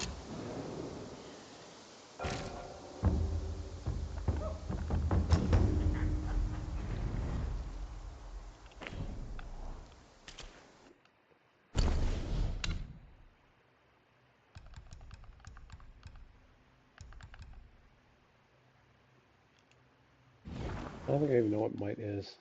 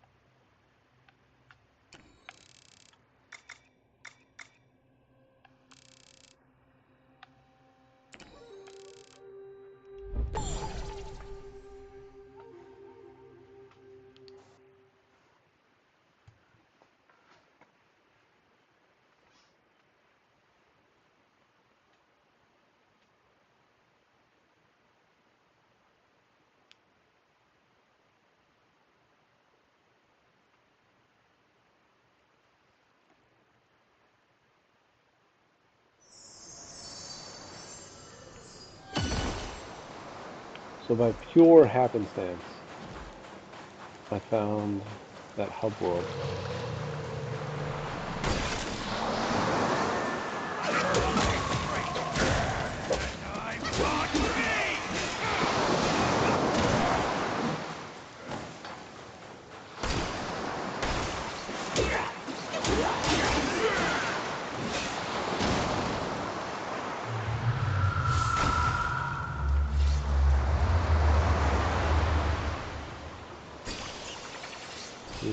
C60?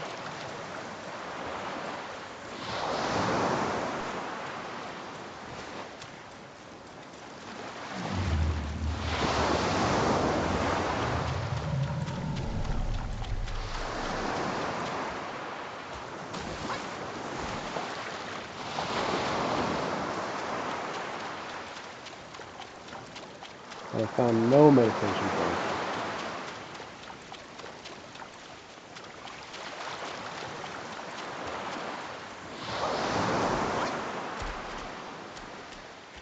Kind of what I'm hoping to find out here.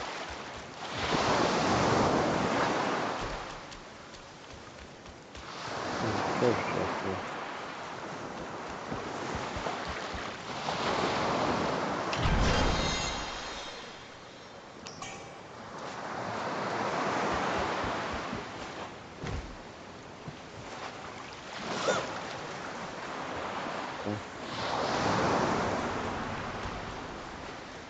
Oh, there's more directions to go this way.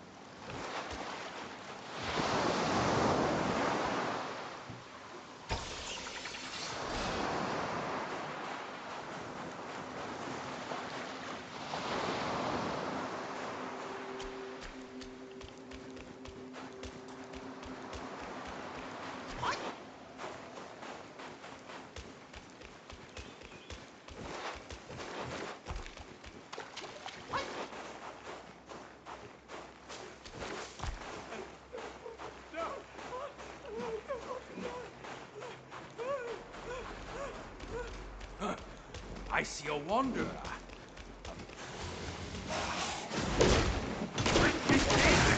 Cross me, and you...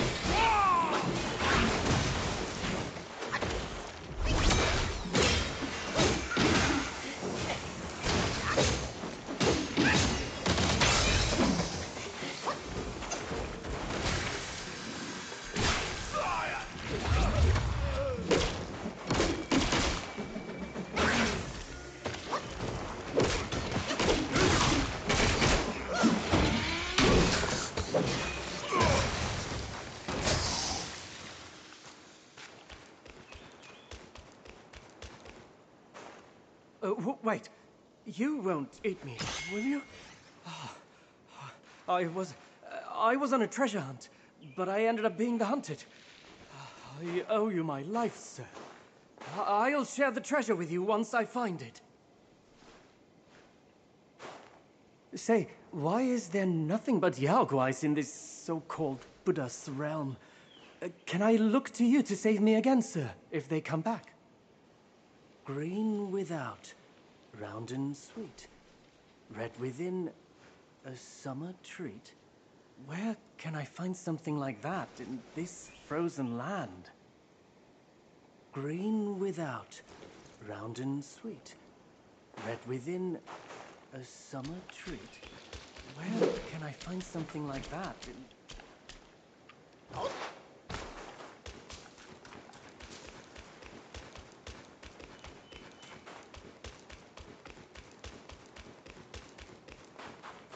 I feel like both directions look viable.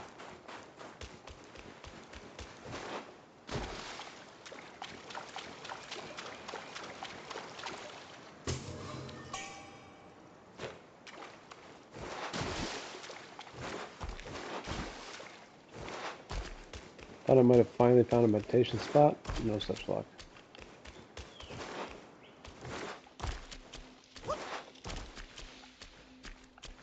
What did I just pick up?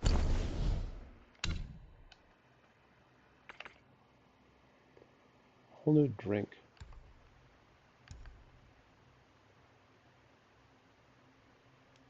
Increases movement speed.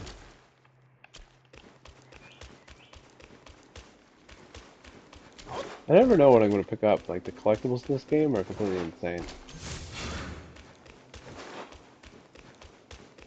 Oh look, this is a treasure chest. Again, very hard to see.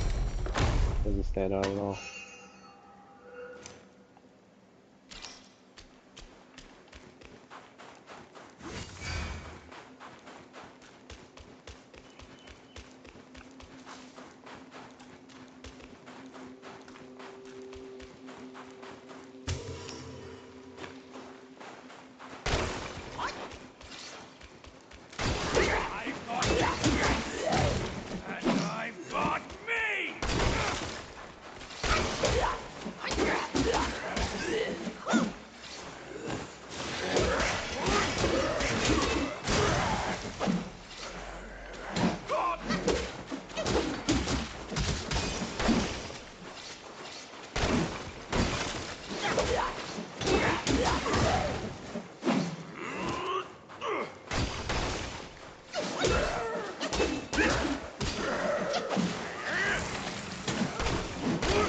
I don't know what this rat's doing. He's puking on things.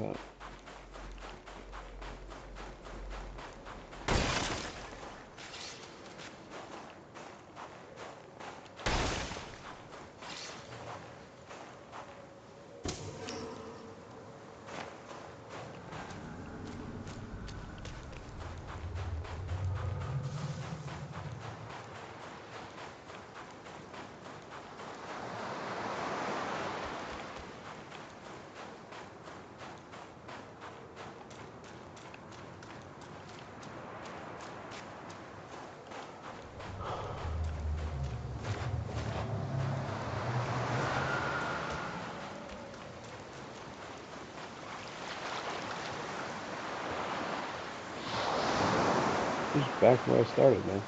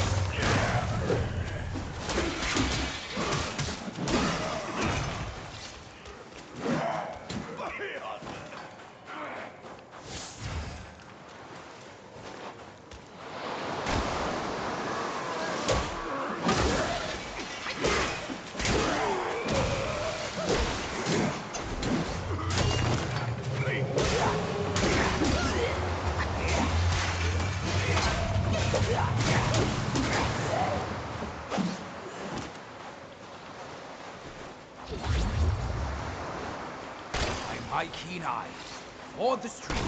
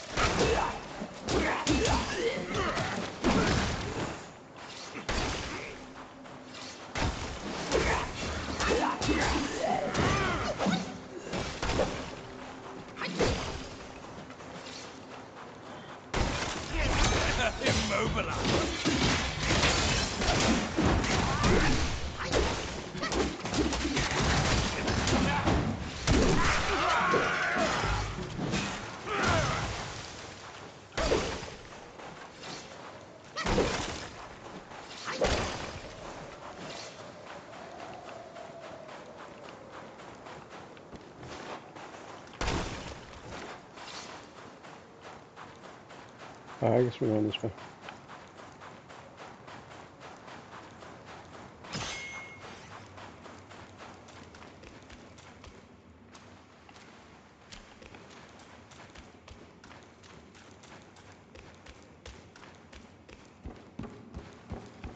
Easier you. Where the path narrows, danger lurks.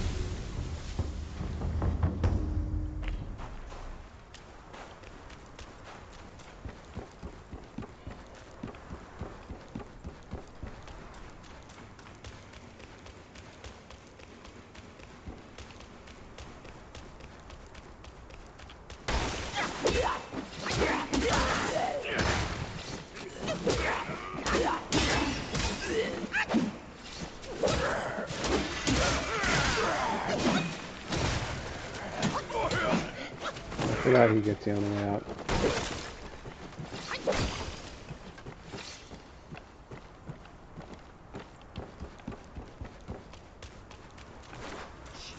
Lighter. Why come here where the path runs out?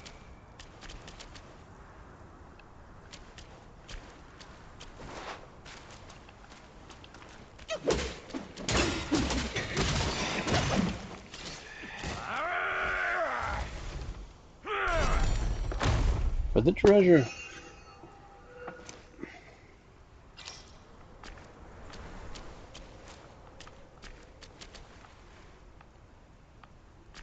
Okay. Also, how would I know that the path runs out is the thing. Why? Why would I have any idea?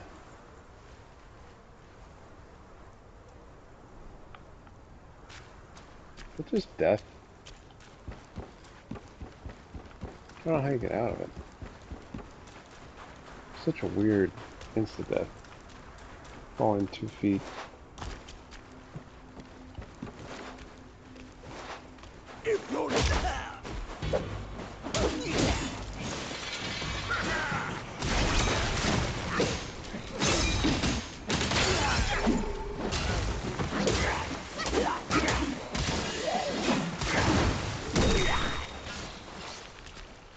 Oh, found a meditation spot.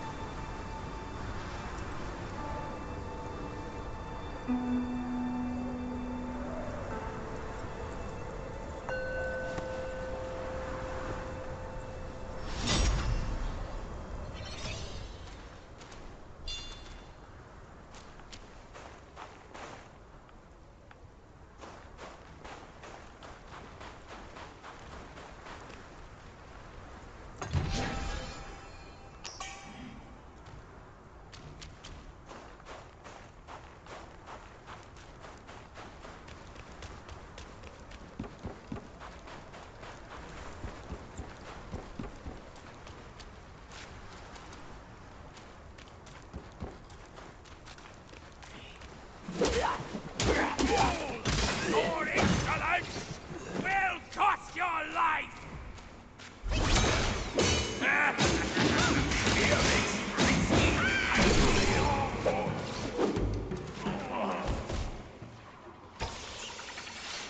Thought he was a tougher enemy, but I think he's one of the ones I saw at the start.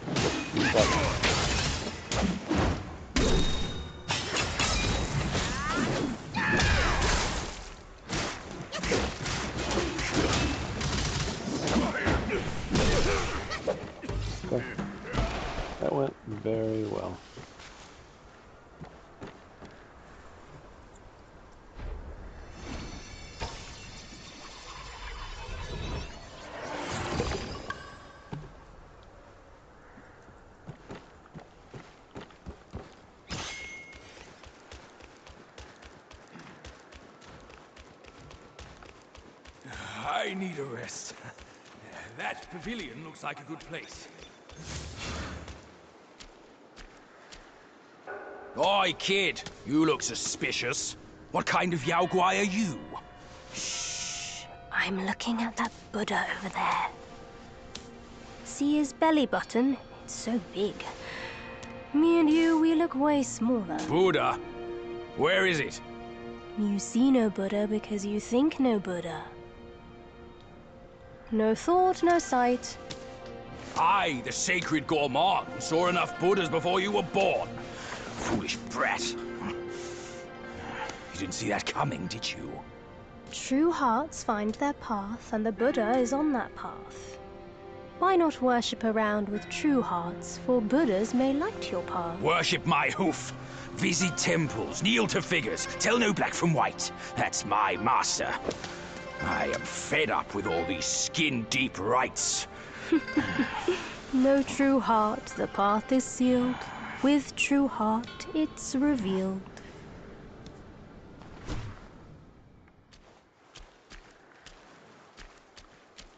No, this won't do. I can't help you before you have that in you. No, this won't do. I can't help you before you have that in you.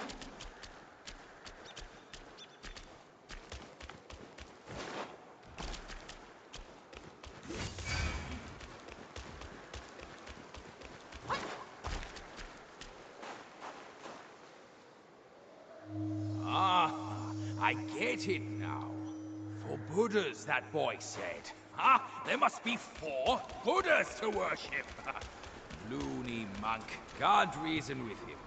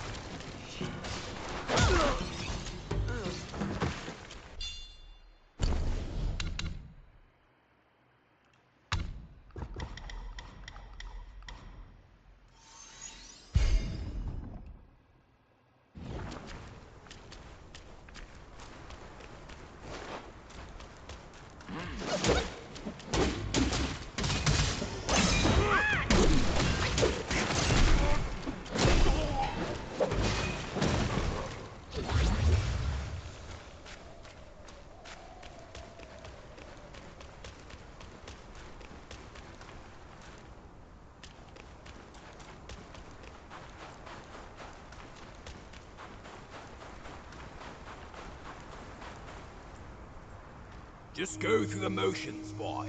Who knows if it's true or not? That little monk was speaking riddles.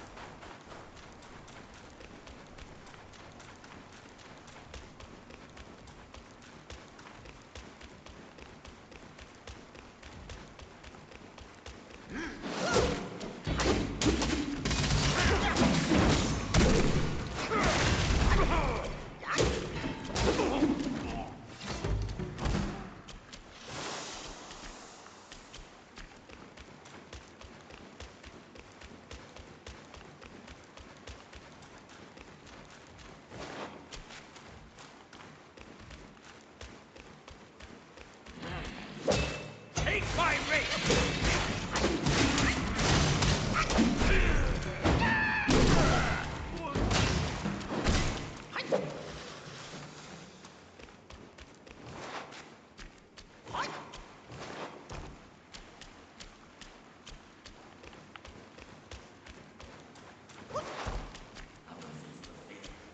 I've got this right, and I've got here goes!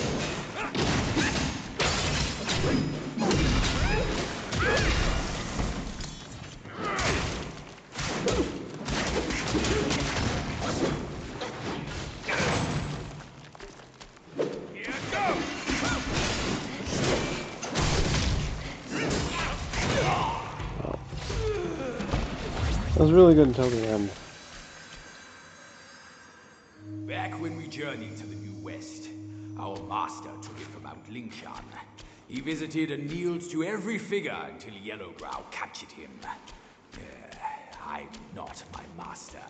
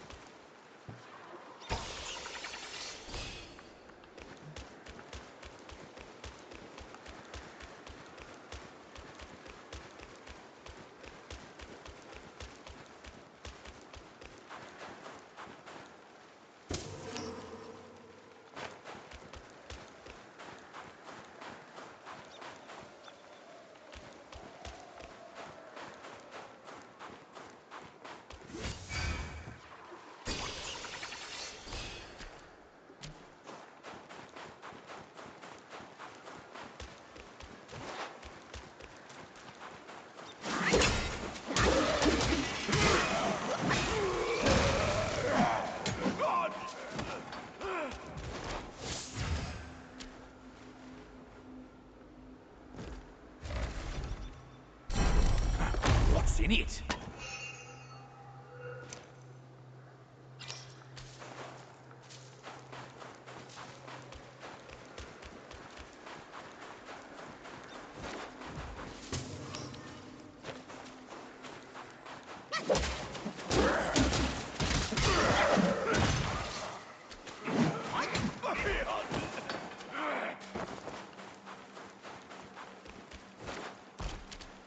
I feel like my little rat buddy or pig buddy, whatever he is, can't die.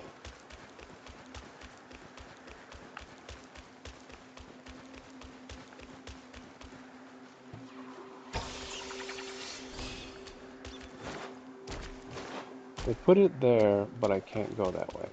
Okay, I think it makes sense.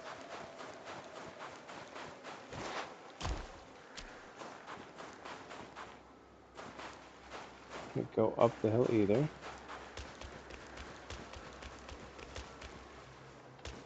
So what was this? Just a whole lot of nothing?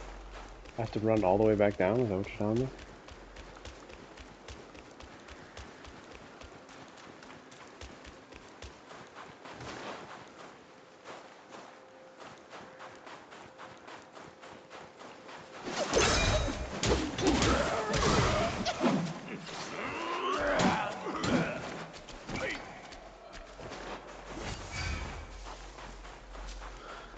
Ah, dude, I don't even know.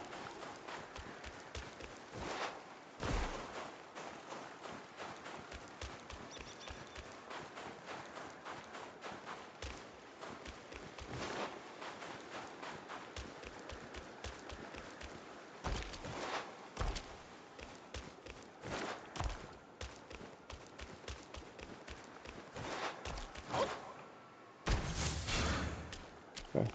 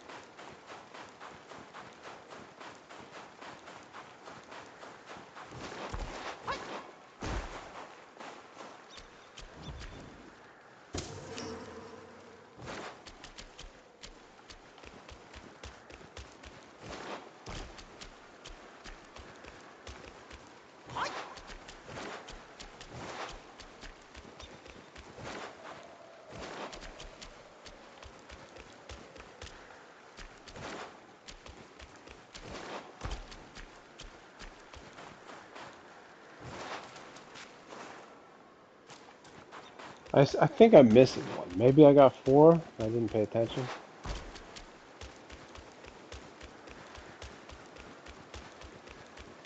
thought I got 3. Visit each temple you encounter and worship every Buddha you see, or the true face of Buddha will always remain elusive to your eyes.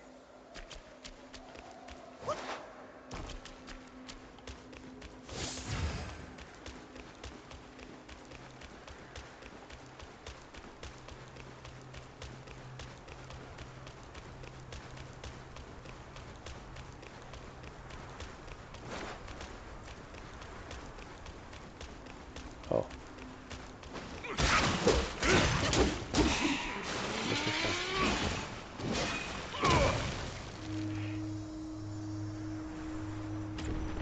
What's that sound? That little mug's up to his tricks once more. Worship my hoof. Let's go back.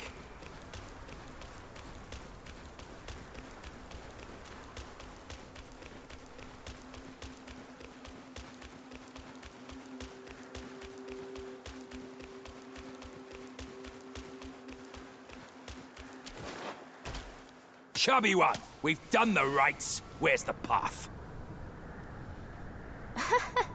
The path? Isn't it always there?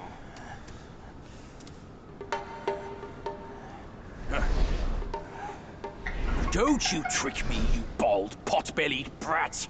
All I'm seeing are mountains, no path at all. He sees wisely with faith. You are daft without it. Cut your nonsense! You must be that trickster himself, fooling us all along! Take my rake!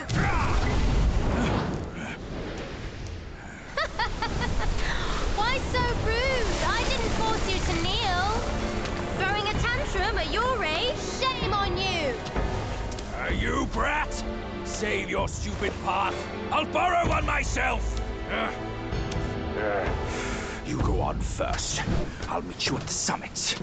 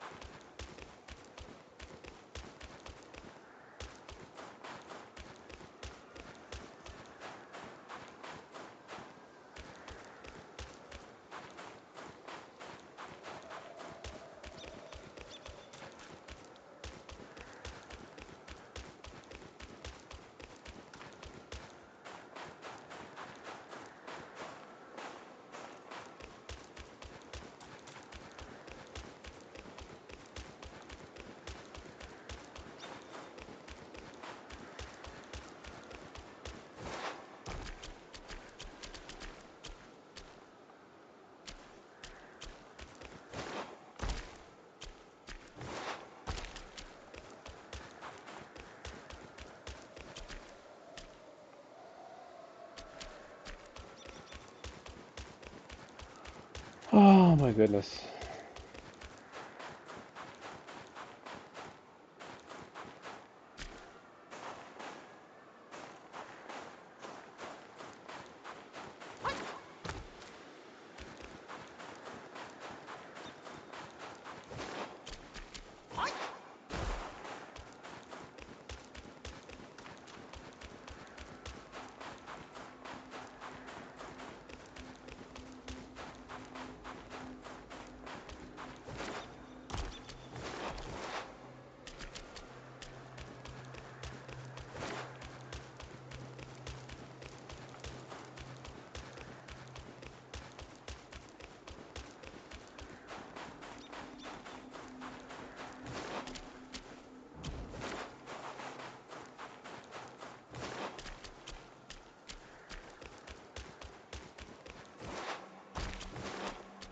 What is happening, and why is this game so impossibly unclear with what it wants from you?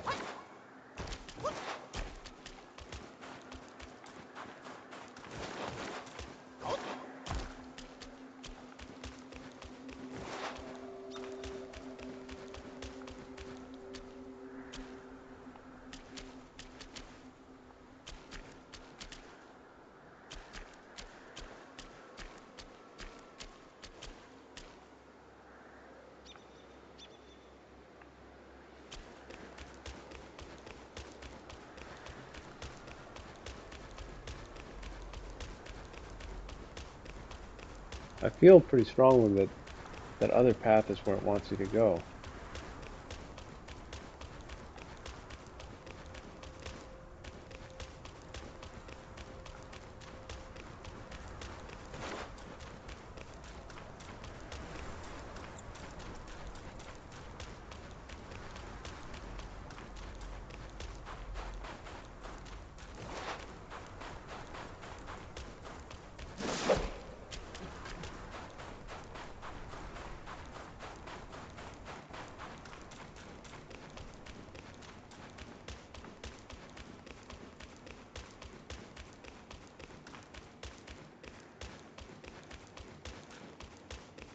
I mean, this is so empty. Even when there were those stone guys here, this is so empty. So why are they making you do this? Just running around.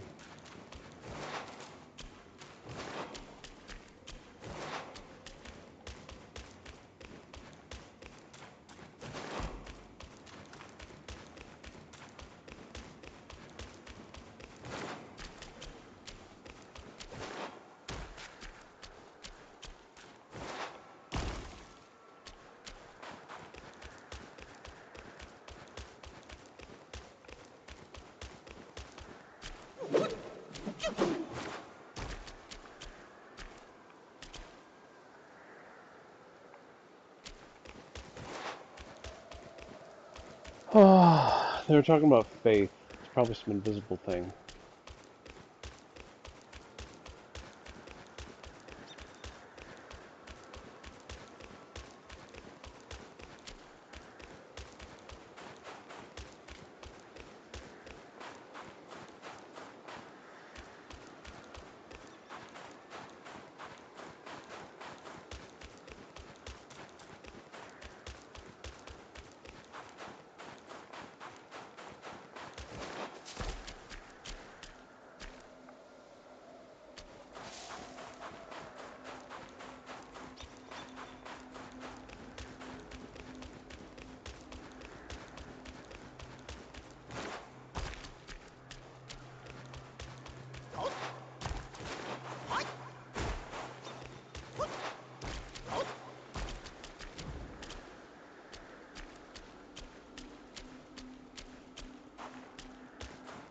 Up here.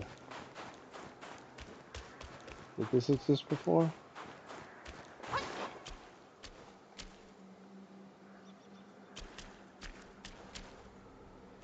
don't know. I kind of feel it didn't, but maybe I'm insane.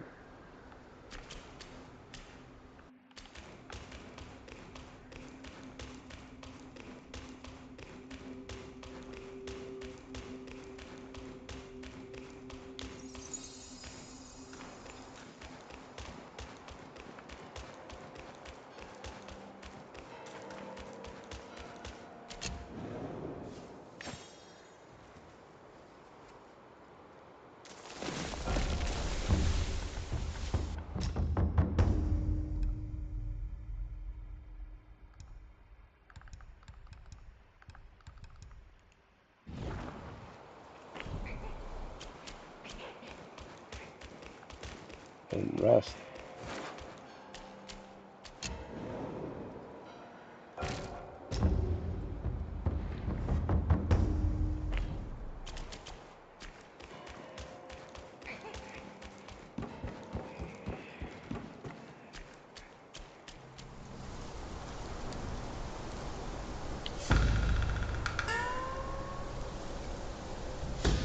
One monkey dead, and another shows up. The face of the destined one. It will fit me just as well. He's at least a humanoid enemy. Is he a boss?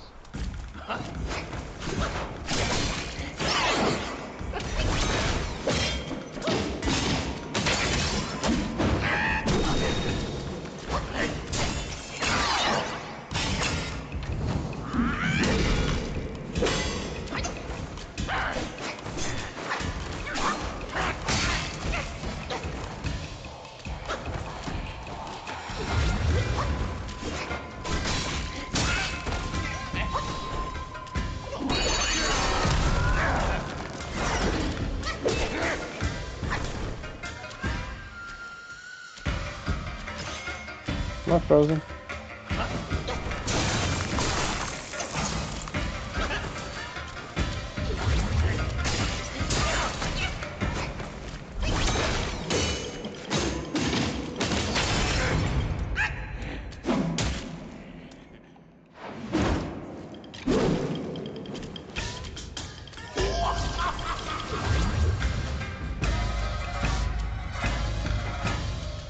Wait, he ran away?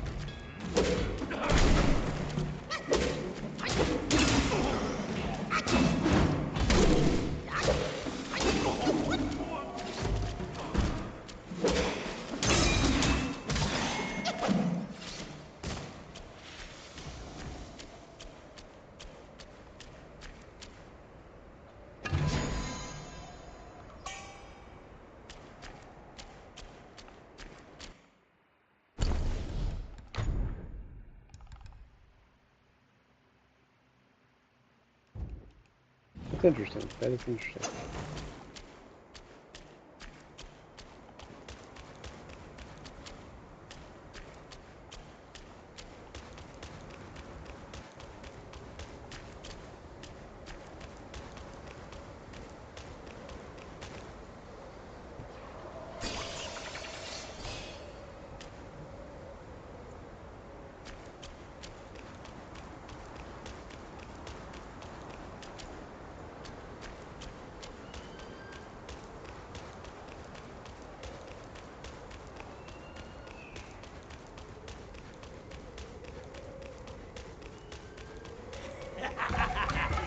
Bow before the maestro!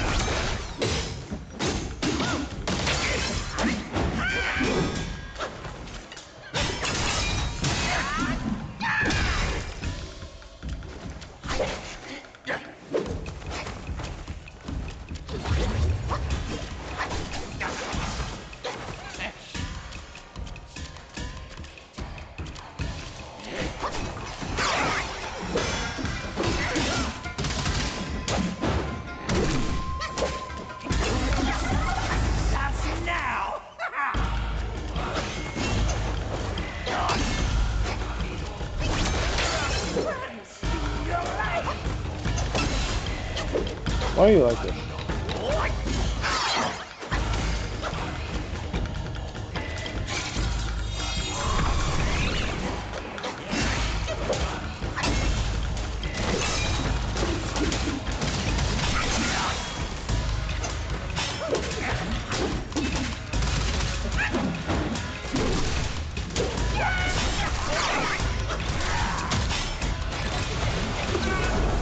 He killed me with some flurry of nonsense daggers, and like, how could I know that that was the thing he could do? Unbelievable. Tons of heals left, man. tons of heals left.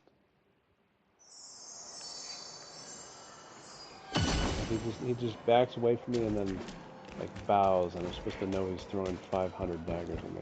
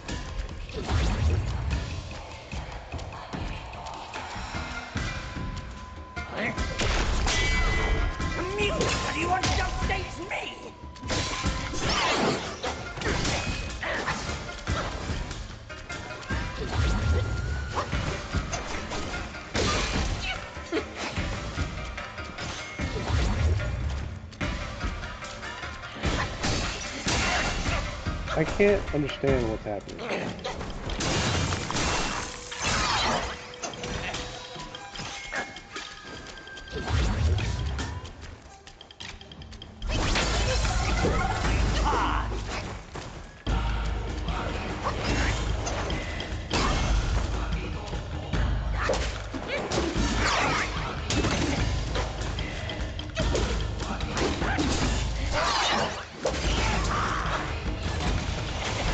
He did that again.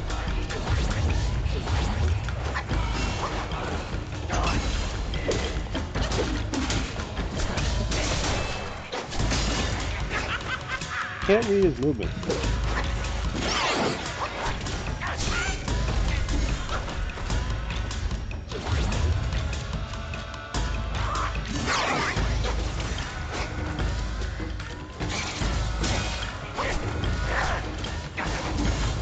He interrupted my son.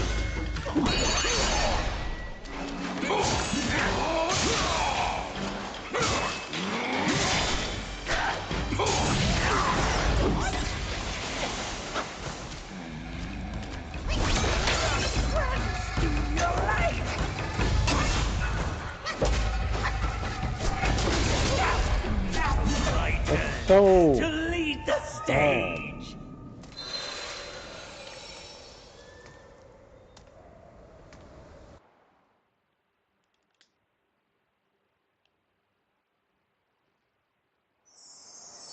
He can be frozen once, but not twice.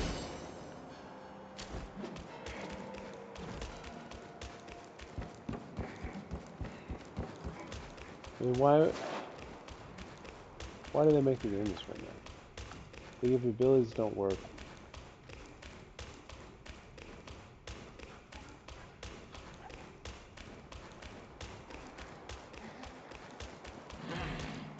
How many attacks that are unrateable? Combos that there's no time to dodge between.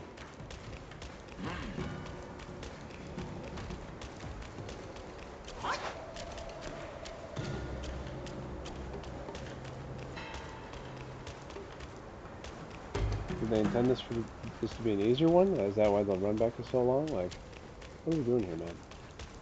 It's showtime!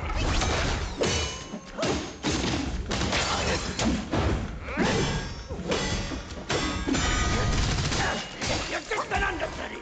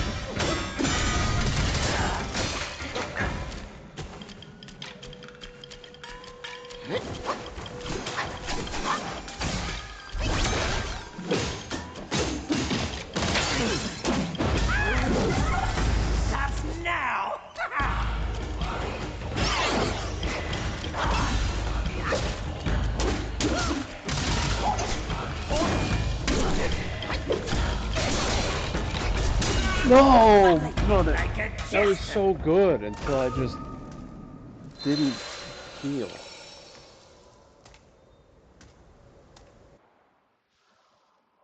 Oh.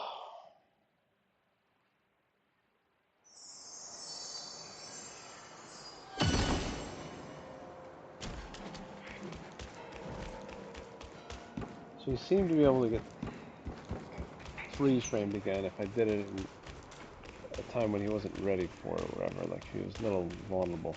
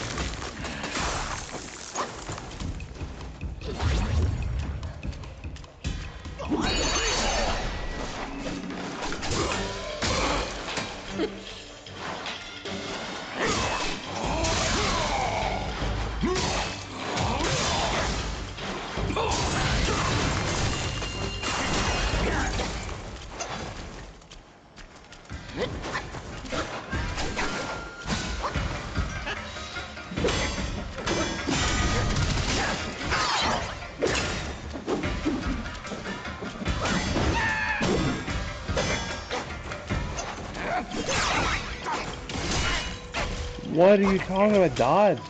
I dodged.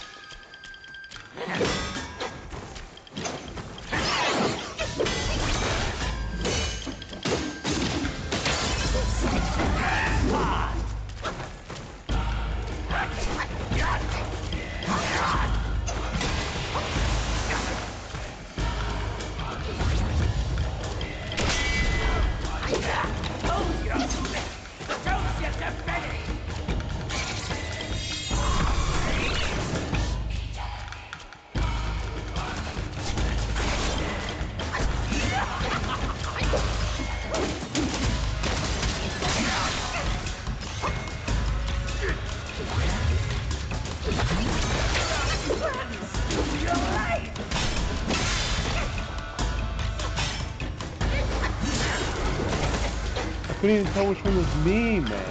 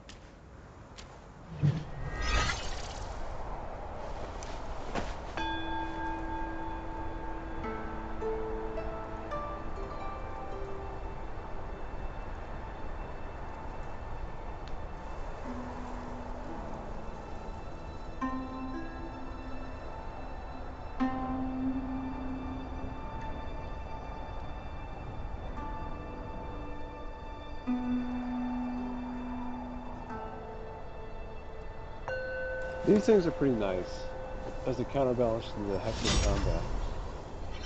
Like reminders to the player to just chill out and think before acting or whatever.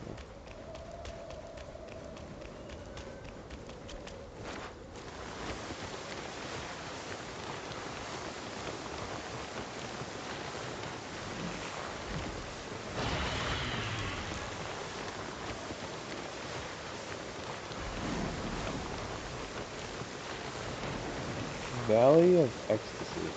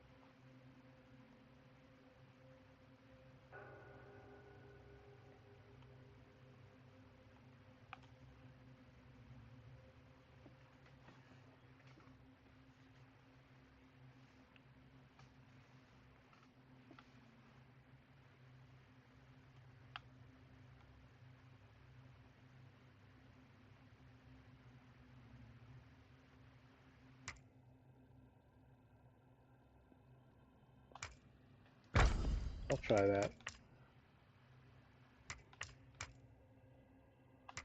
No ring of fire.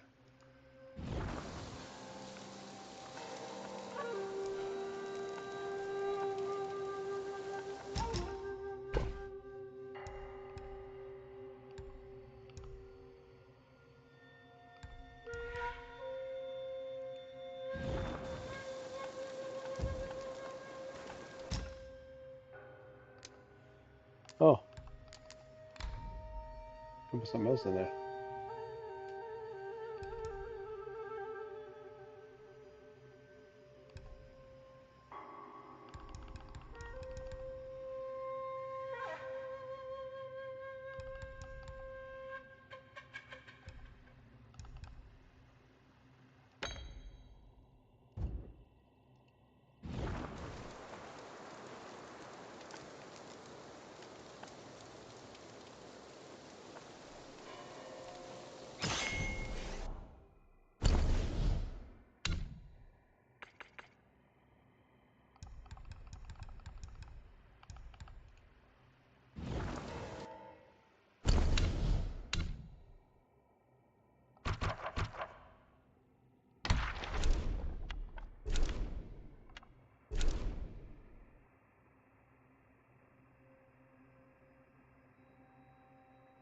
I don't remember where that one is.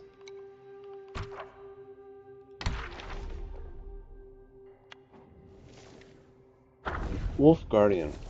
The wolf's heart was once kind and sound, misled, however, consumed by desire. The path to return was once easily found, yet fate was sealed by the words of a liar. There was a year when a young wolf followed a gray elder wolf to learn the art of hunting. The master taught him that a great hunter strikes swiftly and surely, sparing their prey from suffering. The young wolf pondered this long and hard. After years of training, he devised his own killing technique. He thought his master would be pleased with his progress, but instead the elder wolf scolded him for disrupting the circle of karma, and told him to repent. The young wolf's mind swam with confusion at his master's seeming contradiction. And so the young wolf left Blackwind Mountain and wandered the lands. On his travels he heard folks whisper that wolves, though hardy and loyal to each other, were brutal, vicious, and treacherous. The wolf Gwai grew more perplexed. It seemed his years of training went against the ways of the world. One day as he passed through the New West, he heard tales of a dharma of ecstasy in that place that could free a troubled mind. He sought an audience with the abbot.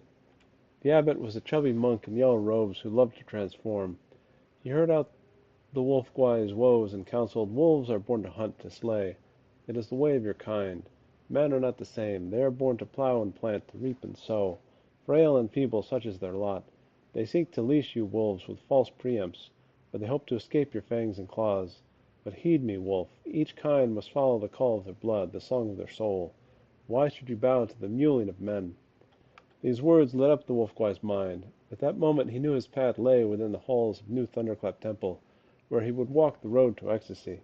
The chubby monk laughed. "In my temple we bow to none save our own hearts. Beware, for those who fear death have no place here." The wolf Gwai gladly accepted and became the monk's most loyal guardian. Armed with a scythe, he is now bound by no code save his own savage joy. Heed not a word from his tongue.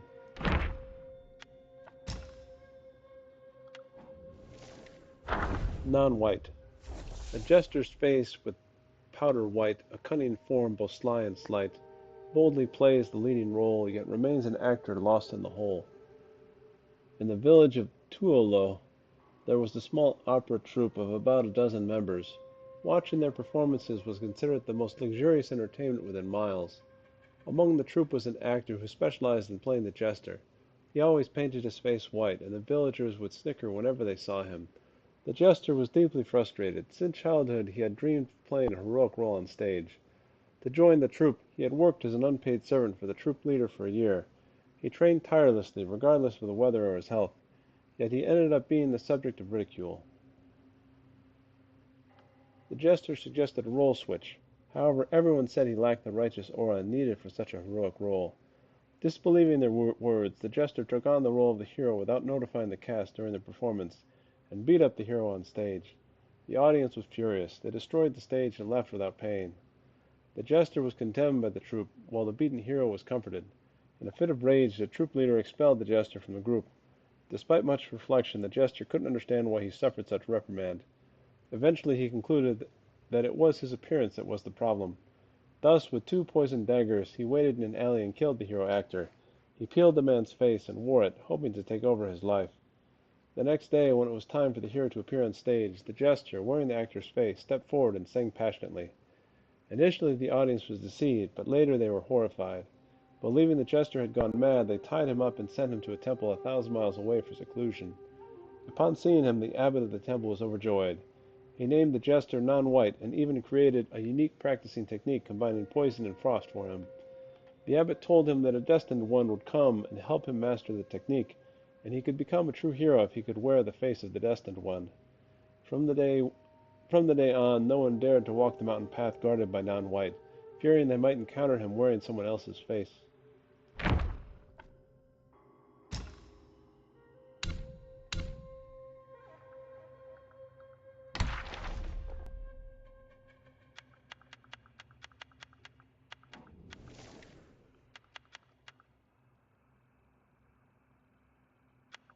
I think sensor holder is new. Sensor holder. Incense sticks break, the iron censer cold, frost cuts, winds slash, thin are the monk's robes. Bitter be the path of cultivation's quest, elusive bliss, hidden truths, the soul's dreams oppressed. Years ago a merchant sought to cross the New West to conduct business. He should have taken the official road around the mountain, but due to a limited budget and dwindling supplies, he decided to take a shortcut over the mountain. Not long after venturing upon the mountain he lost his way. The path was blocked by snow and the cold was biting. The merchant, both freezing and frightened, was at a loss when he saw an ascetic monk, bare-chested and carrying a censer, passing by on a nearby slope. In a moment of desperation, the merchant hurriedly dragged his goods and followed the monk. The monk walked slowly, but the merchant, burdened by his goods, moved even slower and could never quite catch up. In this manner, the 2 of them, one leading and one following, climbed up to the mountain's peak, where a grand temple stood. Overjoyed, the merchant planned to rest there and hire some monks to help carry his goods over the mountain. But as he approached the temple gate, he became wary. There were many monks standing like statues in the snow, completely motionless. The merchant was alarmed and frantically searched for the monk who had led him. Suddenly he heard footsteps and saw several monks carrying censers walking among the frozen bodies. They surrounded the merchant, and just as he was about to plead for his life, a cold mist rose from the censers, freezing him in place among the snow-covered corpses.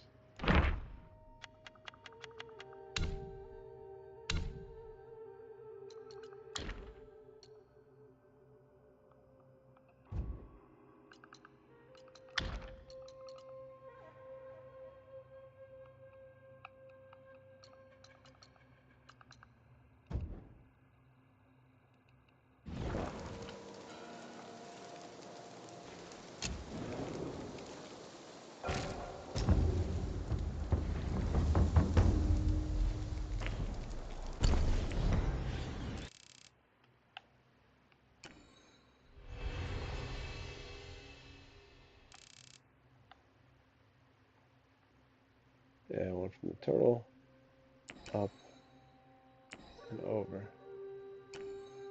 Now I'm there. Okay.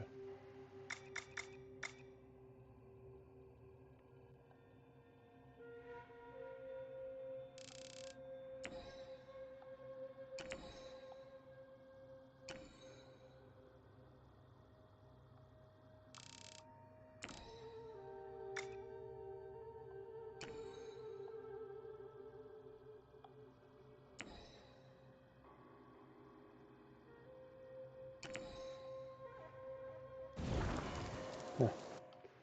Alright, that's enough for today.